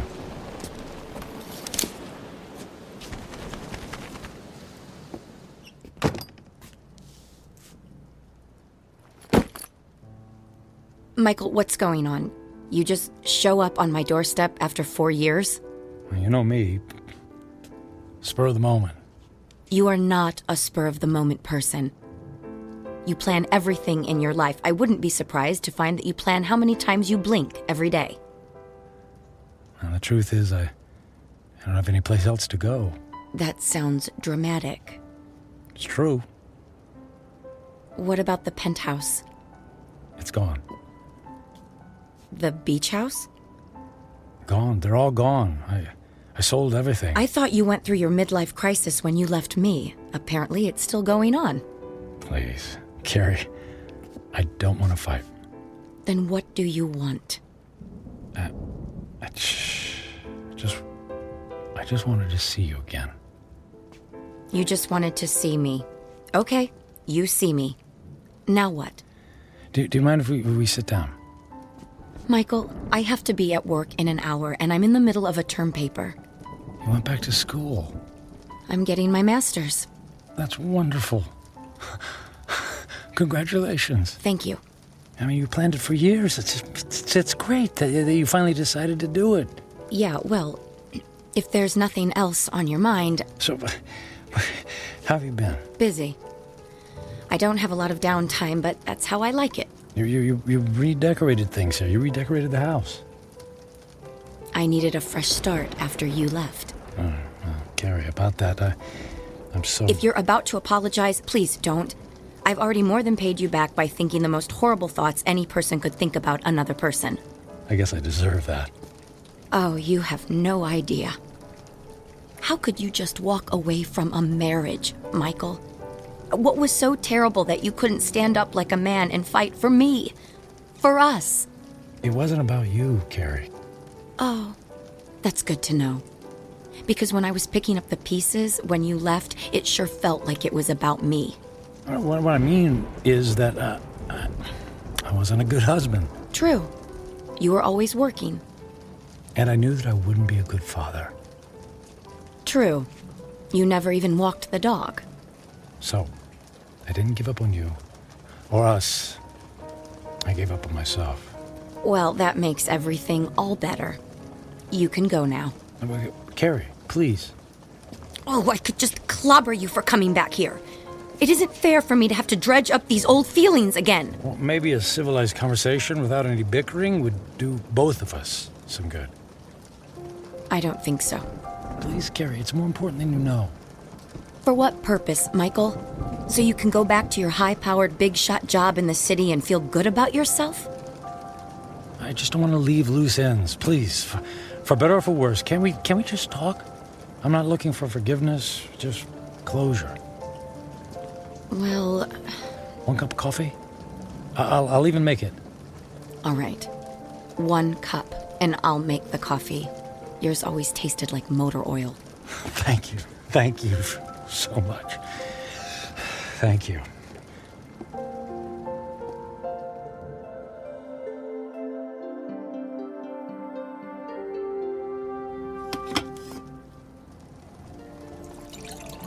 So you quit your job, sold your homes, and now you're here. It doesn't make sense. Yeah, about that. I guess I just realized that being a workaholic isn't very much fun, after all. But that's all you know. When we were married, you barely slept at night. You were up early to track the Asian stock market. You stayed up late to finish paperwork. I can count on one hand the number of times we actually went out on anything resembling a date. And even when we did go out, you acted like it pained you to be away from your business calls. That is all over now, Carrie. Money doesn't mean a thing to me. I find that hard to believe. Believe it. It's true. So, what? You're gonna take up oil painting? Or become the stand-up comedian you always wanted to be? Nothing like that. Actually, it's quite serious. Last week,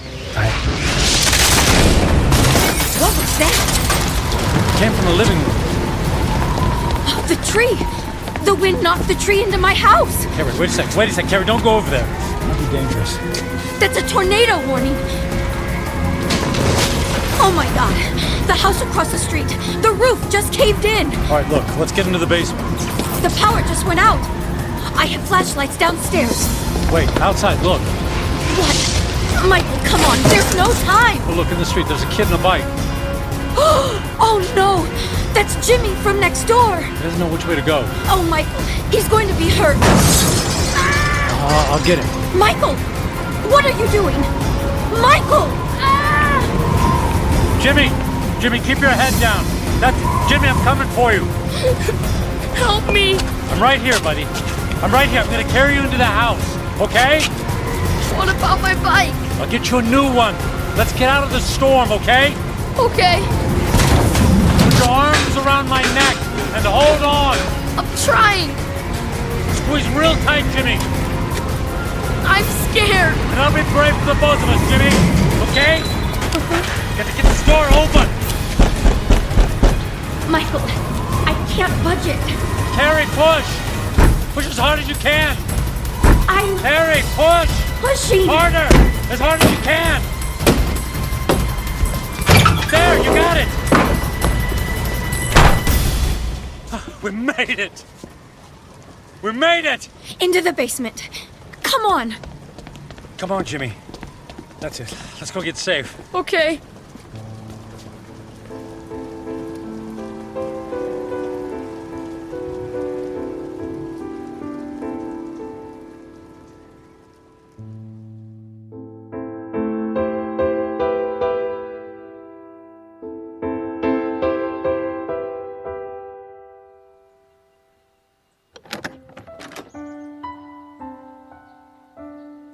Storm's cleared. It's over. Is the wind gonna get me? No, honey. You're safe. Look. That car. It's been overturned. At least there's no more damage to the house. Mom! Jimmy! Jimmy! Oh, Jimmy, we didn't know where you were. We had him in the basement with us. I was so scared. And then the wind came, and then this man came and saved me. You saved my Jimmy? Well, not really. Yes, you did, Michael. You ran right into the path of the tornado and brought him inside. Oh, come here and let me give you a hug. You don't have to. Okay. How can I ever thank you? You don't have to. It was my pleasure. Is our house okay, Mom? Yes, sweetie. We were very lucky. Jimmy, you're a very lucky little boy. Yes, and thank you again for my son's life. Yeah, thanks. You're welcome. Michael, you saved Jimmy's life. You're a hero. I didn't even have time to think. I just saw him and ran. It was still amazing. When the chips were down, you really came through. I'm proud of you.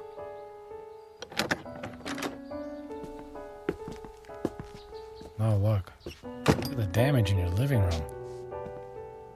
No, it's okay. All of that can be fixed. The main thing is that we're all safe and healthy. Right. Listen, Carrie. Those repairs, they're going to be expensive. I have insurance. Yeah, but that will only cover the basics. Let me take care of the costs. Michael, you don't have to do that. No, but I want to. And I can afford it. But you can't just drop that kind of money on a problem that isn't yours. And listen, all I know is that when I helped Jimmy just now, it felt good. It felt better than anything I've done for a long time. And the idea of helping you out with bills feels good, too. So please, just let me do this. Well, I'm not in a position to turn down a gift like that. But what about you? Before the storm hit, you were about to tell me something. You said it was serious. It doesn't matter now. Are you sure? Yes, I'm sure. Here, let me write you a check before I leave. Are you going so soon? You just got here. Yes, I think I got what I was looking for. Here you go.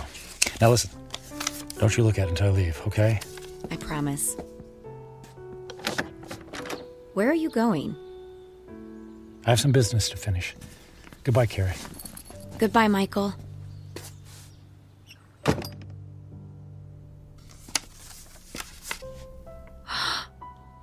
$1 million? Michael! Michael!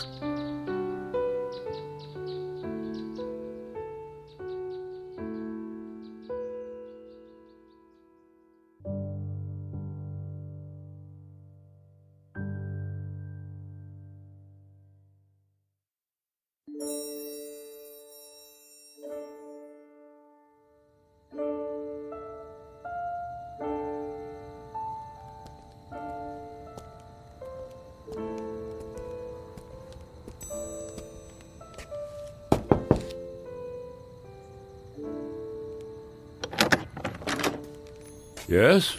What is it? Forget the late hour, Reverend. I realize it's nearly midnight, but I wanted to visit the chapel and the door's locked. Unfortunately, in these times, we must protect ourselves against theft. The doors remain locked overnight. Is there any way I could just go inside for a few moments? No, I'm sorry. If you can come back in the morning, yeah. But you see, tomorrow morning will be too late. I only have tonight. Mm-hmm. It always seems that way, my son. But have a little faith. Please. Go home. Get some sleep. I don't have a home anymore. I've just come in from the airport. I came straight here. Please, it's more important than you know. All right. You seem to be in great need. Thank you. Thank you, Father.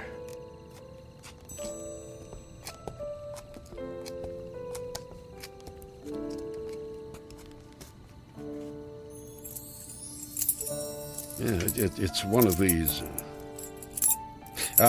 Here we go. I'll come back in 10 minutes. I won't need more than 5. And now that I'm here, I don't know what to say. It's been a long time since I've set foot in a place like this. In fact, I can't remember the last time. I suppose it's true. People come back when they're in trouble, but I'm not exactly in trouble. In fact, all of my troubles will be over in just a few minutes. Then why am I here? Maybe I just wanted to see if I could find a moment of peace before everything ends. Just a single solitary moment when I don't have to feel so alone. The truth is, I'm alone because of my own actions, by the selfishness of the man I've become. I was given love, but I turned away from it in favor of my career. I gave up friendship in favor of business colleagues who couldn't care less if I lived or died. So what did it all mean? What is the sum total of my life? I have no job, no home. I'm gonna die without a single friendly voice in my ears. I did have some good times with Carrie. Thank goodness for Carrie. I don't blame her for being angry. And despite her anger, she took me into her home. She forgave me. And Jimmy, I saved his life. He'll have a chance to grow up, to have a family and a little boy of his own. I gave that to him. I did make a difference after all. Maybe I had to go through it all so that I could be there to save his life. If that's true, then it's worth it. I'm glad things turned out the way they did. I did something worthwhile. My life mattered after all.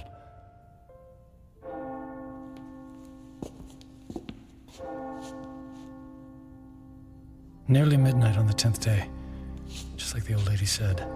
When the clock strikes midnight on the 10th day to come, you will be dead. I'm not afraid. I thought this moment would be terrifying, but I actually feel ready. No regrets. I'm prepared to say goodbye to everything.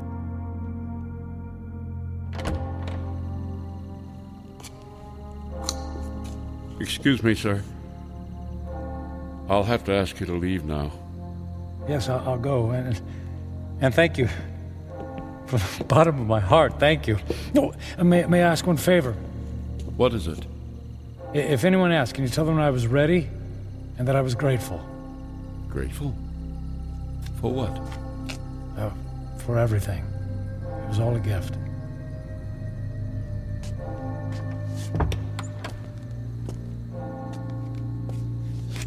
Okay, it's time. I don't know what to do. I mean, if I should... How do I... Church bells. They stopped. Okay. It's midnight on the 10th day. I'm still alive. Nothing happened.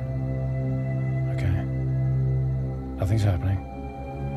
The old woman said I had 10 days to live, that I would die at the stroke of midnight. She lied. She lied.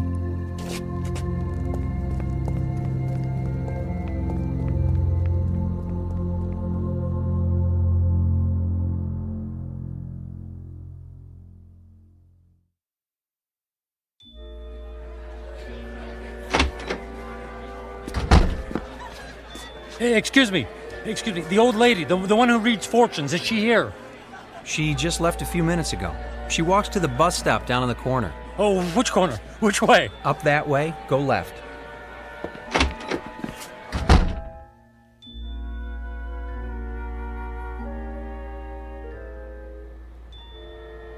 Where is she? I don't want to be. Don't let her be. Ah, there she's. Hey, don't get on that bus. Wait. What is it? Who is calling? You lied to me. Who is it? Who are you? What do you want? Look, I'll stand in the light so you can see my face. Now, do you remember me? Ah, yes. The angry man. And I'm still angry. You told me in 10 days, at the stroke of midnight, I'd be dead. 10 days are now over. I sold my home. I shut my life down because I believed in you. Yes. I told you that in 10 days you would be dead. So? And I was correct. The man I spoke to 10 days ago is dead. What do you mean? That man was selfish and cruel. That man was friendless and meaningless. Can you say the same things about yourself today? I guess not. He's gone. Bury him. Give yourself the rarest of all gifts in life. A second chance. A second chance? Huh. Sounds too good to be true. And yet, here it is, yours for the taking. You're right, things are different now. I don't know how to thank you. Live for someone other than yourself. That's the best thing any of us can do. Actually, there might be someone willing to let me try. And her name is Carrie. Thank you. Thanks for the second chance. Thank you.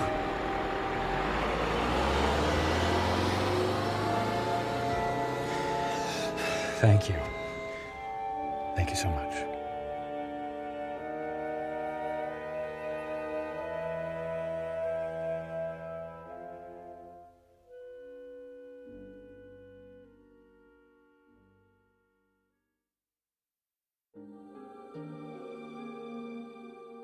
Michael Franklin, a man on a mission to burn every bridge even before he made his way across.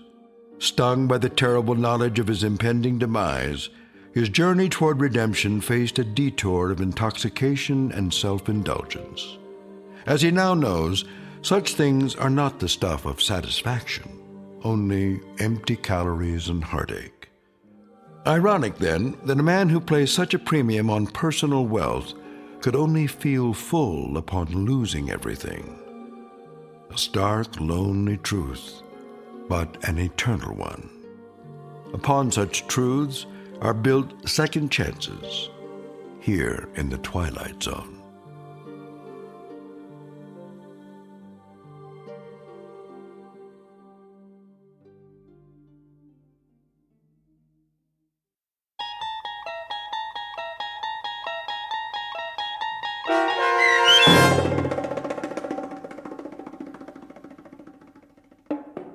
"10 Days," starring Ned Bellamy with Stacy Keach as your narrator, was written for The Twilight Zone by Mark Valente. Heard in the cast were Linda Ryder, David Darlow, Ernest Berry Jr., Roger Mueller, Tony Makis, Saskia Balori, Joby Cerny, Elizabeth Lido, Martin A. Strope, C.J. Amari, Molly Glynn, and David Pasquesi. The producers of The Twilight Zone wish to thank CBS Enterprises and the Rod Serling Estate for making this series possible. This copyrighted radio series is produced by Carl Amari and directed by Joby Cerny for Falcon Picture Group. Sound design, custom Foley effects, recording, and editing are produced in the Cerny American Sound to Picture Theater by sound designers Craig Lee and Todd Beyer. Music for The Twilight Zone is provided by CBS and American Music Incorporated, New York. To learn more about the Twilight Zone radio dramas and to download episodes, including 6 free episodes on our homepage, visit our official website at twilightzoneradio.com. Doug James speaking.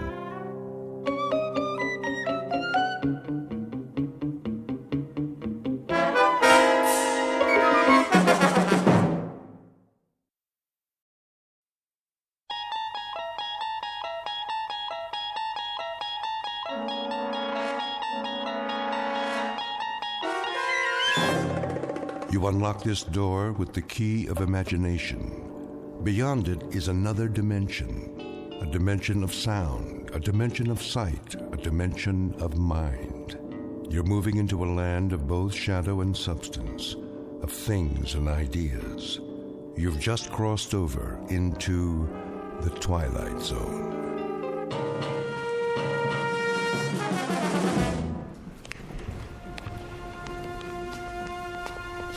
Here we have the famous temptress from ancient Egypt, Cleopatra. Her beauty almost brought about the destruction of Caesar, Mark Antony, and the Roman Empire. And now, if you will follow me, the last group of figures in our little wax museum. The piece de resistance, if I may say so. The most infamous black-hearted killers of all time. This is not for the faint of heart, so if there are any who would prefer to stay behind... I don't like this place. Come on, honey. They're made out of wax. But... No? Very well, then. feast your eyes upon Jack the Ripper, Henri Landru, and the dreaded Burke and Hare. It's Burke who's smothering the poor lady with a pillow, while Mr. Hare assists by holding her feet to the bed. And last but not least, in the sailor's garb, Albert Hicks, about to sink his gleaming axe into the skull of his hapless victim, one Martin Senescu. Move in, please. They look so real. Closer. Closer. But not too close. Allow me to introduce Mr. Senescu, the curator of Murderer's Row. Thank you. Thank you. I'm sorry if I startled you. I thought he was one of the dummies. Oh, nothing to be afraid of. Perhaps not, young man. But who can tell what evil lurks in the heart of the man standing next to you? Go ahead, Martin. Introduce your friends. With pleasure. Albert W. Hicks, mate on the oyster smack E.A. Johnson, a gentleman. Yet one day, in 1860, off the Atlantic coast, he murdered everyone in his crew with an axe, exactly like this one. Why did he go mad? I'm afraid we'll never know. Not to mention Burke and Hare, two more monsters of their time. But do they look like monsters? What torment drove them so late in life to behave like ghouls? You see here how they suffocated their victims. A technique called burking. Think of the agonies they endured. Which one's he talking about? Search me. Both of them, sir. All of them. Surely it's dreadful to be murdered, as our victim here would tell you, if she could talk. But to commit murder, to take a life with your own hands, again and again, and not be able to stop yourself. Can you begin to imagine the horror? Nope, but why don't you tell us about it? I wish I could. But somewhere in the world, now, at this very moment, there is someone who can. Yeah? Who?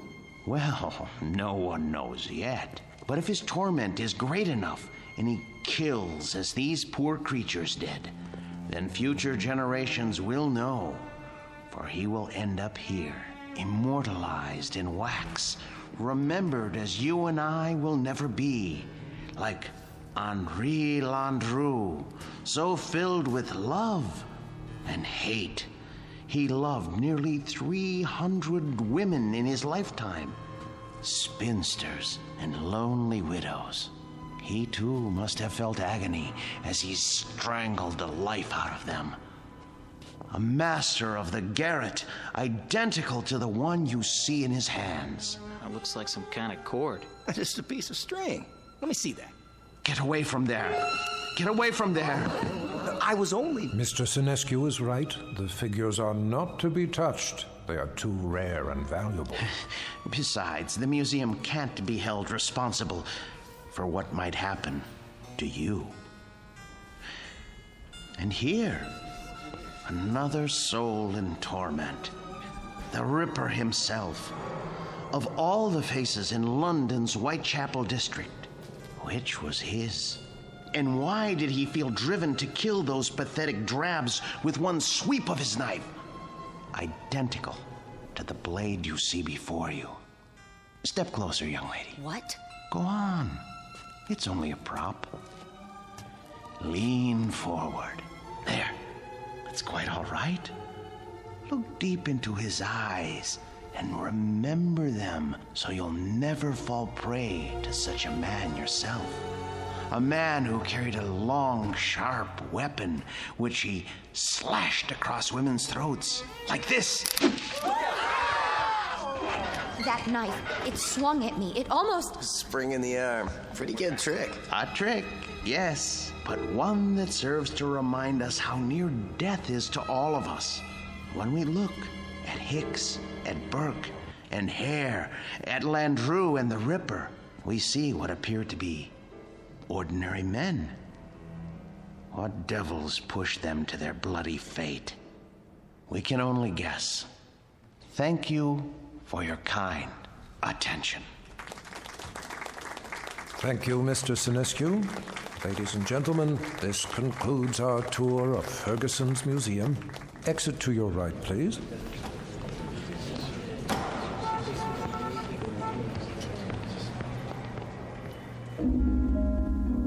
Mr. Martin Sinescu, a gentleman and the curator of Murderer's Row in Ferguson's Wax Museum. He looks after these replicas with care and dedication, and he ponders why ordinary men are driven to commit mass murder. What Mr. Sinescu does not know is that the groundwork has already been laid for a special kind of madness, a torment found only in the Twilight Zone.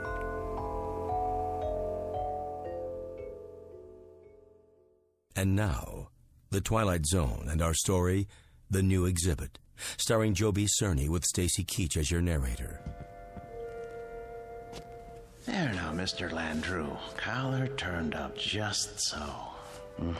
Easy to see why you're a real lady killer. We have to do something about that suit. Martin? Yes, Mr. Ferguson? I'd like to talk to you. All right. I'll be through here in a moment. That can wait. What I have to say to you is rather important. You know, sir, I think Landru needs a new suit. This one is 10 years old and shows it. Something wrong, Mr. Ferguson? Well, yes and no. I think we'd better discuss it in my office. All right, if you like, sir. Is it something I've done or haven't done? No, nothing like that. Sit down. Very well. Martin, I'm abandoning the museum. Abandoning? I'm afraid so. Is this a joke, sir? No. But you can't. You mustn't, sir. I know how you feel, Martin, but there isn't any choice. I don't understand. I've been offered a large sum of money for this property. Some people want to build a supermarket here. A supermarket?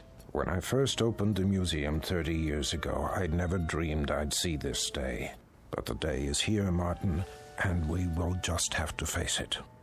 30 years, sir. Oh, for heaven's sake, don't make it more difficult than it is. I'm sorry. I hate this, Martin.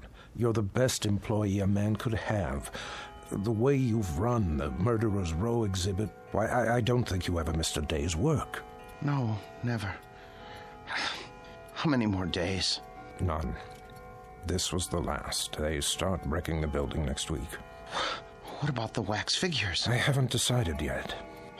Sir, we can open another museum. We'll move everything somewhere else. I'm not as young as I once was.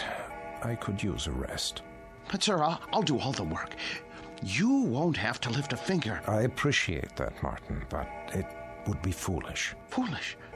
Foolish? Why? We have become passé. People aren't interested in wax museums anymore. Look at the numbers. It's all here. Our attendance figures, our profits, but mostly our losses. This year has been the poorest of all. There's even a news story about the closing of the Grand Guignol. Surely not. The handwriting's on the wall. Seriously, what do we offer? The great lovers of history? The discovery room? Scientists? That isn't why people came here. That isn't why at all. What they really came to see was your Murderer's Row. We've always known that. But they've been coming in decreasing numbers. And you know why? Because the evening news offers them fears we could never match. The wars, the atrocities, the perversions, they've all ruined our Chamber of Horrors. People are blasé. They think they've outgrown the need to be frightened. They already live in fear day in, day out. It's the world, Martin, and the world has changed. No, it would be foolish to open another museum. Maybe it's the location or the exhibits.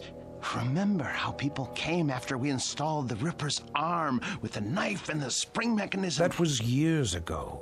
They're simply not interested anymore. But what's going to happen to them? Landru and Hicks and the others? If I could sell them, I would. But there is no market for wax figures. Mr. Ferguson, you're not thinking of destroying them, are you? I mean, they were meant to live forever. Martin, I tell you, I don't know what I'm going to do. You're forgetting something. Come with me. Martin... Look at Landru. His eyes. Don't you see the shy, frightened little choir boy he once was? The bookkeeper who so longed for freedom. Of course, but... Even the cheek feels real, like flesh with pores, and the mouth. Isn't it about to say something? Oh, Landru was an elegant man, full of tenderness. It's right here, in the lips. The way... What are you trying to say? Mr. Ferguson, you seem to have forgotten that these figures are the work of the great Henry Guillemond, the only ones he created outside of Europe. I haven't forgotten. There was genius in everything he did. They're not just so much candle wax. It's as though they were alive. I'm afraid it doesn't make any difference now. I don't think I could stand it if these figures were destroyed. It would be like losing 5 close friends. I won't destroy them, Martin. I give you my word. But where would I store them? You know how vulnerable they are to changes in temperature. I could take them. You? Yes. What would you do with them? I wouldn't put them in an ugly warehouse, I'll tell you that. They need constant care. I'll put them in my basement. That's ridiculous. Think about it. What would Emma say to having the figures of 5 famous murderers in her basement? Oh, she wouldn't mind. She rarely goes in the basement. It's my space. She'll understand. I'll put air conditioning down there and a heater for colder days. Oh, you'll see. I'll take care of them, just as I always have.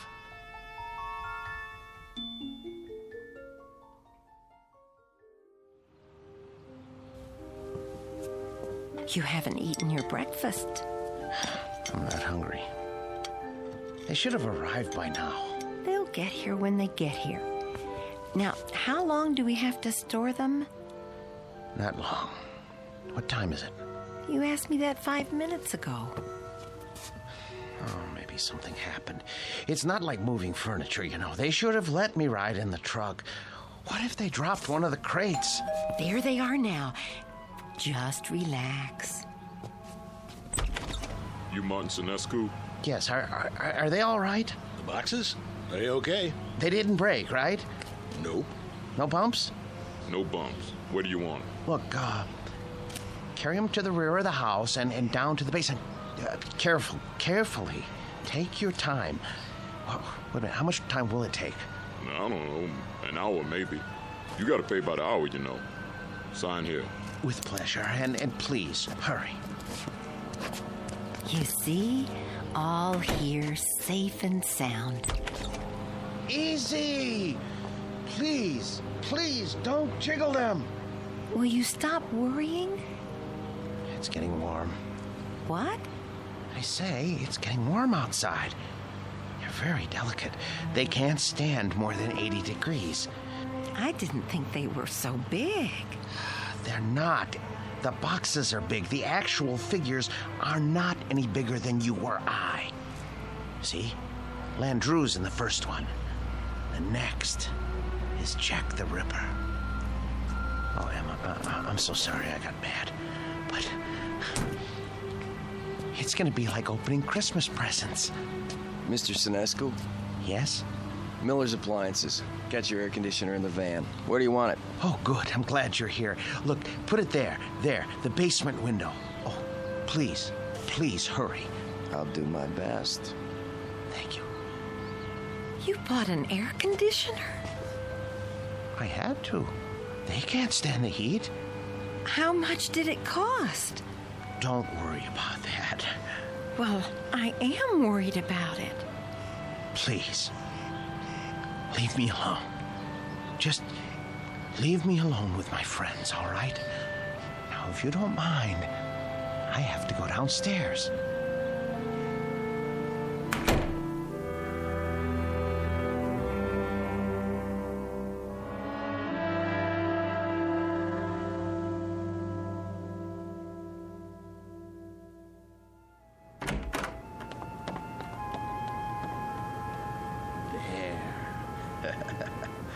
Ooh, feels cool enough. Now then, gentlemen, Bloody Jack, Jack the Ripper, how are you today? None the worse for wear, I see? Oh my. Cape's a bit shabby, though. Martin, are you down there? Yes, sir. Positively threadbare. Martin! Yes? Are you fussing with the Ripper's cape again? No. Yes. No. It's his hat. His hat is going to need cleaning and blocking before long. In fact, all their clothes could stand it. It's been almost a year since Mr. Ferguson let me do that. Martin! Emma, listen to me. The truth is, these men need clothes. But the Ripper here, his are the worst. Part of his coat back's come undone, and... Martin! What is it, dear? We're not buying them any clothes. Oh, Emma, listen. It's not just buying. It's tailoring to fit their bodies. I don't care, Martin. Oh, you don't mean that. Yes, I do. No, you don't. Honestly, Martin, you pay more attention to those murderers than you ever did to me. Oh, Emma, listen, that's not true. You practically live down there. Emma, they're a trust, a sacred trust. These figures were made by Guillemont. They're masterpieces. All right, so they're masterpieces. But you told me it would only be for a few days. Now, they've been here for weeks. I've been nice about it, Martin. You can't say I haven't. How long is this going to go on? I'm sorry, dear. I didn't lie. I thought they'd be here only a little while. I really did. But, well, I can't find anybody to finance the museum. Well, how can you find anyone if you spend all your time down there? Well, I phoned, but everyone I talked to never even has heard of Henry Guillemont. Can you imagine that? What's that? The electric bill. You see how much this air conditioner is costing us, running around the clock? Well, you know how hot it's been. Oh my. That is high, isn't it? I'd like to know how we can go on paying it. Martin, there's no more money in the bank. I know. But you mustn't worry. I promise you, I'll think of something. There must be somebody somewhere. Mr. Ferguson. No. Why not? You've told me he loves these things as much as you do. Besides, isn't it up to him to take care of them? Emma, I don't know anyone in the world I respect as much as Mr. Ferguson. And I would never trust these figures to him. I couldn't be sure they were cared for properly. I don't even think I could sleep if I... So we're stuck with them. Stuck? Emma, it's an honor, a privilege. For you, maybe. But how do you think I feel?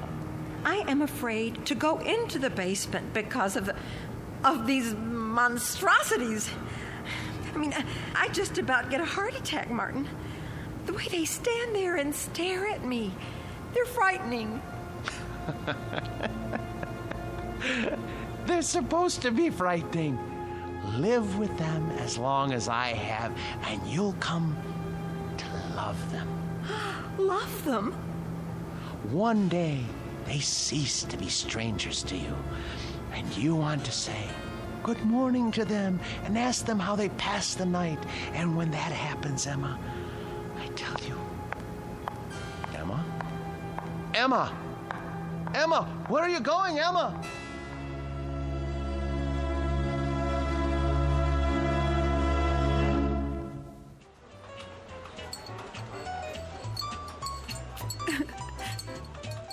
So I just don't know what to do. I mean, we can't borrow any more against the house. That's true. There's no chance for a refi without proof of income. And then today, when the electric bill came, I realized we've been spending a fortune just to keep the basement cool. You should have told me about this. Oh, I know, but I didn't want to bother you. I'm also your brother, remember? Oh, Dave. If only one of those people would loan him the money to open the museum, everything would be all right. Now, Emma, listen to me. Nobody's going to put money into a crazy scheme like that. Old Ferguson knew what he was doing when he sold out, and he was smart getting Martin to take care of those dummies. I shouldn't complain. It's just that you know how much he loved his job, and it was such a shock losing it. Do you want me to help? I didn't come here to ask you for a handout. Don't be silly. We're family. And believe it or not, I've always kind of liked the guy. But what's happening now? It sounds like he could use a few hours with a shrink. I can give you the name of a good one. Oh, Dave, he'd never go. Exactly. So what we've got to do is get Martin away from those things. Does he have them all? Only a few. How come? Ferguson had 200 or 300, didn't he? Yes, but these are special. Some man in Europe made them. Well, they can't be too special if they're not worth anything. They are to him. It's the first time that anything has come between us. I hate those murderers. I'll stop by and talk to him. It won't do any good. Then you talk to him, Emma. But not the way you have before. Lay it on him. Tell him it's those stupid dummies or you. And if that doesn't work, well, there is another way. What? Air conditioners break down.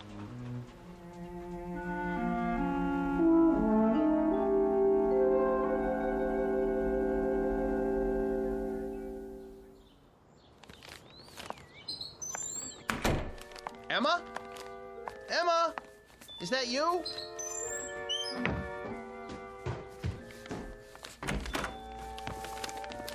Where have you been? Do you care? I know you're angry, but what can I do?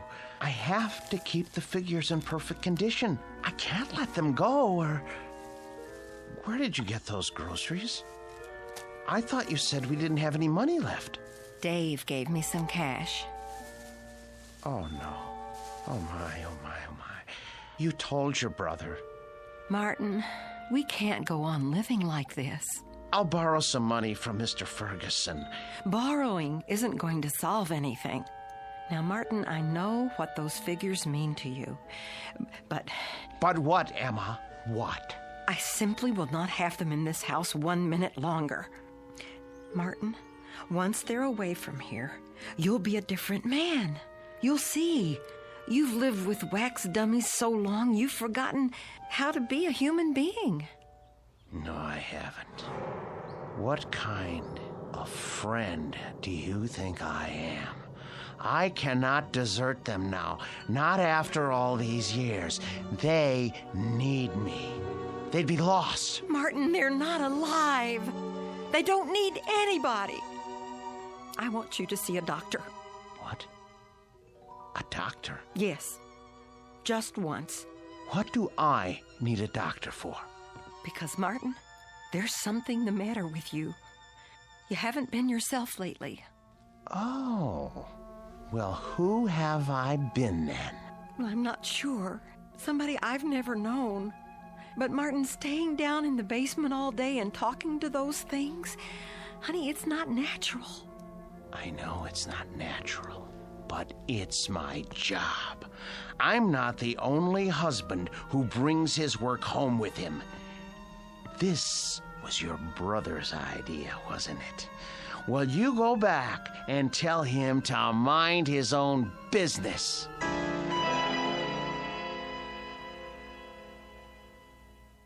So it's hard to know where it's heading. Chances are we're in for another ride tomorrow. And that concludes our broadcast day. This channel will return to the air at 6 a.m. with the early report. Until then, we bid Are you asleep? Good night.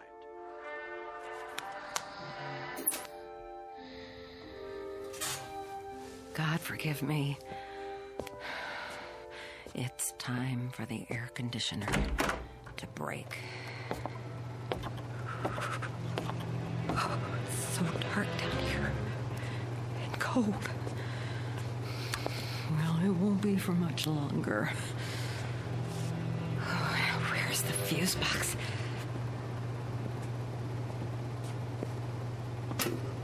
Let's see now. Which one is for the air conditioner? I should have brought a flashlight. I can't see a thing. Here it is. Good.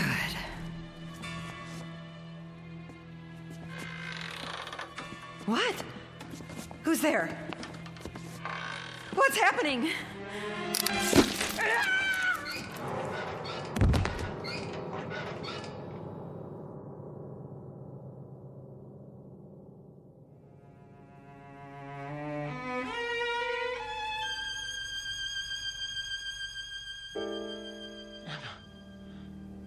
Where are you?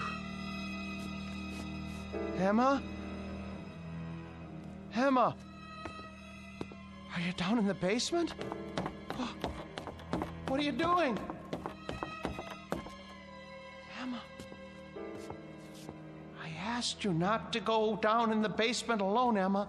I don't want you touching the figures. You leave them to me. Emma? Oh, where's the light switch? Ah, that's better. Emma! Emma! Emma! Oh, good Lord, what happened? Your throat. For the love of Emma. Who could have... Oh, you. The Ripper's knife? The blood? Oh, so... No.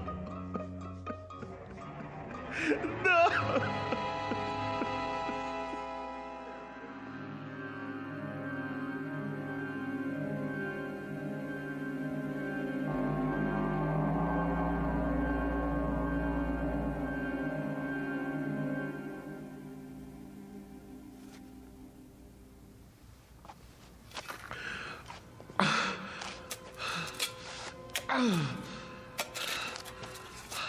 I hate to bury you down here, Emma. I know how much you hate the basement, but I don't have any money. I know I should report it to the police. Who would believe me if I told them you had your throat cut by Jack the Ripper? You just bumped into the Ripper in the dark and his spring arm went off. It was an accident. Besides, if I go to prison, who will take care of the figures? It's better this way.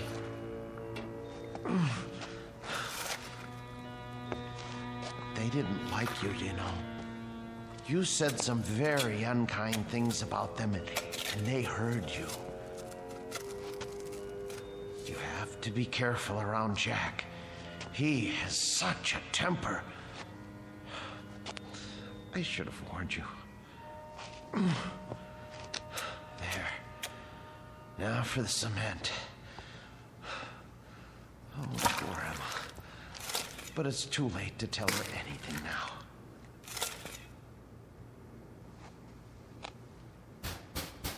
Yes, man. Come back later.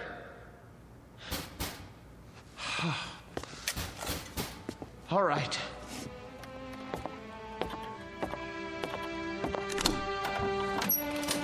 Hi, Mr. Snesku. I gotta read the meter. Hey, careful of the cement. It's wet. Oh, yeah. Doing a little patching, huh? Floor must have been pretty bad. Yes, it was cracking. I had to do the same thing. These old houses, holy mackerel! Something the matter? Woo! For a minute there, I thought they were real. How'd you ever get statues like that? Yes, well, they're wax, actually. From the museum. I'm taking care of them. Boy, they're the most realistic things I ever saw. You sure they ain't alive? Well, not altogether. Well, you could have fooled me. Should be a fine thing come Halloween. Something like this will really throw a scare into people. Man, oh man. Even close up, they... What's this? What? Whoever made these thought of everything. Even put blood on a knife. Well, I gotta go. You got quite a layout here. Hey, tell me something. Yes? Don't they ever give you the creeps? Not when you know them as well as I do. You're a real joker, Mr. Sinescu. Wait till I tell the wife about this. Hey, do you think it'll be all right if I bring her over for a look? No. Well, I mean, we're going to be gone. I don't know when we're going to be back. Oh, okay. Well, I'll see you next month. Fine. Goodbye. Best to keep the outside door permanently locked.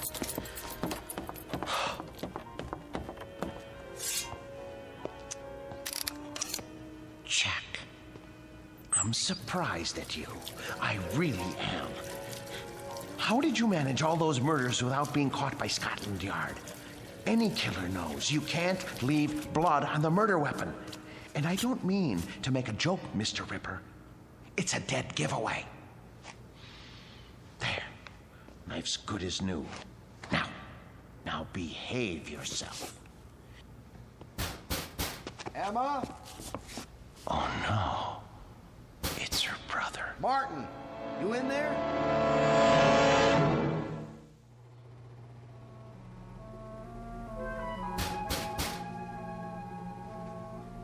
Emma?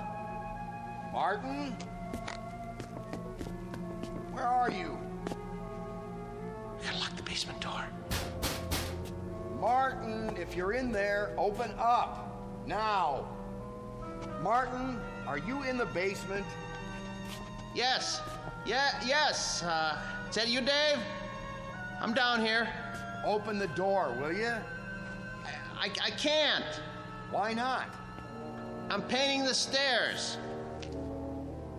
Look, give me a second. I'll go out the cellar door and come in the kitchen. Okay.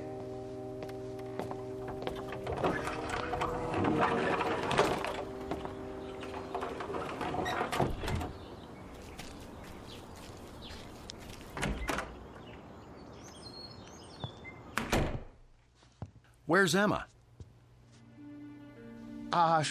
She went out to get some air. Just as well. Mind if I sit down? Why? What do you want? You sit down, too. Dave, look, I don't have time. I'm in the middle of something. Now, just tell me what you want. Emma came to see me yesterday. I'm very embarrassed. She told me about it. She did, huh?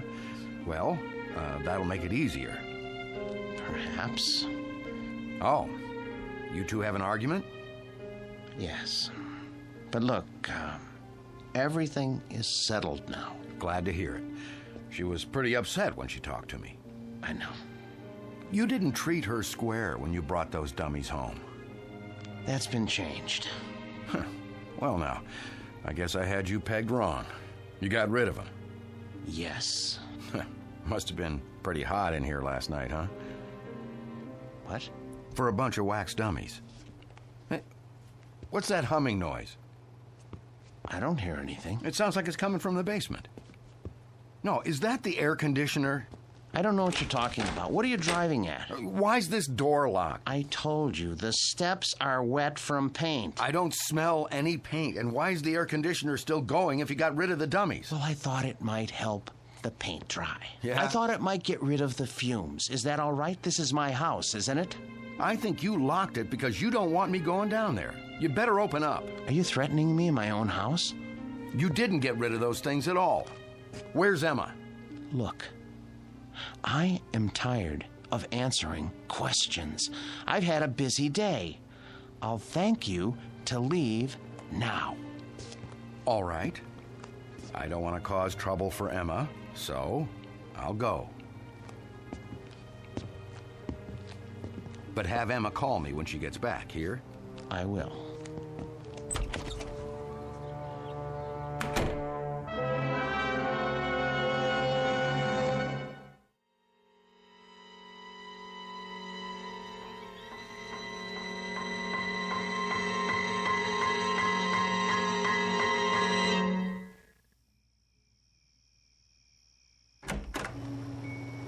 Emma? Boys? You can breathe easy. I'm going to bed now. Sweet dreams. Good night.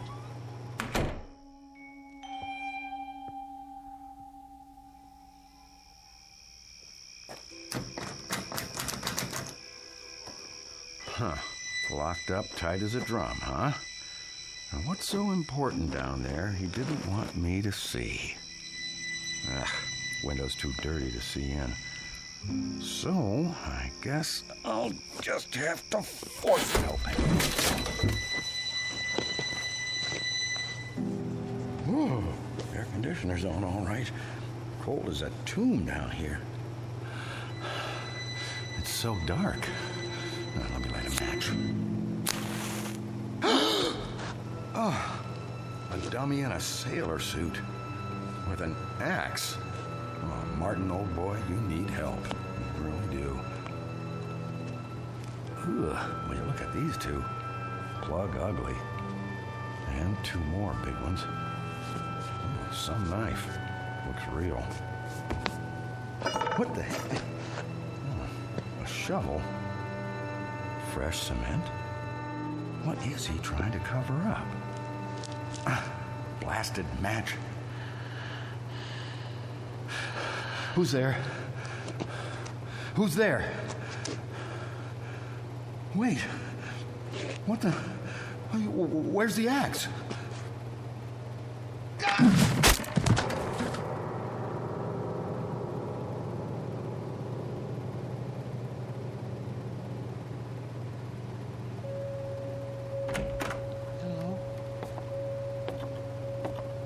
Hello? What's going on? Who's here? Hicks. Where's your axe? Dave. Dave. Oh no. Mr. Hicks. When I took your axe away from you and put it up in the rafters where you couldn't reach it, I tried to make sure that nothing like this could happen. How did you get it down from there? Why did you take it off the rafter?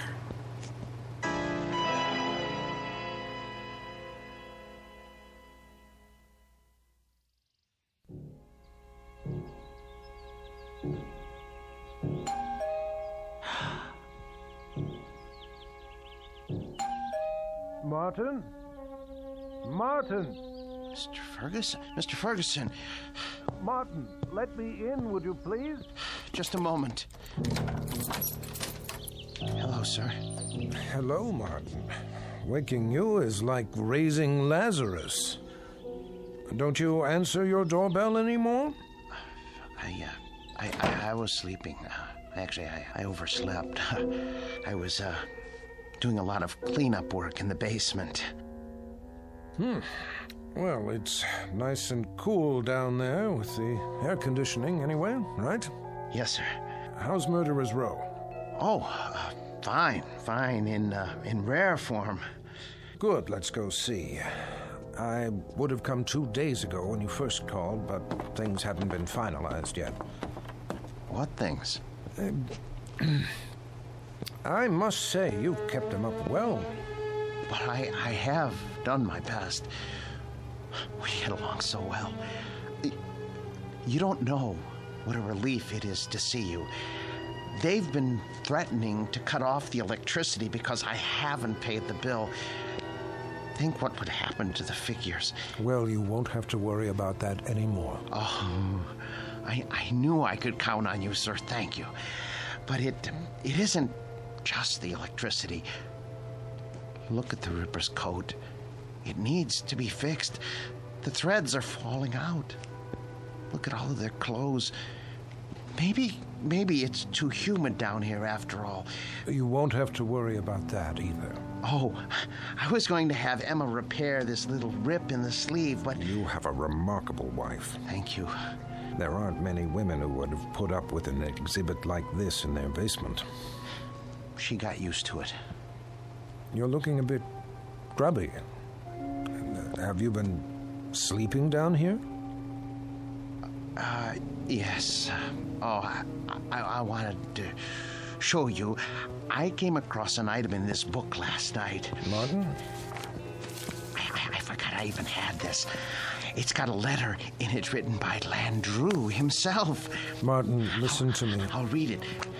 But for you, whose very walk is beautiful, whose sweet eyes and smile make a just claim to happiness, whither am I bound, my dear little friend, under your tender leadership? Oh, isn't that touching? It's the one Landru wrote to Fernand Segret. Ha! You know it then. He also strangled her as he did all the others. Martin, are you all right? Yes. Well, that isn't so. I'm not all right. Some strange things have been happening. Strange? Yes. You see, my house guests haven't exactly been behaving themselves. Who? Oh, come on now. It's true. I swear. You have no idea what they've been up to. Martin, you've been so close to these figures for the past 3 months, you're beginning to imagine things.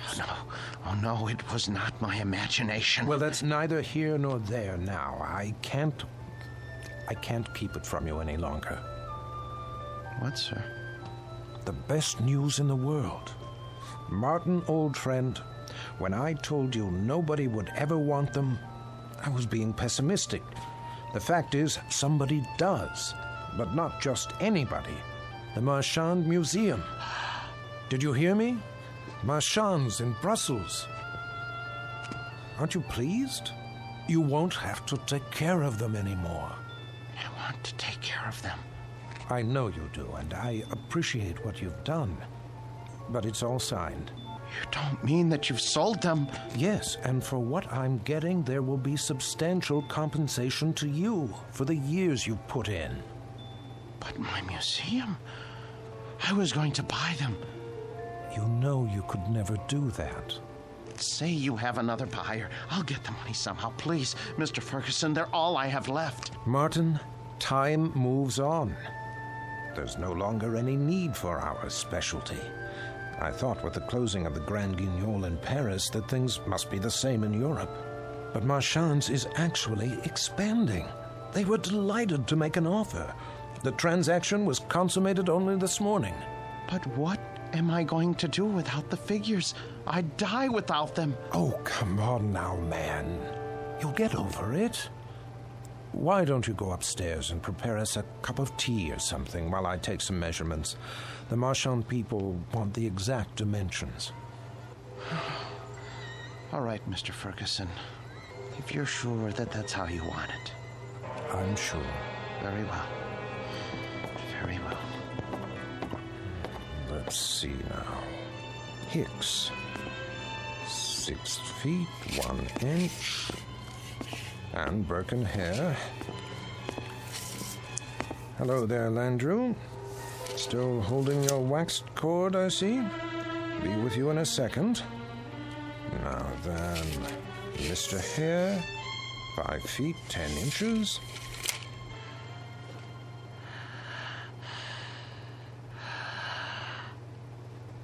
What?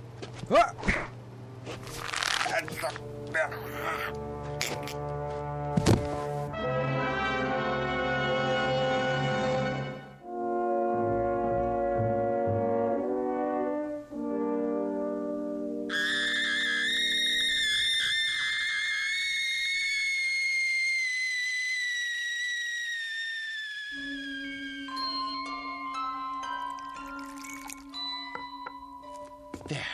2 cups of tea.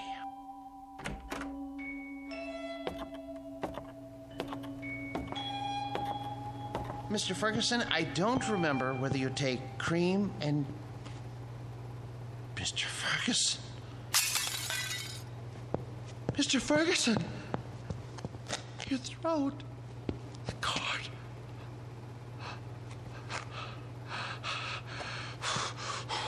Why did you strangle Mr. Ferguson? And the rest of you? I know you didn't have any part in this, but you didn't stop it either. Landru, you have gone too far.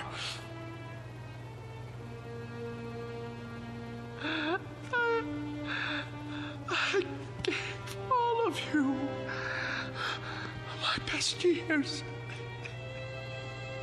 You wanted for nothing. I washed you. I cleaned your clothes. I waxed your shoes.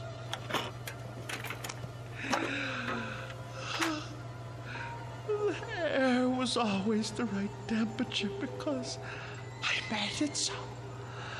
I defended your deeds against the thousands who came to see you. And when Mr. Ferguson sold the museum, who spoke up for you? Who wanted you?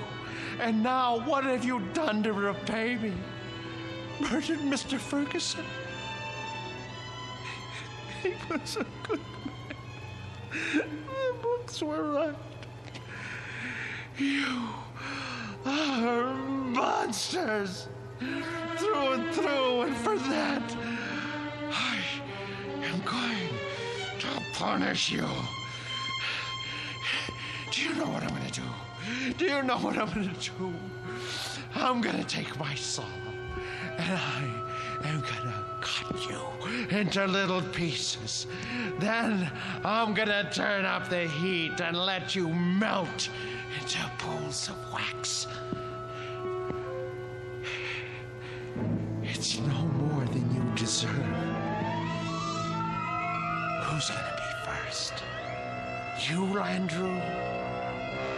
Because it was you who murdered Mr. Ferguson. It was not I, Martin Senescu, who strangled your friend. It was you. No, it was you. You killed him while I was upstairs making tea. No, maid, it was always you. With my blade, you murdered your wife. You killed her while I was asleep. You used my axe to kill your wife's brother. Get away from me, Hicks. Get away from me. You are the murderer. Perk, stay back. You are the murderer. You killed them all.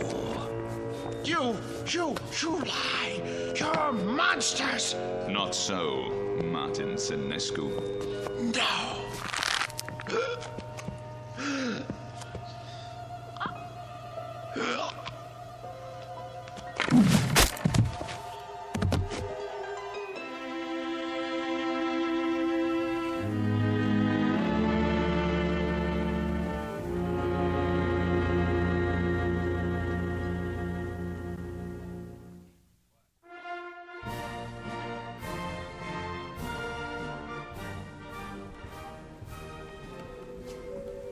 And here is the latest addition to Marchand's Wax Museum, Murderer's Row, complete with its newest cast member, Martin Lombard Senescu. A remarkable and most versatile man. Who knows what thoughts went through his mind as he dug the grave for his wife, Emma, whom he killed with a knife. His brother-in-law, David, whose skull was split with an axe. And his friend and employer for 30 years, Mr. Ernest Ferguson. We'll never know. We can only guess what fierce devils tortured Senescu's soul and drove him to his destiny. But he has taken his place with the infamous and depraved.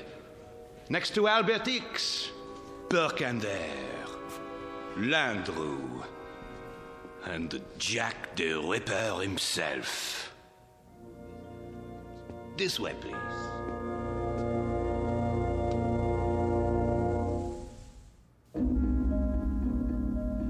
The new exhibit became very popular at Marchand's, an instant hit. But of all the figures modeled so lovingly in wax, none was ever regarded with more dread than an American named Martin Lombard Senescu. There was something about the eyes, people said, dazed, vacant, as if he had seen too much and come to understand it a moment too late. But they shouldn't have been surprised. It's the look one often gets after a quick walk through the Twilight Zone.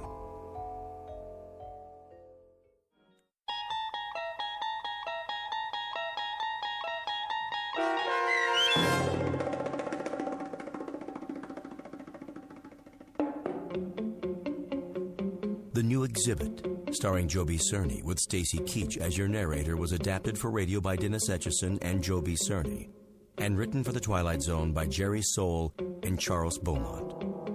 Heard in the cast were Jim McCants, Nancy Baird, Richard Hensel, Nick Sandys, Tom McElroy, Christian Stolte, Damian Arnold, Roderick Peoples, Craig Harris, Martin Aestrom. This copyrighted radio series is produced and directed by Carl Amari for Falcon Picture Group.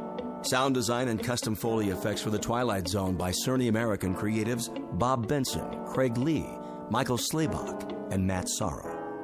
To learn more about the Twilight Zone radio dramas and to contact us, visit our official website at twilightzoneradio.com.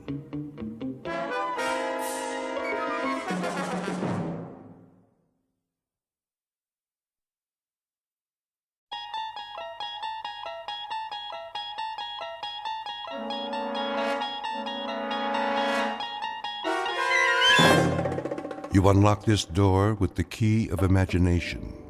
Beyond it is another dimension, a dimension of sound, a dimension of sight, a dimension of mind. You're moving into a land of both shadow and substance, of things and ideas. You've just crossed over into the Twilight Zone.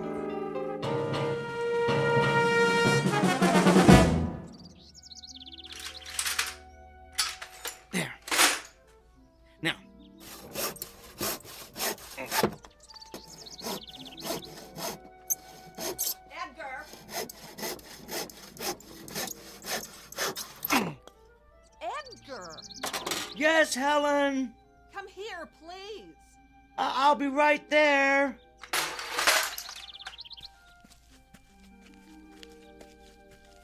Well, come on, hurry up. Yes, dear. Come in the house. I've got a bone to pick with you. What's wrong, Helen? Look at what I did to my hand. Ooh, what happened? I was cleaning the basement and I cut it on that stupid metal contraption you brought home yesterday. Oh, no. The accelerator bracket. Are you all right? Do you need me to clean it with hydrogen peroxide? Or should we go to the ER? No. I finally got the bleeding to stop by myself. I thought I was going to hemorrhage to death. Oh, thank goodness. What? I mean, it's good you were able to stop the bleeding. What is that stupid bracket doing down there anyway? Well, I needed to complete my experiments. Your experiments? That's all I ever hear about. I can't believe I gave up a successful modeling career to marry such a geek. Oh, this ridiculous hobby of yours is getting out of hand, Edgar. Well, it's more than a hobby, dear. Yes, you're right. It's an obsession. You're constantly down there tinkering with that pile of junk you built. How about spending some time fixing the problems we have in the house? How about repairing that leaky roof, Edgar, or the garbage disposal that keeps breaking down? Well, I'll get to all of that, Helen. I promise. It's just that I'm so close to a breakthrough. If I can just figure out how to break down the molecules into subatomic particles... The only breakdown around here is going to be mine unless you get rid of that oversized erector set. Do they know you're bringing all that equipment home from work? No, but they don't really need to. You see, it's all equipment they've discarded. They don't use it anymore. In other words, you're going garbage picking behind the lab and then dumping it in our basement. Why don't you just do these experiments at work? Because the facility isn't doing any more research with... With what, Edgar? Well, it's not important for you to know, Helen. I don't want to waste your time talking shop. You're one to talk about wasting time. Maybe if you'd put this much thought into your job, you'd be able to get a promotion. Well, the only kind of promotion available to someone at my level would be a project manager. What's wrong with that? Well, I'm not the managerial type, Helen. I'd be dealing with budgets, giving evaluations to personnel, writing reports for upper management. Yes, and that's why managers make the big money. But I'm an engineer. I'm good at working with equipment, not people. I like calculating formulas, not salaries. I'd be terrible in a managerial position, Helen. I'd be wasting my time. You don't seem to mind wasting your time outside while my life's fluid is gushing out of me. Where were you anyway? Across the street, meeting the new neighbors. They finally moved in? What's their name? Let me see if I remember how to pronounce it.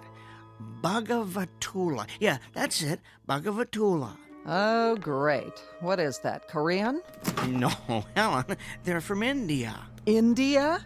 Doesn't that real estate agent know how to sell to people like us? They're quite nice, really. He's a vice president at one of the banks downtown, and she's a professor at the university. Such a lovely woman, a real exotic beauty. Not as lovely as you, of course. Oh, and they have a 13-year-old boy. He'll be at the junior high in the fall. Of course he will, because their kind always follows the same pattern. They move into our neighborhoods, take our jobs, and infiltrate our schools. Now, Helen, I hope you're not going to be hostile towards our new neighbors like you are towards that lovely Sanchez family 2 doors down. You can actually learn a lot from them. Mr. Bhagavatula was telling me about some of the fascinating customs in their country. Can you imagine coming from such a rich cultural heritage? The only thing I can imagine is the stench of curry casserole that's going to be wafting across the street. I'll tell you something, Edgar. I am sick of the way this neighborhood is changing. And I'm even sicker of not being able to do anything about it because your salary isn't high enough for us to move someplace nice, someplace with people like us. We're trapped. We've got Gandhi and his family moving it across the street, Pancho Villa and his gang living 2 doors down, and God knows who else ready to move in at any minute. And you're oblivious to all of it, Edgar. You're like an ostrich with its head in the sand, tinkering away in the basement while this neighborhood is going downhill. Well, I'm sick of it, and I can't take any more. Things better change soon, Edgar. Do you hear me? Things better change soon. Yes, Helen.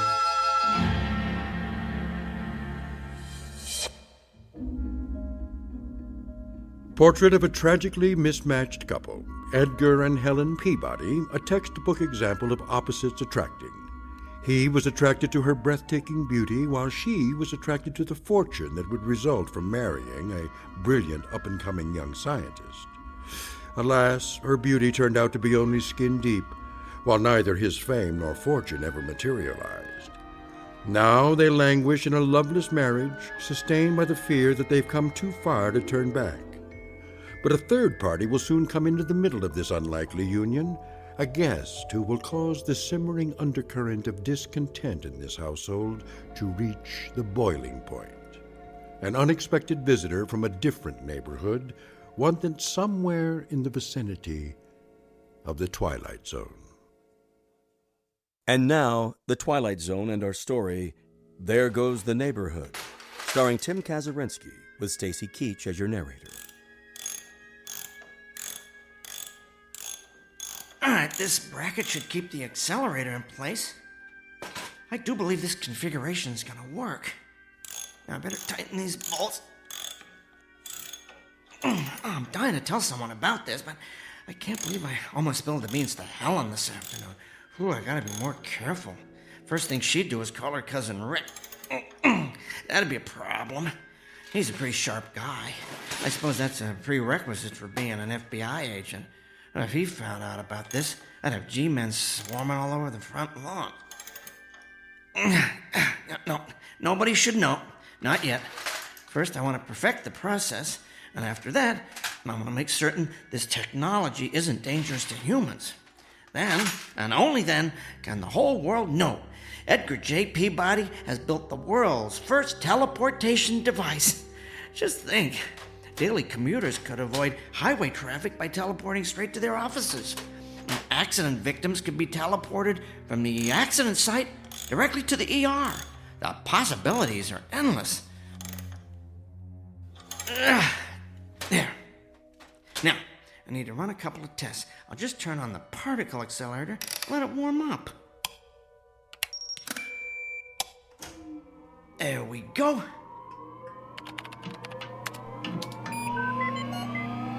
Reminds me of that old super heterodyne radio receiver Dad had when I was a kid. Always had to let that baby warm up.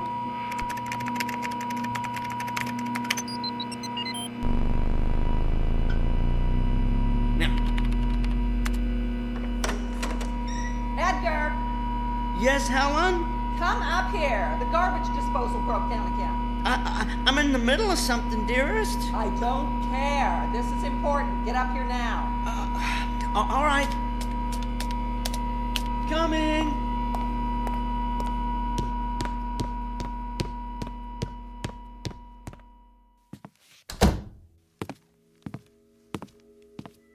Well, it's about time. I've never seen such a slowpoke. What's wrong with the garbage disposal? Same as always. Made a funny grinding noise, then stopped. Did you throw any silverware down there? Of course not. What do you think I am, an idiot? Oh, no, dear. I'm just trying to isolate the problem. Well, you're the one who wants to be an engineer for the rest of his life, so stop isolating and start engineering a way to repair this thing. I'm going to go down and throw some clothes in the washer. You let me know when the disposal's fixed. All right. Now let's see what the problem is here.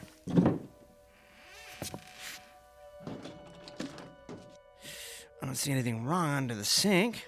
No leaking anyway. I better get a flashlight and look down the drain.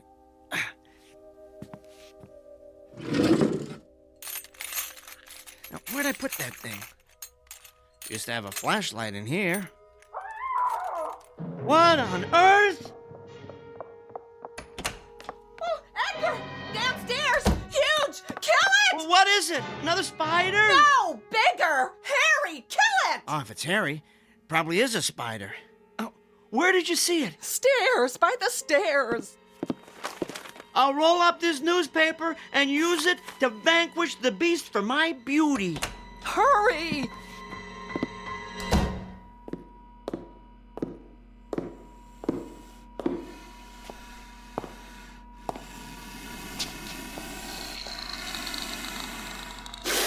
Good Lord!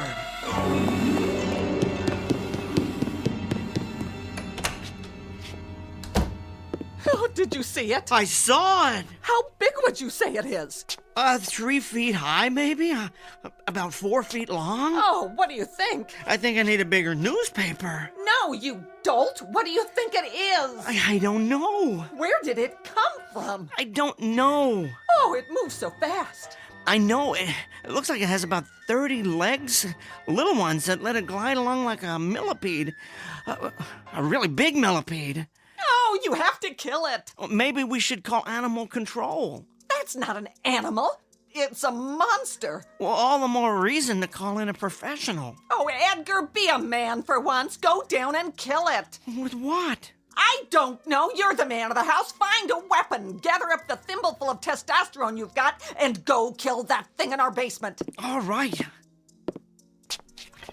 I'll take this broom. Whatever. Just get down there. Here goes. I'm going to close this door behind you. Why? So it doesn't try and get up here. Actually, that's a good idea. We don't want to run around the living room. It might try and get out the front door. Yeah, plus, I just shampooed the rug. Oh, great. Where the door closed, I can't see a thing down here. I hear it. I think I went over by the furnace. Probably likes the warmth. It's so dark. I'm gonna have to turn on the light. As soon as I find it. There. Now, where... Please, do not hurt me. What? Who's talking? I don't see you. I mean you no harm. I hear you, but your voice, it's inside my head. Whoa. You communicate telepathically, don't you? Yes, please, do not hurt me with your weapon. Weapon? Oh, this is just a broom. A broom? What kind of weapon is that? It's not a weapon. It's for sweeping up. You know, cleaning. Oh, so you're going to clean me? Is this a way of conquering one's opponent here? No. I was going to hit you with it. Ow, please, do not. I apologize if I frighten you or your companion. Companion? Oh, you mean Helen. I guess that's one word to describe her. Where are you anyway? Behind this heating source. I was right. You like the warmth over there in that corner by the furnace, don't you? Yes, it is quite comforting. Traveling through the space-time continuum appears to have affected my body's metabolism. I am very cold. The space-time continuum? Where are you from? It is hard to explain. Suffice it to say, it is a different time and place. Are you saying you're from a different dimension? I would consider that an accurate assessment. How did you get here? I arrived through your receiving portal. My receiving portal? Oh, the teleporter. I left it on when I went upstairs. It must have acted like an open door for anything passing through the space-time continuum. Whoa! It worked! Beyond my wildest dreams, it worked! I knew those adjustments I made would do the trick, although I didn't think it would teleport beings from other dimensions. Oh, criminy. I guess I should turn it off, huh? Before this place looks like some kind of interdimensional Grand Central Station.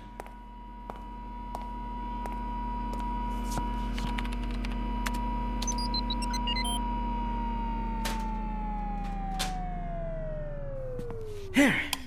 I guess I can consider my latest modifications a triumph. I have successfully teleported a being from another dimension to a basement in Hackensack, New Jersey. You have been experimenting with teleportation? Yes. I have as well. So, teleportation isn't a standard mode of transportation where you come from? No. I have been conducting trials in secret. Oh, I know the feeling. I was an engineer on a teleportation project at my company a few months ago. Out of the blue, the government ordered us to cease and desist, but they never explained why. I've heard it's because they're experimenting with the technology themselves for a secret military weapons project, but I think it could be used to improve our way of life. That's why I've been continuing my experiments by myself down here. Where I come from, it is feared that teleportation would make escape too easy. Escape from what? From a race that recently overthrew our government. They call themselves the Masters. They now hunt down and exterminate members of any race unlike their own. Well, that's awful. So I take it that where you come from, everyone doesn't look like you? No, the Masters do not look like my race at all. They are quite ugly. Well, sounds like it's a good thing you escaped. I am not convinced that I am in a better situation here. What do you mean? My appearance seems to have alarmed you and your companion. You were coming down here to kill me. Well, you have to understand, you look different from anything we've ever seen before. Oh, I am considered ugly here? Well, that's hard to say. I haven't actually had a chance to get a good look at you. Why don't you come out from behind the furnace, the heating source? Okay. Oh, my. You definitely don't look like any species we have here, but ugly? Trust me, I've encountered far uglier beings on this planet. Edgar? Hey, whoa, where are you going? You don't have to hide back there again.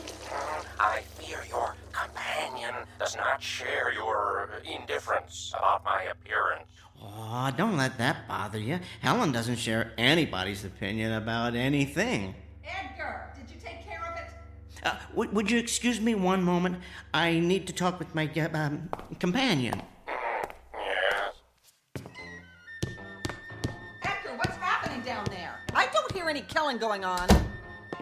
Helen, dear, I decided not to kill it. Why not? Well, I'd like to learn more about it. Well, fine. Kill it and slice it open. Then you can look around in its guts and learn all you want. Well, I'm not talking about its anatomy. I want to keep it alive, observe its behavior. I don't know, ask it some questions. Ask it questions? Helen, sit down for a moment. Edgar, what's going on? Just listen to me. I'm not sure how to tell you this, so I'm just going to come right out and say it. That creature in the basement, it's from another dimension. It arrived here through the space-time continuum from a place where it has suffered unbearable persecution. Well, I would like to learn more about it, find out where it came from, whether it's from some alternate universe on Earth, or perhaps some other planet in a distant galaxy, and maybe even find out if I can help it.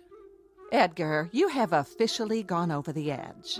I mean, I've always considered you eccentric, quirky even, but I never realized there is a hole in your marble bag. Helen, I'm telling the truth. Okay, let's assume for the sake of argument that you are. How did that thing get here? Well, you have to promise not to tell anybody this, but that contraption, as you like to call it, the one I've been building in the basement, it's a teleportation device. The creature was passing through the space-time continuum and employed it as a destination portal. Give it to me in English, Edgar, not your usual geek speak.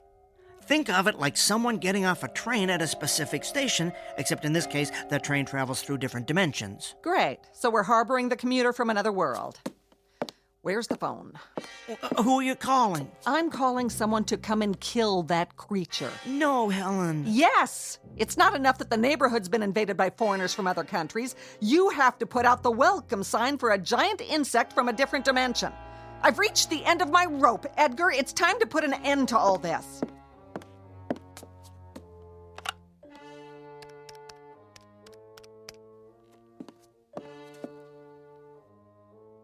Hello, FBI? I'd like to talk to Agent Rick Fielding.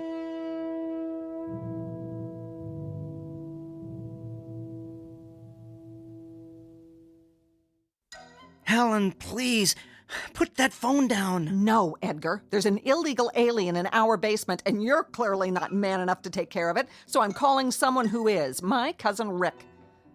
Hello? Yes, I'm waiting to talk to FBI Agent Rick Fielding. Oh, he's not in? Can I leave a message?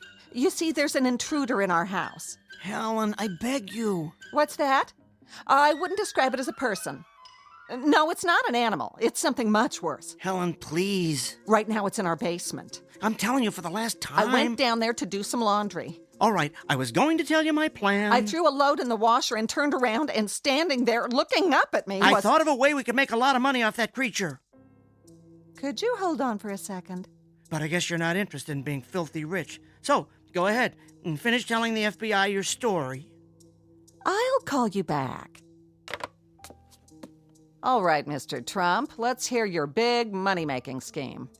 Okay, here's what I'm thinking. I learn as much as possible about this creature. Who it is, where it's from, what message it brings from the cosmos for the people of Earth. that kind of thing. Then, since it only communicates telepathically, I become its spokesman. Telepathically? What does that mean? Well, never mind that part. I'll explain later. Anyway, we then travel around together, doing presentations at respected technical institutes, lecturing at universities, meeting with world ambassadors. And then we really go for the big time. We appear on Oprah. You're telling me that we're going to get rich because you're going to play Colonel Parker to some illegal alien from another dimension? Think of the possibilities, Helen. Book deals, a movie franchise, and television. Oh, think of the television we could do, Helen. Tell me the whole country wouldn't tune in to see that creature on Dancing with the Stars. Edgar, for once in your pathetic life, you may actually have a good idea. You think we could make a lot of money off that thing? Millions, Helen. Millions. All right, I'll agree to this little plan of yours, but it better work. I have just one demand. While it's in this house, that beast stays in the basement. I don't ever want to see it up here running around in my clean house with its filthy little insect feet. Do you understand me, Edgar? Of course, it stays in the basement. You won't regret this, Helen. Now, I'd better go back down and learn all I can about it.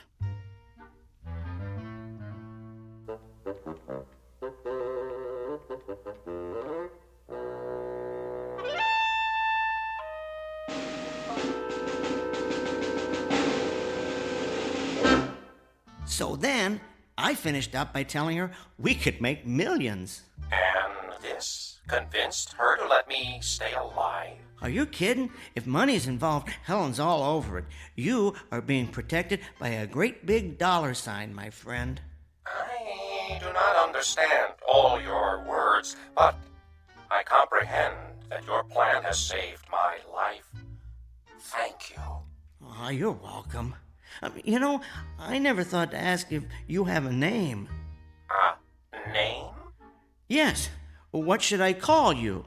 Oh, I am identified by a specific sequence of sounds. Oh, would you like to hear them? Sure.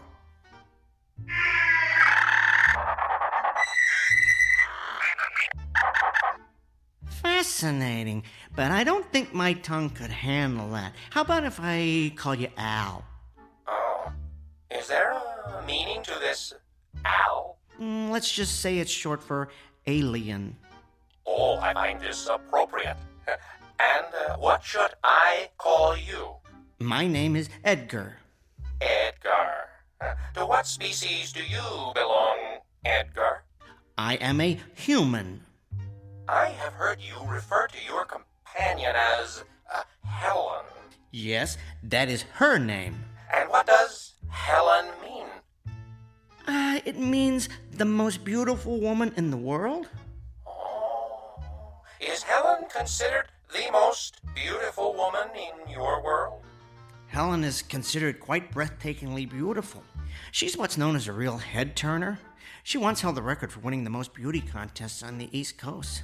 Unfortunately, Helen has what we would call an ugly personality. Then, from my point of view, she is not beautiful at all. I'm afraid there are many of my species who would agree with you. I attempted to communicate telepathically with her when I first arrived, but I could not. Aw, she was in too much shock. No, her mind is closed. I cannot get through to it. Are you able to understand her? Oh, yes, every word. Oh, my condolences. Forgive me for saying so, Edgar, but I sense that you fear her. Well, I never told anyone this before, but I have some trouble standing up to her. She has a very strong personality. So do you, Edgar. It took a great deal of strength for you to come down here and confront a species you had never encountered before. Well, I suppose it did. I would encourage you to confront her in the same way. You mean try and hit her with a broom? Oh, if necessary.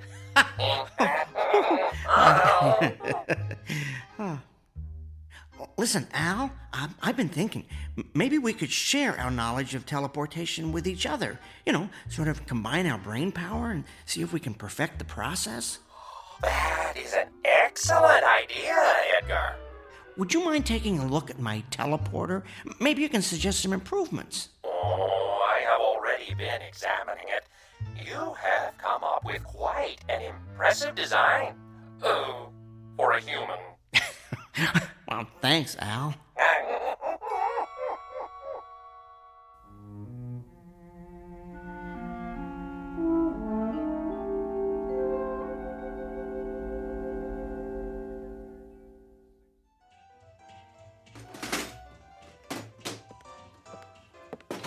Edgar, is that dishwasher ever going to be fixed? Should be good as new by dinner. I picked up a new gasket today. Well, it's about time. There. I need to go down to the basement, get a different wrench, though. I'll come with you. I need to throw a load of wash in, and I don't want to go down there alone. We remember what happened the last time I went down to do the laundry now, don't we? Don't worry. He won't bother you. He likes to stay warm behind the furnace. Good.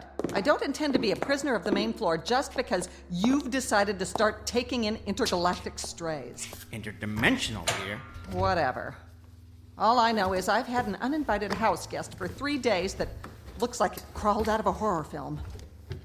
Everybody in their place, and a place for everybody. That's how it used to be before all the foreigners started moving into our neighborhoods. Yes, dear. I'll tell you what we need. We need a government that stops turning a blind eye to this cultural invasion. We need to send all these outsiders back to where they came from. So you've said before, dear. I found that wrench I need.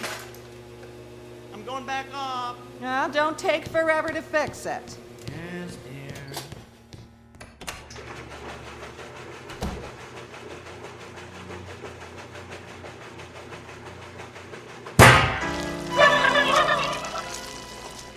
Aw, what's wrong, Quasimodo? Did that scare you? Well, don't worry. I just accidentally let the washing machine door slam shut. You've got nothing to worry about. Yet. But I'll tell you this. If I don't start seeing some money coming in from this brilliant scheme cooked up by Edgar Rockefeller up there, I will call my cousin. And the FBI will come here to see what Edgar's doing with that telethingy, and you will be hauled away and dissected like a frog in a 7th grade biology class. You don't fit in here.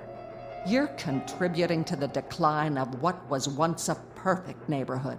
So you just stay down here in the dark where you belong.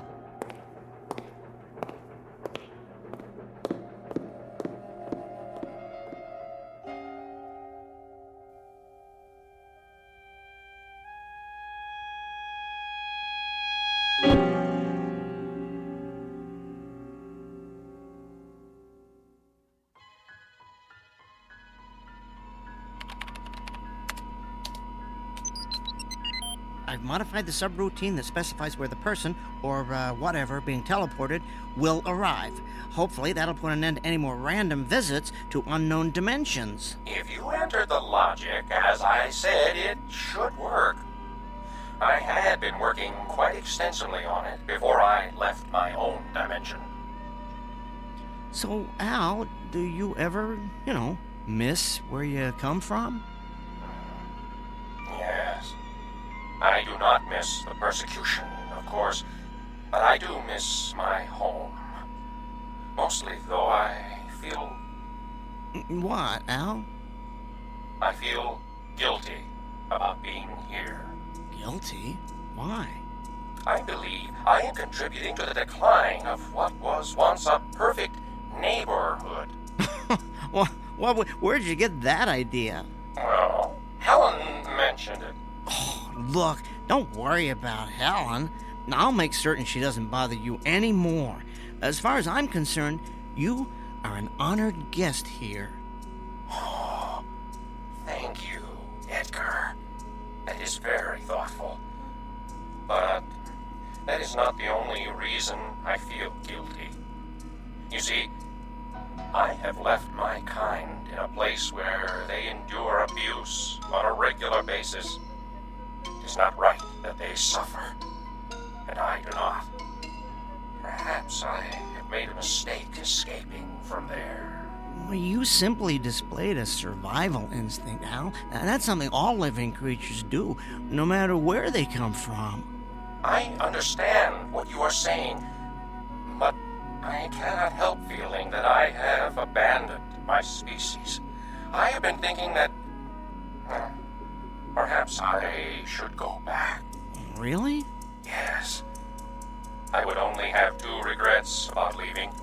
One is that I would miss you, Edgar. Oh, thanks, Al. I miss you, too. What's your other regret? That I did not get to see more of where you live. I have so far only seen this, what do you call it? Hackensack basement. That's true, isn't it? Okay, Al, you and I are going on a little field trip to the main floor. You can get a look at my world through the living room window.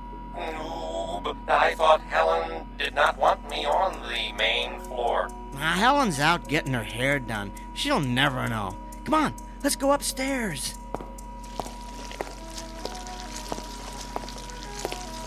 Wait a second. Maybe you should wipe your feet first. All of them.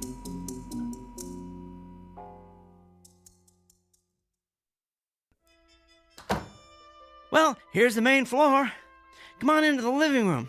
It ain't the Ritz, but it'll give you a decent view of the front yard. I am not familiar with this Ritz you speak of, but your upstairs is very pleasant. Okay, I'm gonna open the curtains. You ready? Yes. Here goes. I give you Hackensack, New Jersey, in all its glory. Oh, my! It is so bright, and there are so many colors. What is that substance that covers everything? Is it plant life? Yes, we call that grass. And what is that tall, thick plant in the middle of the grass? That's called a tree. Edgar, what is that creature? What creature? Oh, the neighbor's cocker spaniel. That's called a dog. It does not look like you. Oh, thank you, Al. I mean, it is obviously a non-human species. Is that what I have heard you refer to as an animal? Yes.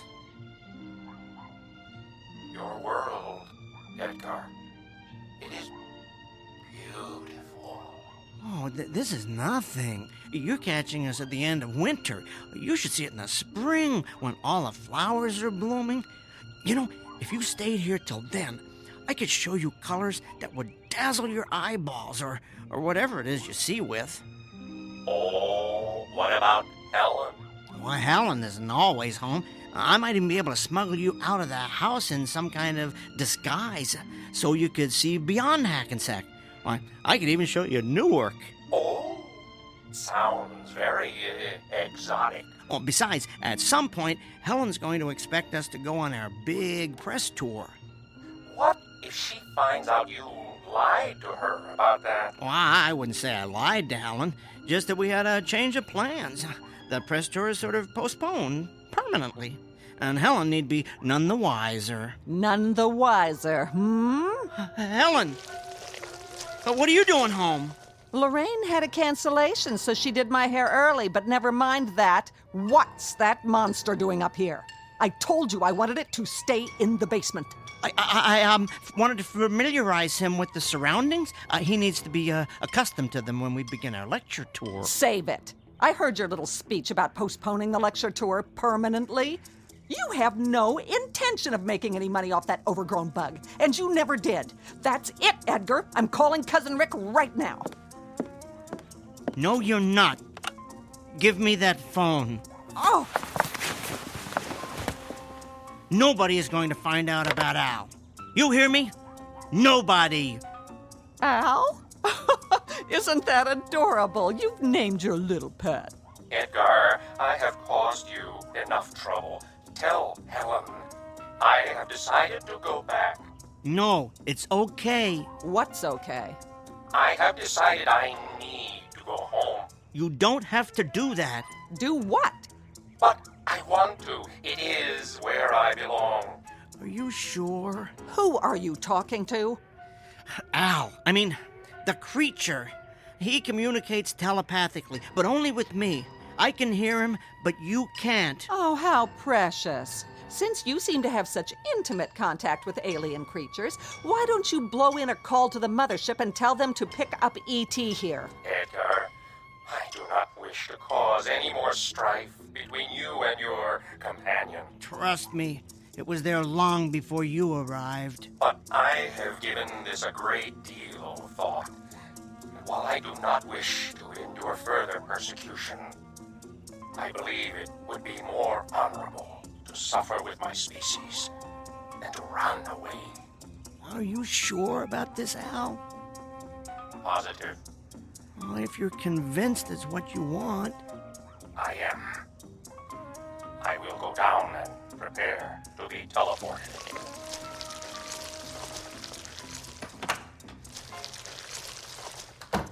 Edgar, will you tell me what on earth is going on? Yes, Helen, I'll tell you. Al has decided to return to his world. Yeah? What's the catch? No catch. He's decided that helping his species is far more important than his own survival. You know what that means? What? It means that in spite of the fact that he comes from a place you've never heard of, grew up in a culture you are completely unfamiliar with, and communicates in a way you could never hope to comprehend, he is a far nobler creature than you will ever be.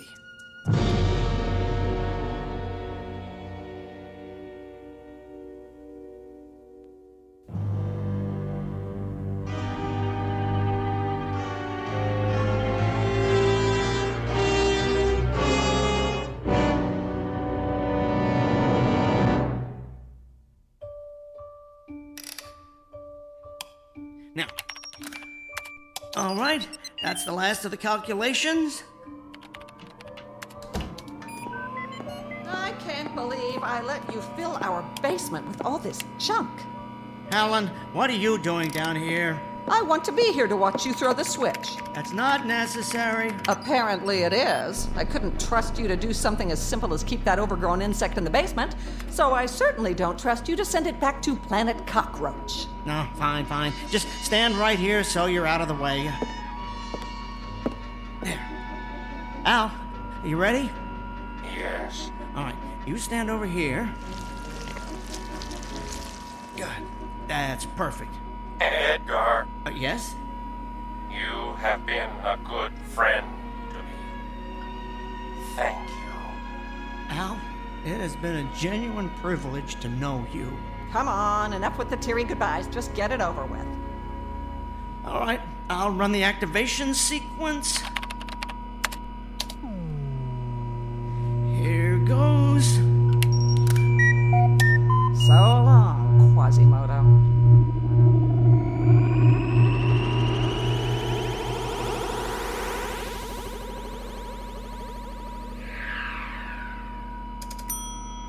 It worked.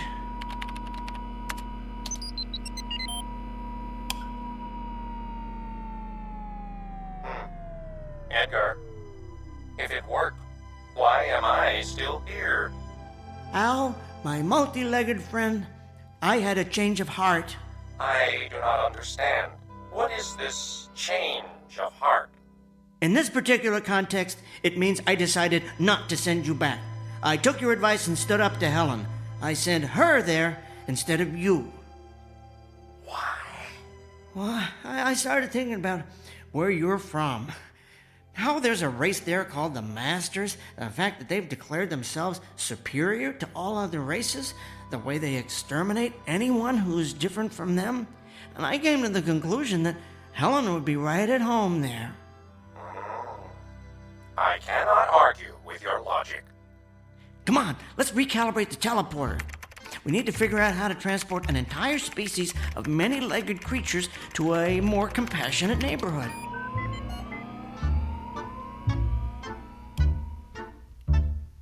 A quote here from St. Augustine. Beauty is indeed a good gift of God, but that the good may not think it a great good, God dispenses it even to the wicked. Case in point, one Helen Peabody, whose husband Edgar has come to the conclusion that a pretty face is not the sole manifestation of beauty.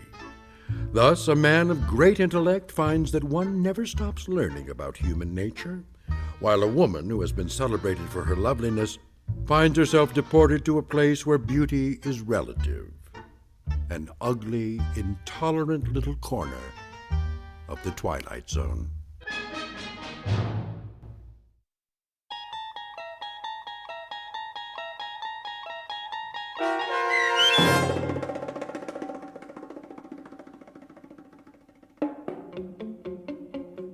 There Goes the Neighborhood, starring Tim Kazurinsky with Stacy Keach as your narrator, was written for The Twilight Zone by Barry Rickard.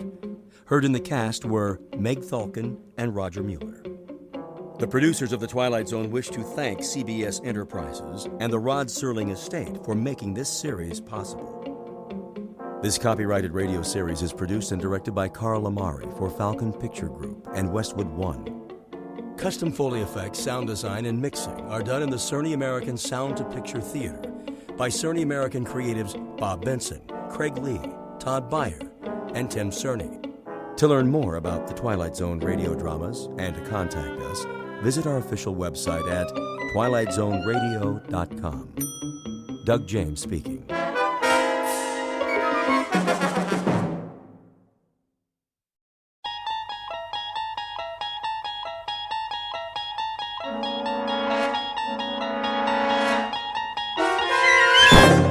You're traveling through another dimension.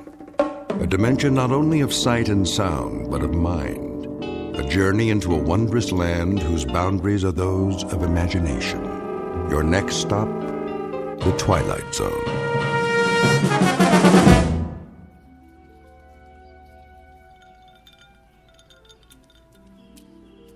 Diane, What? come here, sit down. In a minute. What are you doing? Going for a swim. What does it look like? Now? Of course now. Before the sun gets too high. But you haven't finished your drink yet. It's not going anywhere, Eddie. Right now, this pool looks positively delicious.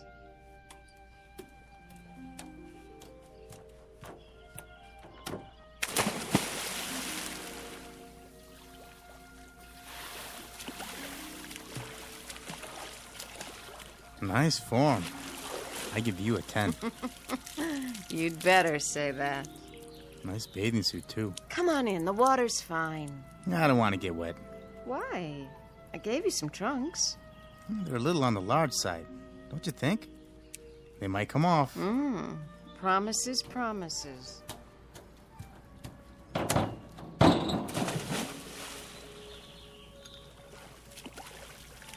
Diane, please. I'm lonely over here.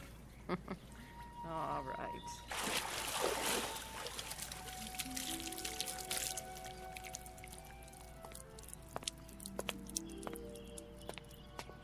I brought you a towel, Mrs. Templeton.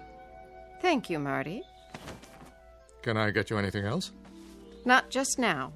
I came down to join Mr. Page for a swim. Yes, ma'am. So I see. Has Mr. Templeton left yet? In another few minutes. Good. I mean, that's fine. Tell him I'll see him when he gets back. Very good. Oh, Marty. Is that your name? Yes, sir. Would you mind mixing up another one of these? What do you call it? Mimosa. Yeah, another mimosa, s'il vous plaît. Make it two. One for the lady. Certainly, sir.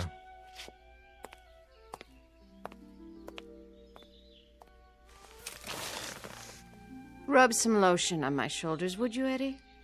I wouldn't want to peel. Sure thing.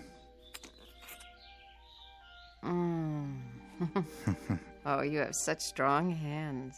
Did he say Your husband's still here? He'll be gone soon. He has a rehearsal. Oh. He doesn't mind, huh? Me being here and all? That's what the guest house is for. Friends who come and visit. But I don't even know him. I hardly even know you. How long has it been? Since yesterday? I know a friend when I meet one. We are going to be friends, aren't we? Yeah, you better believe it. Lie down. What? So I can do your legs. Not yet, Eddie. There'll be plenty of time. They're really red. You don't want to burn, do you? Oh, you silly boy. Swim a few laps for now. Work it off. Not on your life. These trunks are a size large. Maybe that's why I loaned them to you. Stand up. Oh, no. Come on, stand up. I'm not going to push you in. Promise? Promise. There. Now, turn this way. That's it. Hazel. Hazel who? Your eyes. I wanted to see what color they are in the sun. And yours are green. So I've been told. You know, maybe we shouldn't be out here like this. Why not? I just saw somebody at the window. What do you care? We're not doing anything, are we? No, but if that's your husband, I feel kind of funny. Why? Because you're all wet? Hey, you promised. Didn't you know? Promises are made to be broken.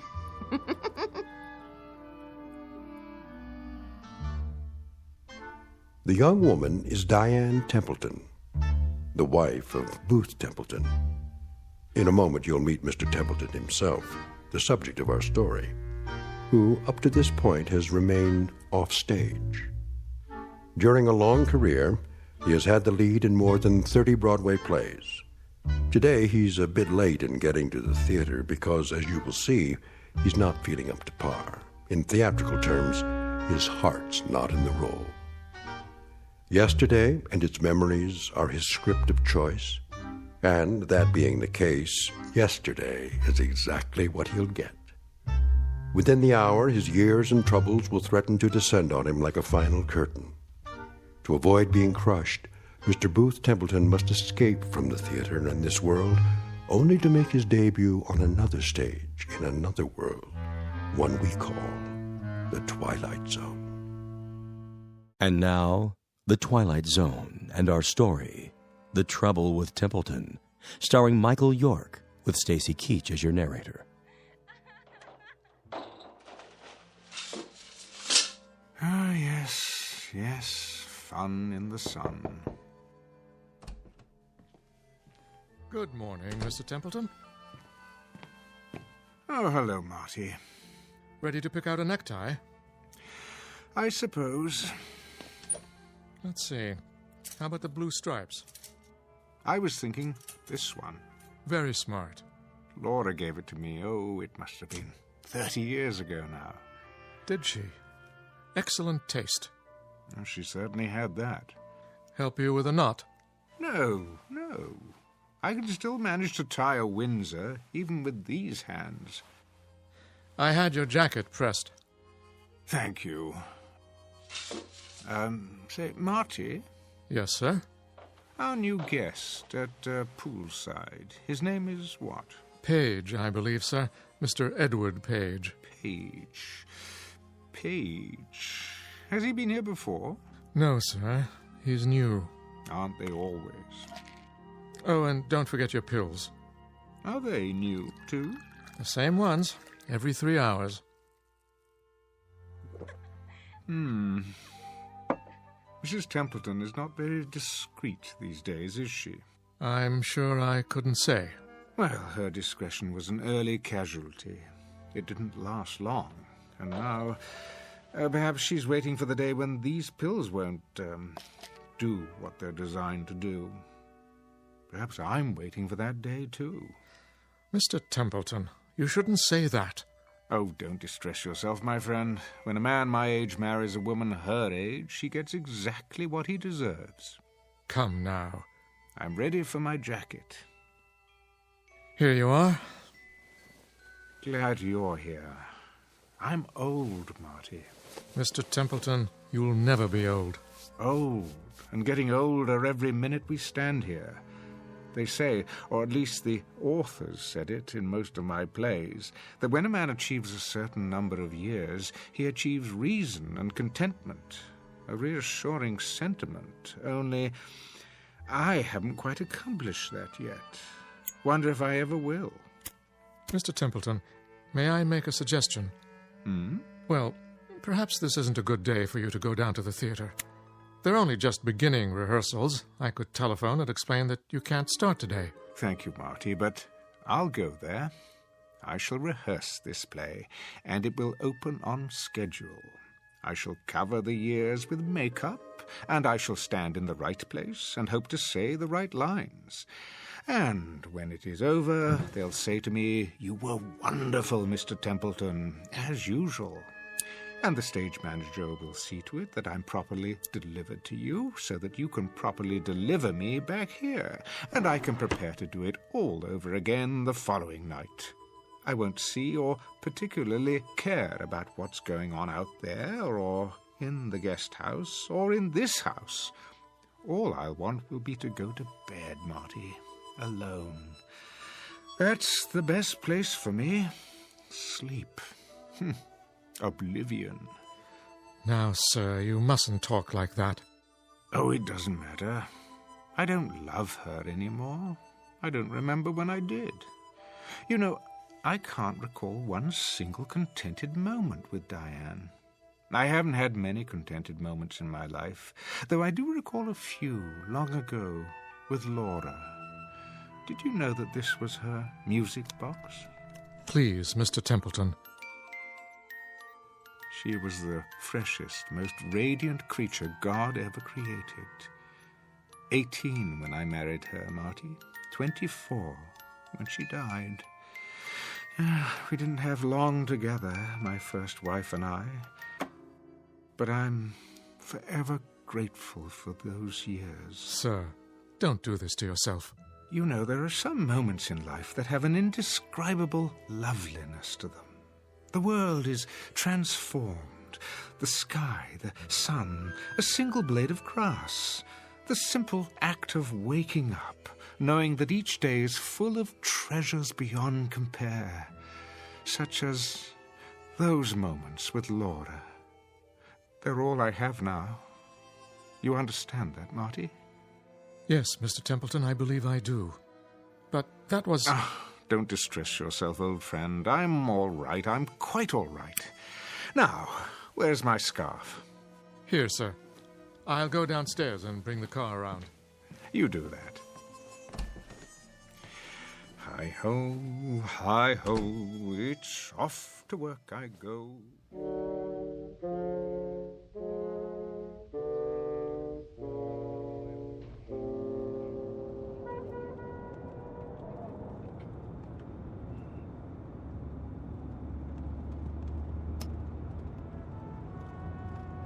The Savoy, isn't it, sir? Indeed. The site of countless famous productions. The Locked Rooms of the Heart, the O'Neill One-Acts, and the comedies. Dixie Dugan at the races, her simian husband, so very many. I see the theater just ahead. Well, what do you know? The old marquee is still there. It's so much more dramatic by night. The Great White Way, ablaze with stars. You should have seen it then, Marty. I did, sir. At least some of it. Not at its peak, of course. But the first Broadway play I ever attended, you had top billing. I waited outside to congratulate you. Remember? Yes, of course. People did that in those days. Fans, autograph hounds, gathered at the stage door. Here we are, sir. I'll wait for you in the loading zone. I might be a while. Never a problem, Mr. Templeton. I brought my book to read. Unless a policeman comes along, in which case I can circle the block and find a place at the corner or in the alley. I'll keep an eye out for you. Actually, it shouldn't take long today. First rehearsals are a simple read-through. If you care to go to lunch... I'll be fine, sir. All part of my job. Thank you, my friend. Ever loyal. Not at all. It's an honor. Well then, once more unto the breach.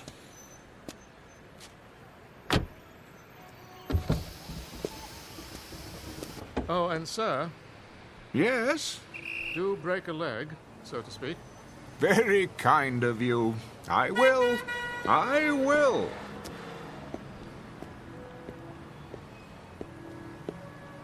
No billboard yet. I remember every time a new one went up... You're late, Booth. What's that? After 12, kiddo. Is it really? The boy wonder won't like it. And who is the boy wonder? Why, Arthur Willis. Willis. The director. No. You must be mistaken. Duff Mead is our director, a dear friend of mine. Was. Canned him last night. Surely not. We need someone with more pep, zip. Not my racket, but I know what's good and what's bad as well as the next guy. I wanted to drop by this morning and let everybody know that I'm personally interested in this thing. Art Willis is okay with you, isn't he? Well, I've heard the name, of course, but I don't actually know him. Mr... I'm Sid Sperry. Remember that name? Why, I believe I'm your angel. Beg pardon? That's what they call them, isn't it? My money's backing this play. Oh, yes, Mr. Sperry. I'm rather forgetful about names. Always have been. Okay by me, just as long as you don't forget your lines. I'll do my best. Come on, I'll walk you in. Just stepped outside to have a smoke myself. Yes, of course. I can hardly wait. Always a pleasure to begin rehearsals.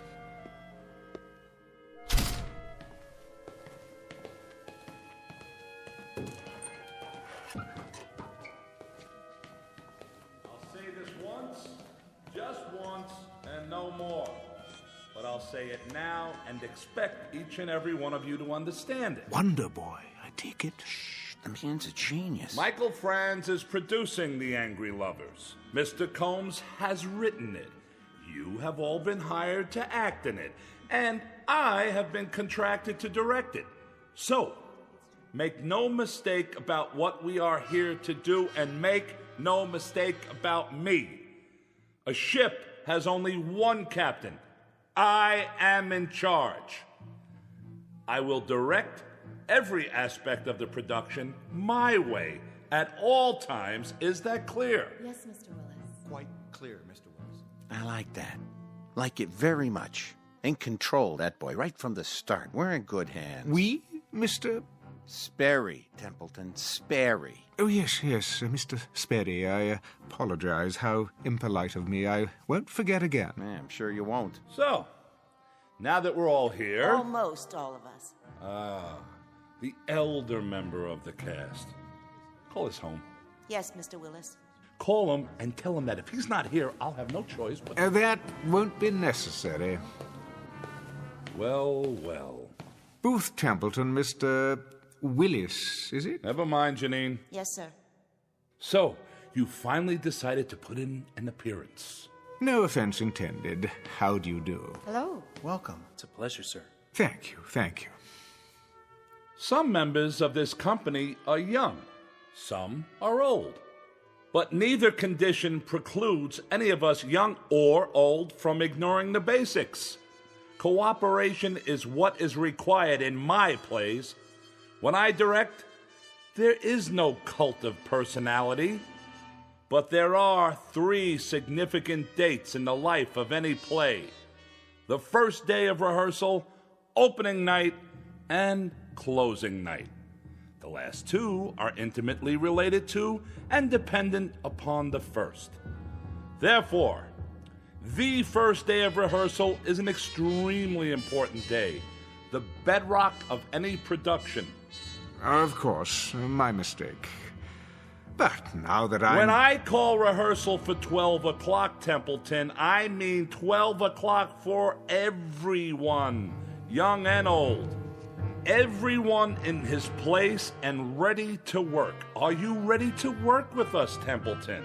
Why, I asked you a question. I expect an answer. Speak up, Templeton. Templeton, speak up, man. No, I'm... Where does he think he's going? The stage door. Come back here. Oh, come back. Templeton, you come back here right now.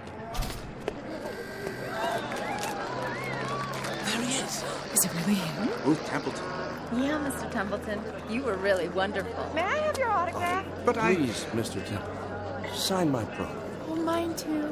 You don't understand. Yeah, could you sign my program? What's all this?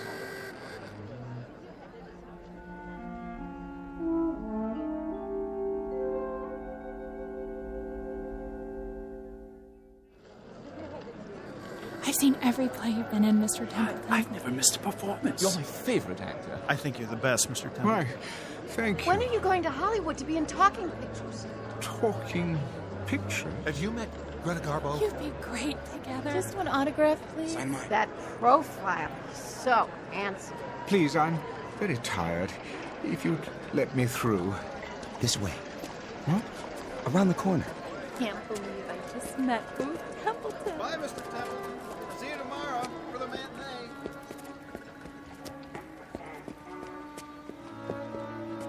They won't follow you. Don't worry. You're a star. Am I? I was once. Where's Marty? Who? May I ask what is going on? Huh? Those taxi cabs. Why are they all so ancient? Look new to me. There. Now you're in the clear. Thank you. Think nothing of it. Always glad to help. You know that. You look familiar. Have we met? Now you're ribbing me, Mr. Templeton. You know my name. Anderson, the stage manager. Anderson. Oh, yes. Wait a minute, what's this? What's what? This billboard. How long has it been here? Oh, a few days, I guess. Since they started previews. What's the matter? Don't you like it? I do. But it's a collector's item. Will be, I guess, if you sign it. Hold on. Why is it on the side of the building? Savoy Theatre. Booth Templeton in The Great Seed. 1927's biggest hit. Yep. I never read reviews so good. You're going to get an award for this one. 1927? That's 35 years ago. Written and directed by Barney Pfluger. Barney? He sure is good, huh, Mr. Templeton? Another winner for both of you. What year is this? There you go again. All in my leg. Most assuredly not. I have to know. All right. It's 1927. What else could it be? But that's not possible. Oh, I almost forgot. I got a message to deliver. A message? Yeah, your wife called. My wife? Yeah, on the backstage phone. I guess she's seen the play lots of times, huh? What's her name? You mean to tell me you got more than one wife? Her name, man. Why, it's Laura. Same as always. Isn't it? That's not very funny. No? Sounded like her. But Laura's dead. Well, if she is, she's the best-looking ghost I ever saw. No offense. Where's Laura? Where is she? But she said for you to meet her at your regular place. Where is that? For the love of God, man. Relax. It ain't far. That club, the private one. What? You know, Freddie Iachina's down the street. When? She's there now.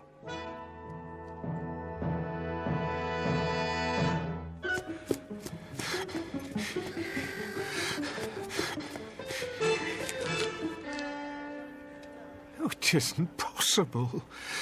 Freddie Iachina's, the way it used to be. Unmarked because of the prohibition. I'd know this store anywhere. Yeah? Freddie. Oh, hi, Mr. Templeton. Come on in.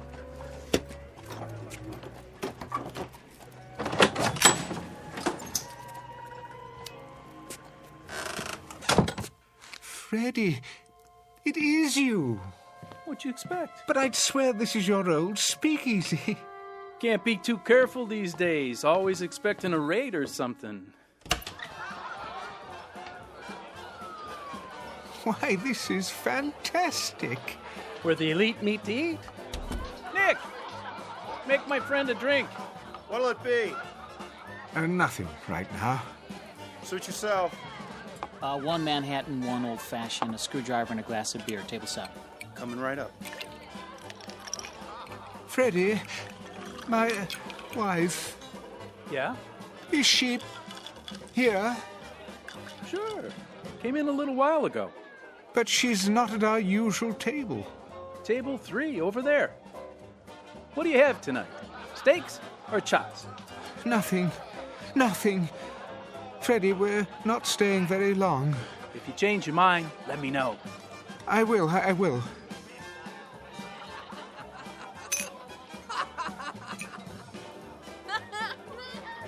Oh, Barney, you're a scream. Laura? Is it you? Hi! Hey, Booth! We didn't wait, as you can see. Barney?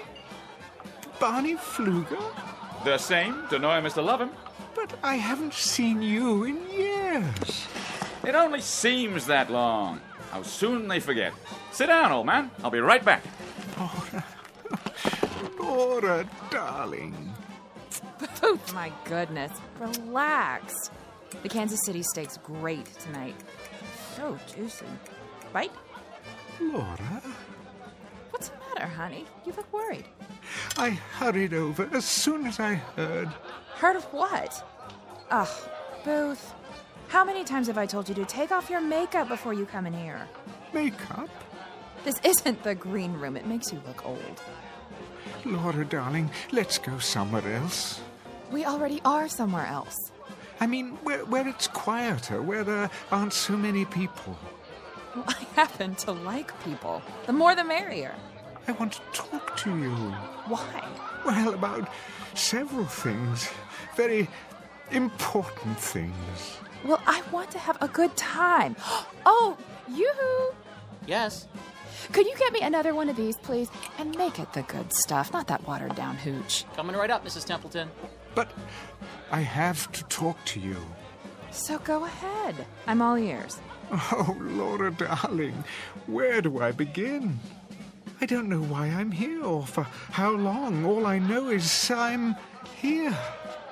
Do tell. And I want to make good use of the time. I want to have you alone to myself. Oh, Booth, don't be dull. I'm back.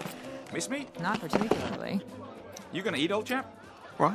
If you are, better get your order in now. The new band's swell. Laura, Barney. So are the steaks. The chops are a bit chewy, though. He's right, honey. Now listen to me, you two. I have something important to say. So do I. Barney, do you have those pages with you? Pages? The script you were working on. Let me see it. I don't think that's a good idea. I need something to fan myself with. It's so hot tonight. Oh! Yeah, it certainly is. Be my guest. Your drink. Thanks, Toots. Laura, we need to talk now before anything else happens. What could happen, old boy? The police won't come in here. Hey, George! Bring me another. And one for the gentleman, too. Coming right up. I'd be glad to get into a cold tub. Laura, please, put that down. Give it here. Look at you, Booth. You're ridiculous. Will you tell me one thing? But that's what I'm trying to... Why on this glad green earth are you wearing an overcoat on a night like this? I mean, really. You look like Rudy Valley. I'm not so sure that it is a glad green earth. Oh, Laura, darling. Barney, I'm not so certain of this earth or anything else right now. Please, listen to me, won't you? Don't be such a wet blanket. Listen! Something's happened. Something very strange. Please, try to understand. This isn't makeup. I have grown older, darling. In another world for many, many lonely years. I've had only a memory of you to live on. You too, Barney. Why, you were my best friend. But both of you have been only memories for a long time.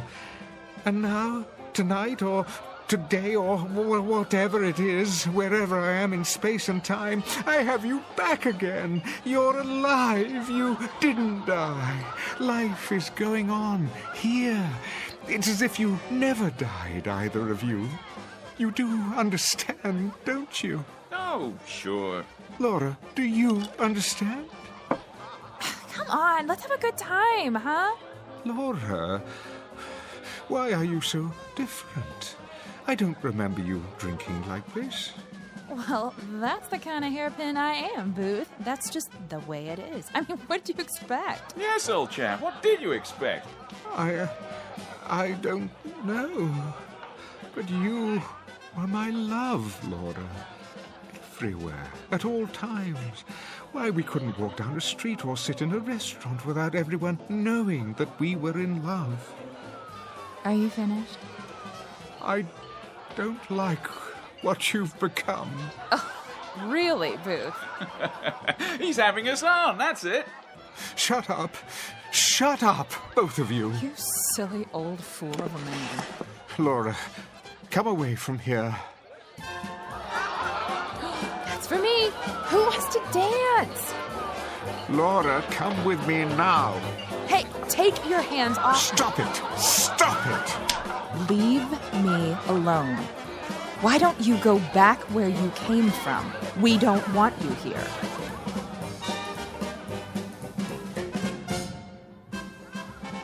Laura, you slapped me. Oh, leave me alone. See here, Booth. Let's not have a scene. Isn't anyone going to dance with me? How about you, Barney?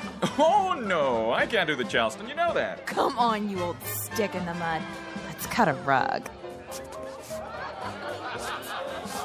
Look at that girl dance. I say, Laura, you're a real flapper. Stop. Stop, I tell you. Something wrong here? Yes. It's all wrong. She won't listen. Take it easy, Mr. Templeton. Have a good time. That's the problem. Time. Who knows how long this will last? It's a gift. Every moment of it, every second. I can't let her squander it. Have a round on the house. No, you don't understand. I'd say you're the one who doesn't understand, old boy. This place is for the young.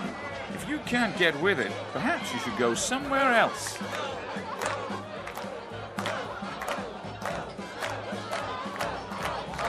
You're mad, all of you. Come on, Mr. Templeton. You don't fit in. Freddie's right. You don't. Why won't you listen? I didn't ask to come here. Are you sure? Perhaps you did. And now that you're here, you're miserable. Well, why ruin it for us? Don't you see? This simply isn't for you. Not anymore. Maybe you should listen to him. We don't want any trouble. I don't want any trouble either, but you don't know what it's like. Seeing my wife, my best friend... Come along now. Peaceful life. Get some air. Yes, that's what I need to clear my head. Right this way. See you in the funny papers, old boy. Let's go dance. Go, go, go, go. See you some other time, Barney. I don't think so.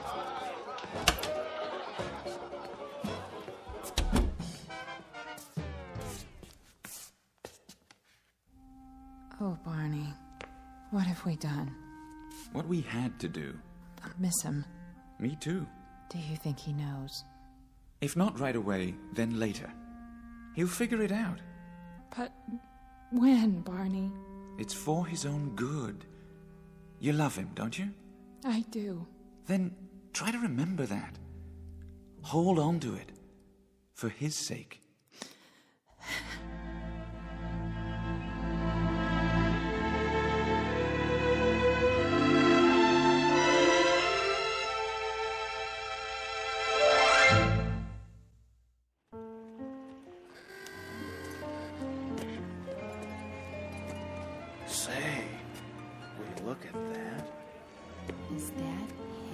Sure is.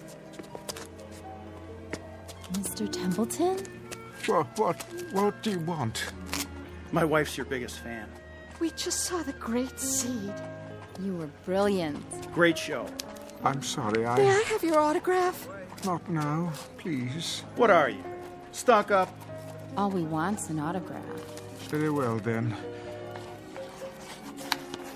There. Now, I'm afraid I must be going. It's fantastic. The cars, the clothing, just as they were. The lights, the marquees. Find her all right, Mr. Templeton? What? Your wife. Oh, yes. Yes, Harvey. I suppose I should thank you. Where you headed now?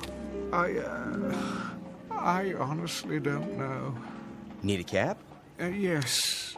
No. I mean, my driver. Where has he gone? Your driver? His name is Marty. He said he'd wait for me in front. But that was hours ago. It was still daylight. I don't follow. Never mind.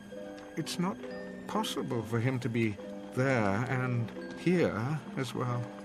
I always hail you a cab. Most nights, at least. When you're not going over to Freddy's. Harvey, may I ask a favor of you? You bet. Just listen to me for a moment. Don't say anything. I want to confirm something. Shoot. Well, you see, I seem to be having a problem with my memory. It happens to the best of us. I'm serious. I honestly don't know what I'm doing here. The last thing I remember, I was in the theater, the Savoy. This is the Savoy, isn't it? Better be, or I'm working the wrong place. I was here this afternoon to begin rehearsals. For what? This one just opened. Going to run for months, if you ask me. A director named Willis, the boy wonder of Broadway. Never heard of him. The play was called The Angry Lovers. Yeah? What were they angry about? It doesn't matter. Well, that's where I beg to differ. My wife and me, we never go to bed mad. Do that and you drive yourself crazy.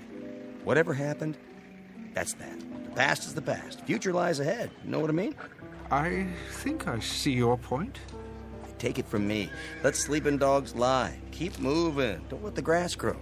Am I right or am I right? Quite right, I should say. Well, if you don't need me, I better go back inside. You sure you're okay? No, but I suppose that's okay too. It'll have to be. And take off your overcoat. What? It's too hot tonight. You'll get heat prostration. Oh, thank you, Harvey. I'll do that. Don't mention it. See you tomorrow, Mr. Templeton.